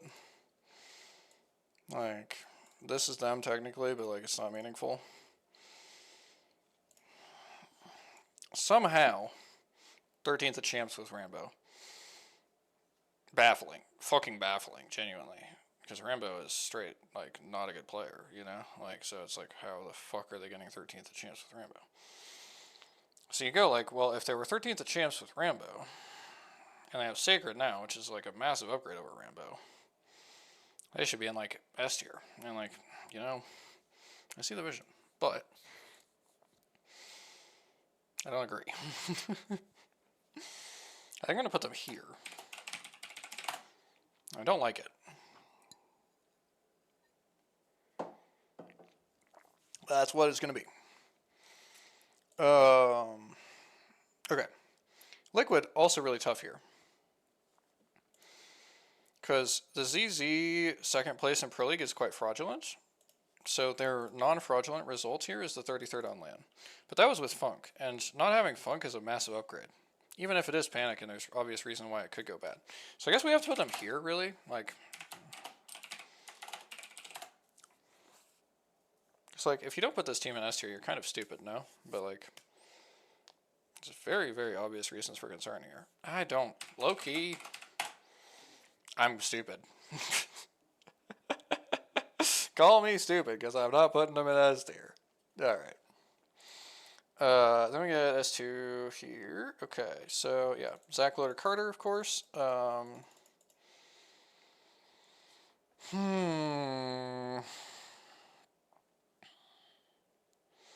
Upgrade over Riley McKinnock, pretty safe to say. Like, just slam dunk. Of course, like, late stage Sen was like utter ass. That was 21st PL and 35th LAN. Just fucking straight ass.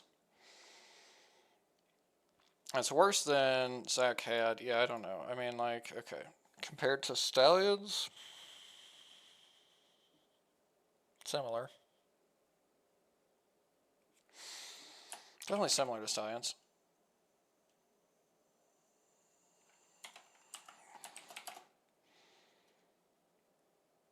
I'll do this, I think. Yeah, I think I'm okay with that.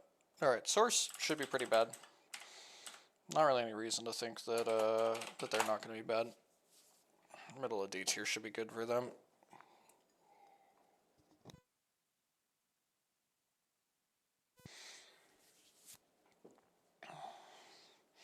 Thuggets, so Thuggets Split 2 was, I think, with the same roster as they have now, 17th.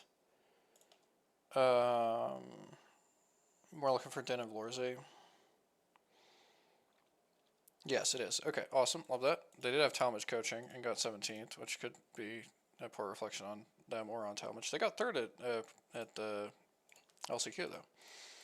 So yeah, I think I would put Thuggets here. No. I would put Thuggets here, I think. Yeah, it's got to be there. Freethinkers is going down here.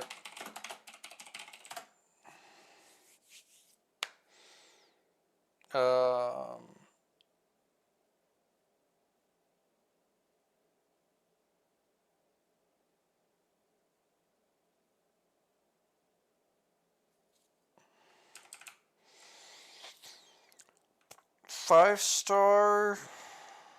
Okay, just to. Okay. So Dig Vibes is coming off 7th LCQ, not in Pro League Split 2, 24th Split 1. Who was this with? Oh.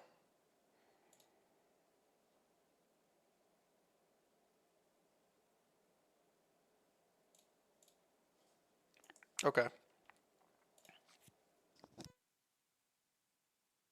Dark is coming off 24th Split 2, 35th LCQ.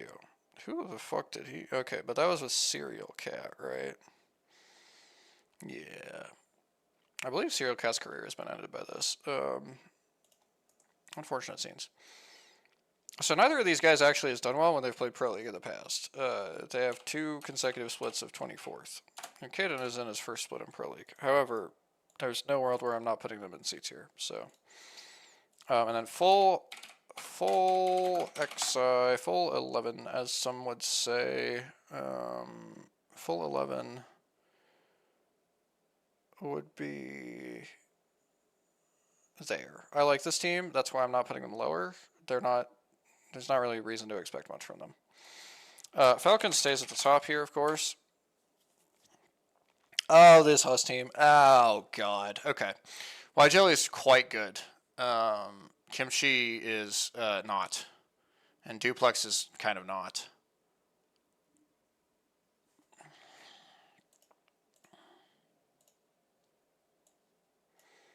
TSM 19th and split 2. I might have to put these guys in C. I think I'll try to put them at the bottom of B instead. Huss. Yeah, that seems reasonable. Legacy. Okay, so we're downgrading from Niasul to Gyozi. I don't think that's egregiously bad. I'm probably going to put them here. Well, they were ass and PL, both splits, I'm pretty sure. 16th. They got 16th the last Pro League split they're playing. I said they downgraded and then put them in what's going to amount to like 12th or so. So yeah, I think that's fine. This is straight ass. The question is like, how low can I put this? So Deeds is fine. Kirk by himself is like a D tier player. Pluto by himself, well, and that's the other bit. Pluto by himself is kind of a little bit, in some sense, redundant with Crook, I would argue, because I think Pluto, well, actually, who IGL'd this Citadel Gaming roster? Oh, it would have been Mav. Right, it would have just been Mav replacing Onmu.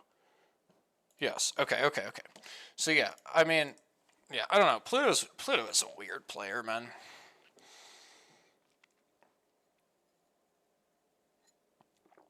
Maybe not like redundant. Maybe redundant is kind of wrong.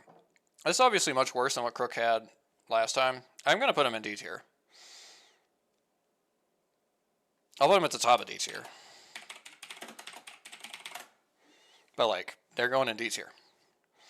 Man of Culture.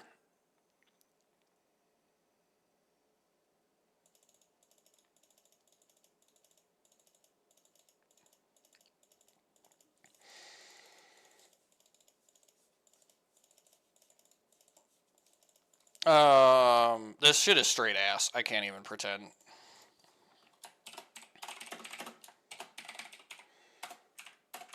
I mean, yeah, that shit is straight ass. Bro, speaking of straight ass, oh my god, NA's cooked. Oh.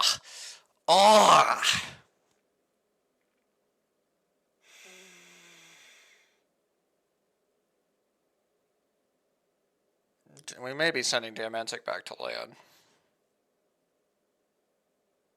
Dude, what the fuck? Bro, NA is so fucked. NA is so fucked. Okay. Nice guys are bad, unequivocally. I might have to move 5-star up. Well, for now, I'll leave them. But, like, it feels really weird to put them next to nice guys. Nice guys are bad. Alright, you look at Donut Shop. Excuse me. If I was Donut Shop, I would be 8th Pro League and yeah, full run back with 8th Pro League and 16th. Ugh. Probably just here. I think I feel okay. Yeah, no, I'm pretty fine with that. Okay, Flat. What did Flat get in Pro League? Flat were in Pro League, right? Or no? No, Crybor. 13th, holy fuck. And that's the same roster, right? No, they have Pluto. Okay. I'm beginning to understand what's gone on here. So when Big Louie plays Pro League,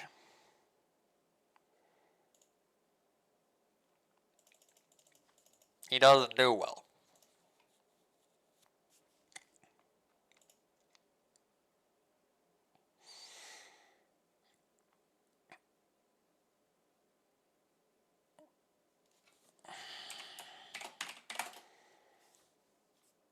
Alright, that's it.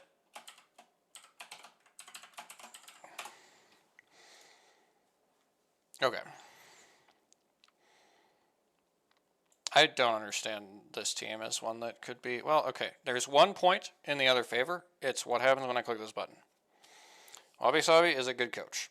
Now, Wabi Sabi, though, I don't think has, like, actually had, like, a particularly good result in Pro League with a team, like a top 20 Pro League result. 29th, in fact, with... Who is this? Durags. So, in his defense, that's not a good team. But yeah, I think that...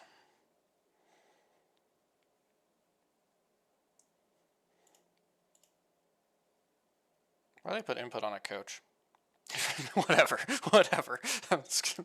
I'm gonna get so distracted. Okay.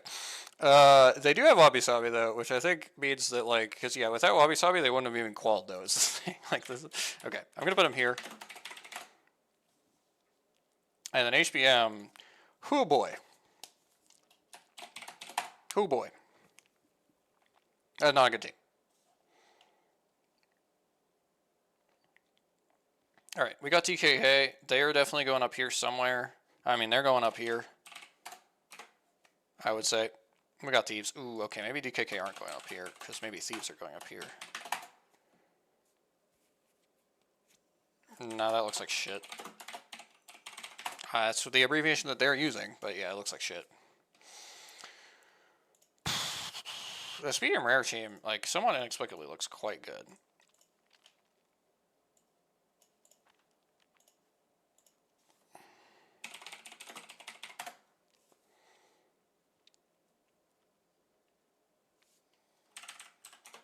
This looks pretty clean. New Rock, I mean, this is a downgrade, but like that's a downgrade setting aside the 39th. If you like are tunneled on the 39th, it's definitely an upgrade, but like 10th, yeah, so.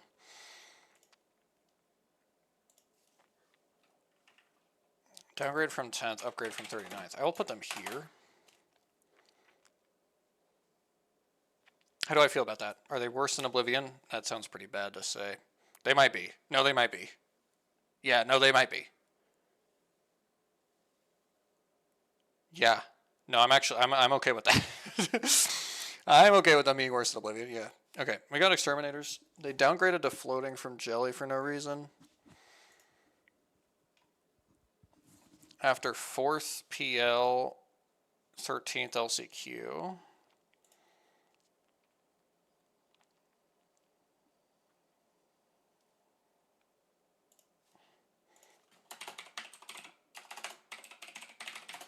Okay. Oh, we got the Buckle Boys. Pioneers, 15th, but that's fraudulent. You know what's not fraudulent? 14th with Zach Mazer. Yo, they're so fucked.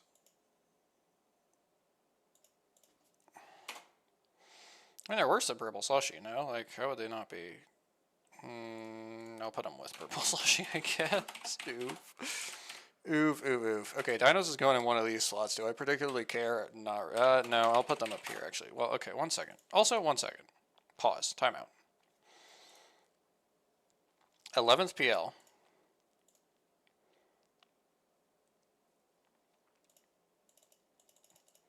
4th LCQ.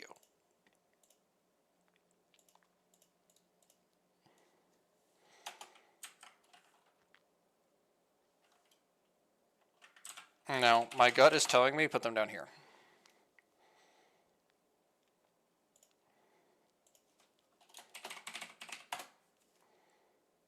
I mean, low-key, I think the floor is pretty high with Madness.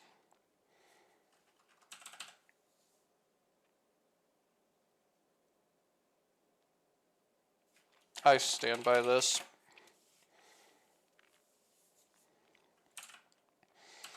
Okay. Alright. Is that 30? Also, this looks so fucking weird. Yes. Okay. I am not sure medium rare is worse than liquid, so no. Okay, awesome. Love that. Alright. We got new rosters to watch. Alright. Alright. Bro, everyone running it back in NA. I forgot that shit. Okay, we send Team Liquid. 0, Sykes, Panic. We send Stallions. Albralele. Skittle Cakes. Sacred. We have S2,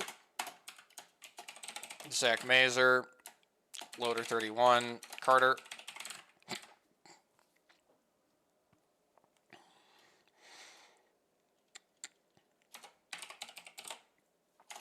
Legacy, Yanya, Jaguaris, Gyozi. I have to choose between Rock and Huss. This Huss team makes me sad, but this Rock team kind of makes me sad, but not as sad. Vaxlon, Sauceror, Circe. Your returning squads, of course, it's Falcons, Hal, Guild, Waltzy.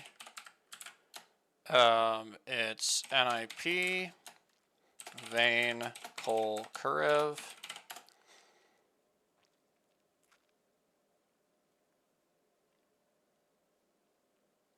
And it's Thieves.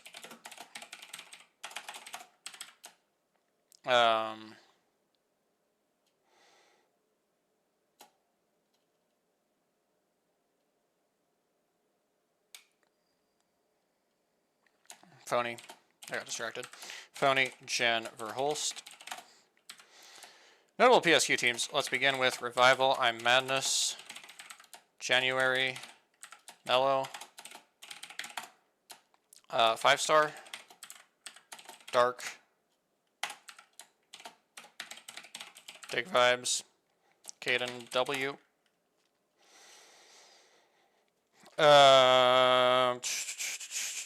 Flat. Nano. Big Louie. Qzier.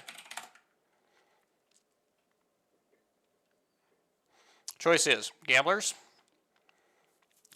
or full 11. Okay. Get me full 11. What are you doing future? Soviet and Legatron. All right. Awesome. Love that. That's the situation there. So many returning squads though. Like, I mean, it's crazy. Like, I'm leaving off. Yeah, crazy.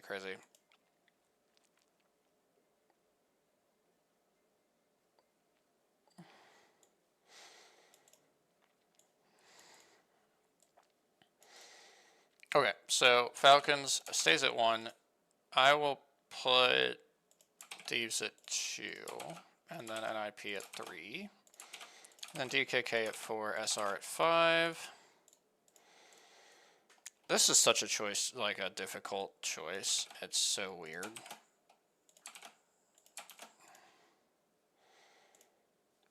I would take this Vest over Source right now. This is a mess. I would take full 11 over the others. It feels so wrong to do it the other way, so yeah, I'll do that.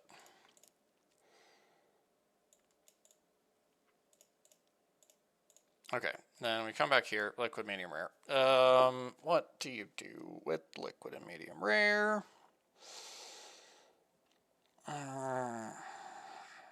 The risk is so much bigger for liquid. Like, you have 0 crash out ability plus panic be a complete fucking dipshit ability. Plus Sykes being Sykes. Like, the lows are so much lower on liquid.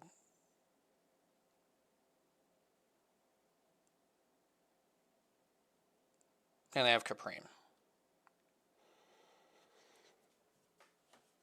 Wait. So you're telling me Caprine is on liquid now?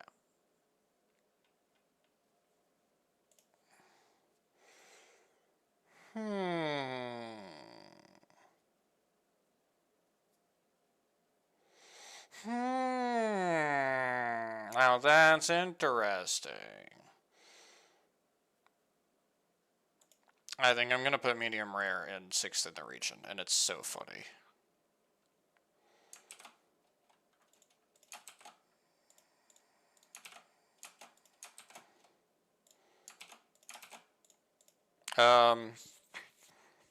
For now, yes. For now, I'm willing to do Oblivion above S2 as well. I, somewhat surprisingly, am projecting Oblivion to make land. I would not have told you that that's what I thought earlier, but it's just such a weak, split. Fine with Legacy at the top here. After that, it gets a little tougher. How much do I hate this rock roster? Probably not that much.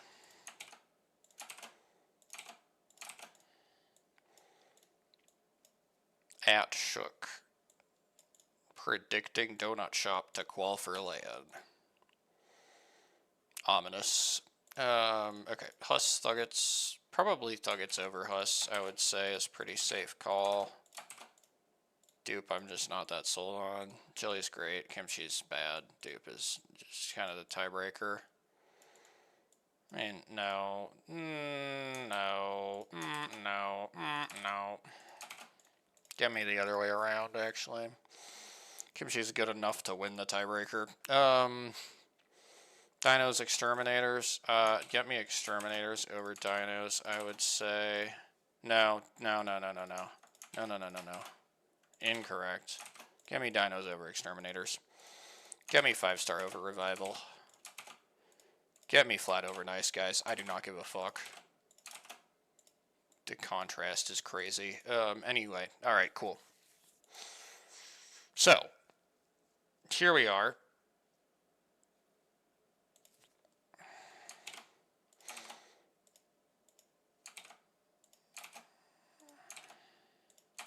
Falcons, Crazy Thieves, NIP.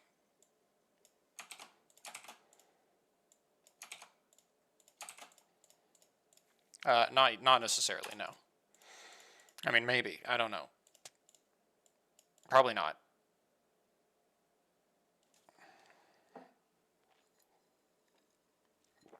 I don't have to do DKKSR this high. Low-key. Oh, wait, that's actually a good setup, though. Since I did it in this way, which I kind of regret a little bit, then it lets me do this and say that this is all one unit. And I'm doing all of these. So I put Aurora over Alliance. I'm going to put Genji over S8UL. I'm going to put DKK over SR. And then a limit is somewhere. Okay.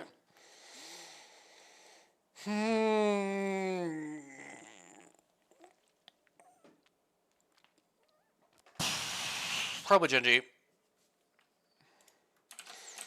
We go Genji here.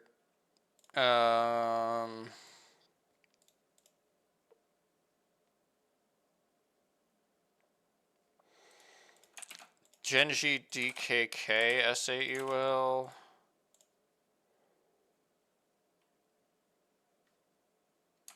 Unlimit SR Aurora Alliance, I think is the line here.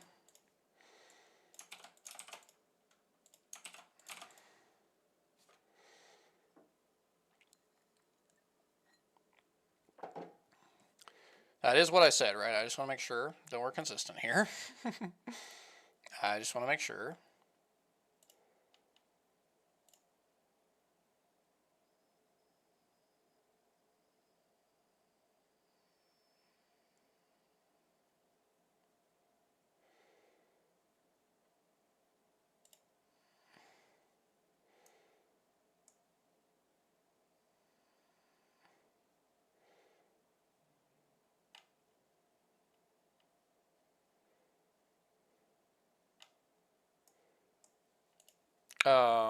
Okay. I looked at Discord for half a second and my brain shut off, which happens quite often.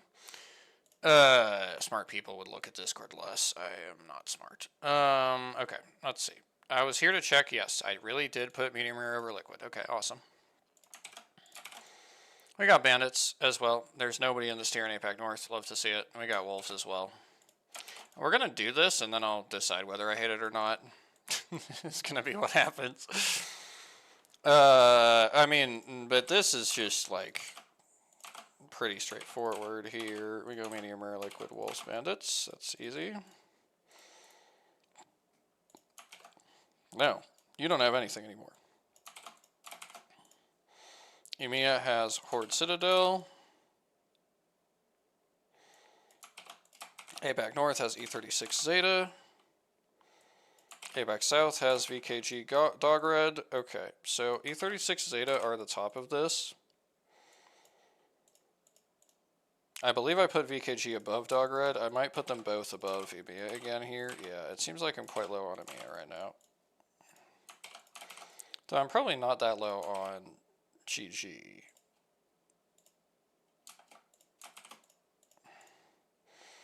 We have Stallions, we have GG, we have Fnatic and NFX. Did I put Fnatic or NFX higher? I put Fnatic higher. Okay, I'm not sure that I should have, but I did. And we got our RQ. This is the end of our 25. Look at that, crazy. I'm not putting Stallions at the top, I'll tell you that. I'll probably put GG at the top, and then I'll put Fnatic. And then I'll put RRQ, and then I'll put NFX, and then I'll put Stallions. That seems reasonable. Right, so what's the breakdown here then? This is 8, 6,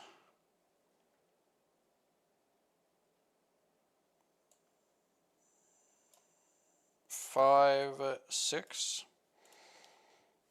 That seems pretty fine. Okay, but let's continue because I'm doing my top 30 here. Honestly, we could do more than 30 if we wanted. Let's say, okay, so Oblivion S2, Infinite.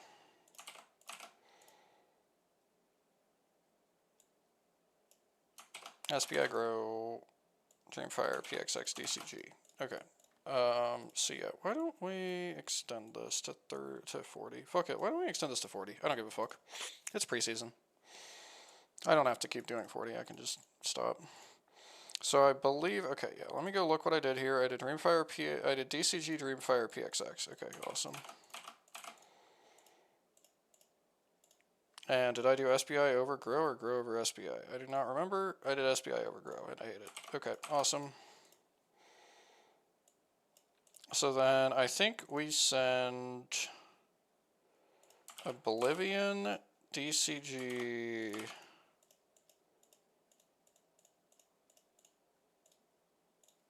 Infinite S2, DF, SBI, Grow, PXX is what we do. Okay. And then here, Legacy Donut Shop Rock, here UAV Mega, here Riddle KN, here BCG. That's 8, so one of these is not getting ranked. I would like for it to be Mega. Let me verify Riddle KN ordering. Okay, KN goes before Riddle.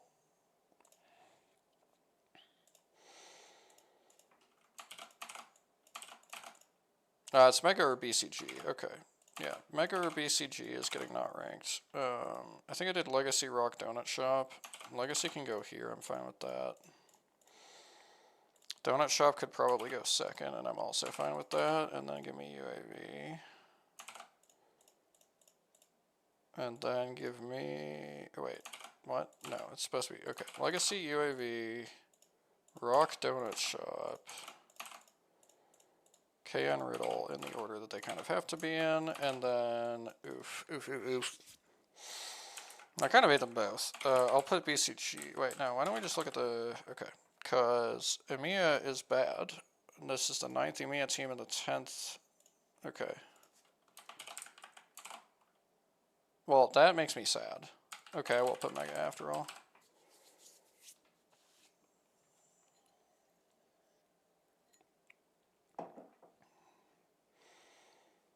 It does lead to 9 each. Is that actually 9 each? Yeah, it actually is. This is like the correct numbers if you do this. Crazy. Wait, that was low-key 5 head then. Alright. That's gonna be the rankings. Just gonna quickly page through these, make sure nothing super weird's going on. But yeah, I think we're done. I think I got this done a lot faster than I expected to, actually. Let's fucking go. I kind of rushed through Americas, I guess. Yeah, I definitely did. Let me just think like whether there's more that I need to talk about here. In Americas. Okay, let me quickly talk more about Americas, I guess, because yeah, I kind of didn't talk enough about that maybe. No, I'm tired. I don't want to. No, I kind of didn't talk about them.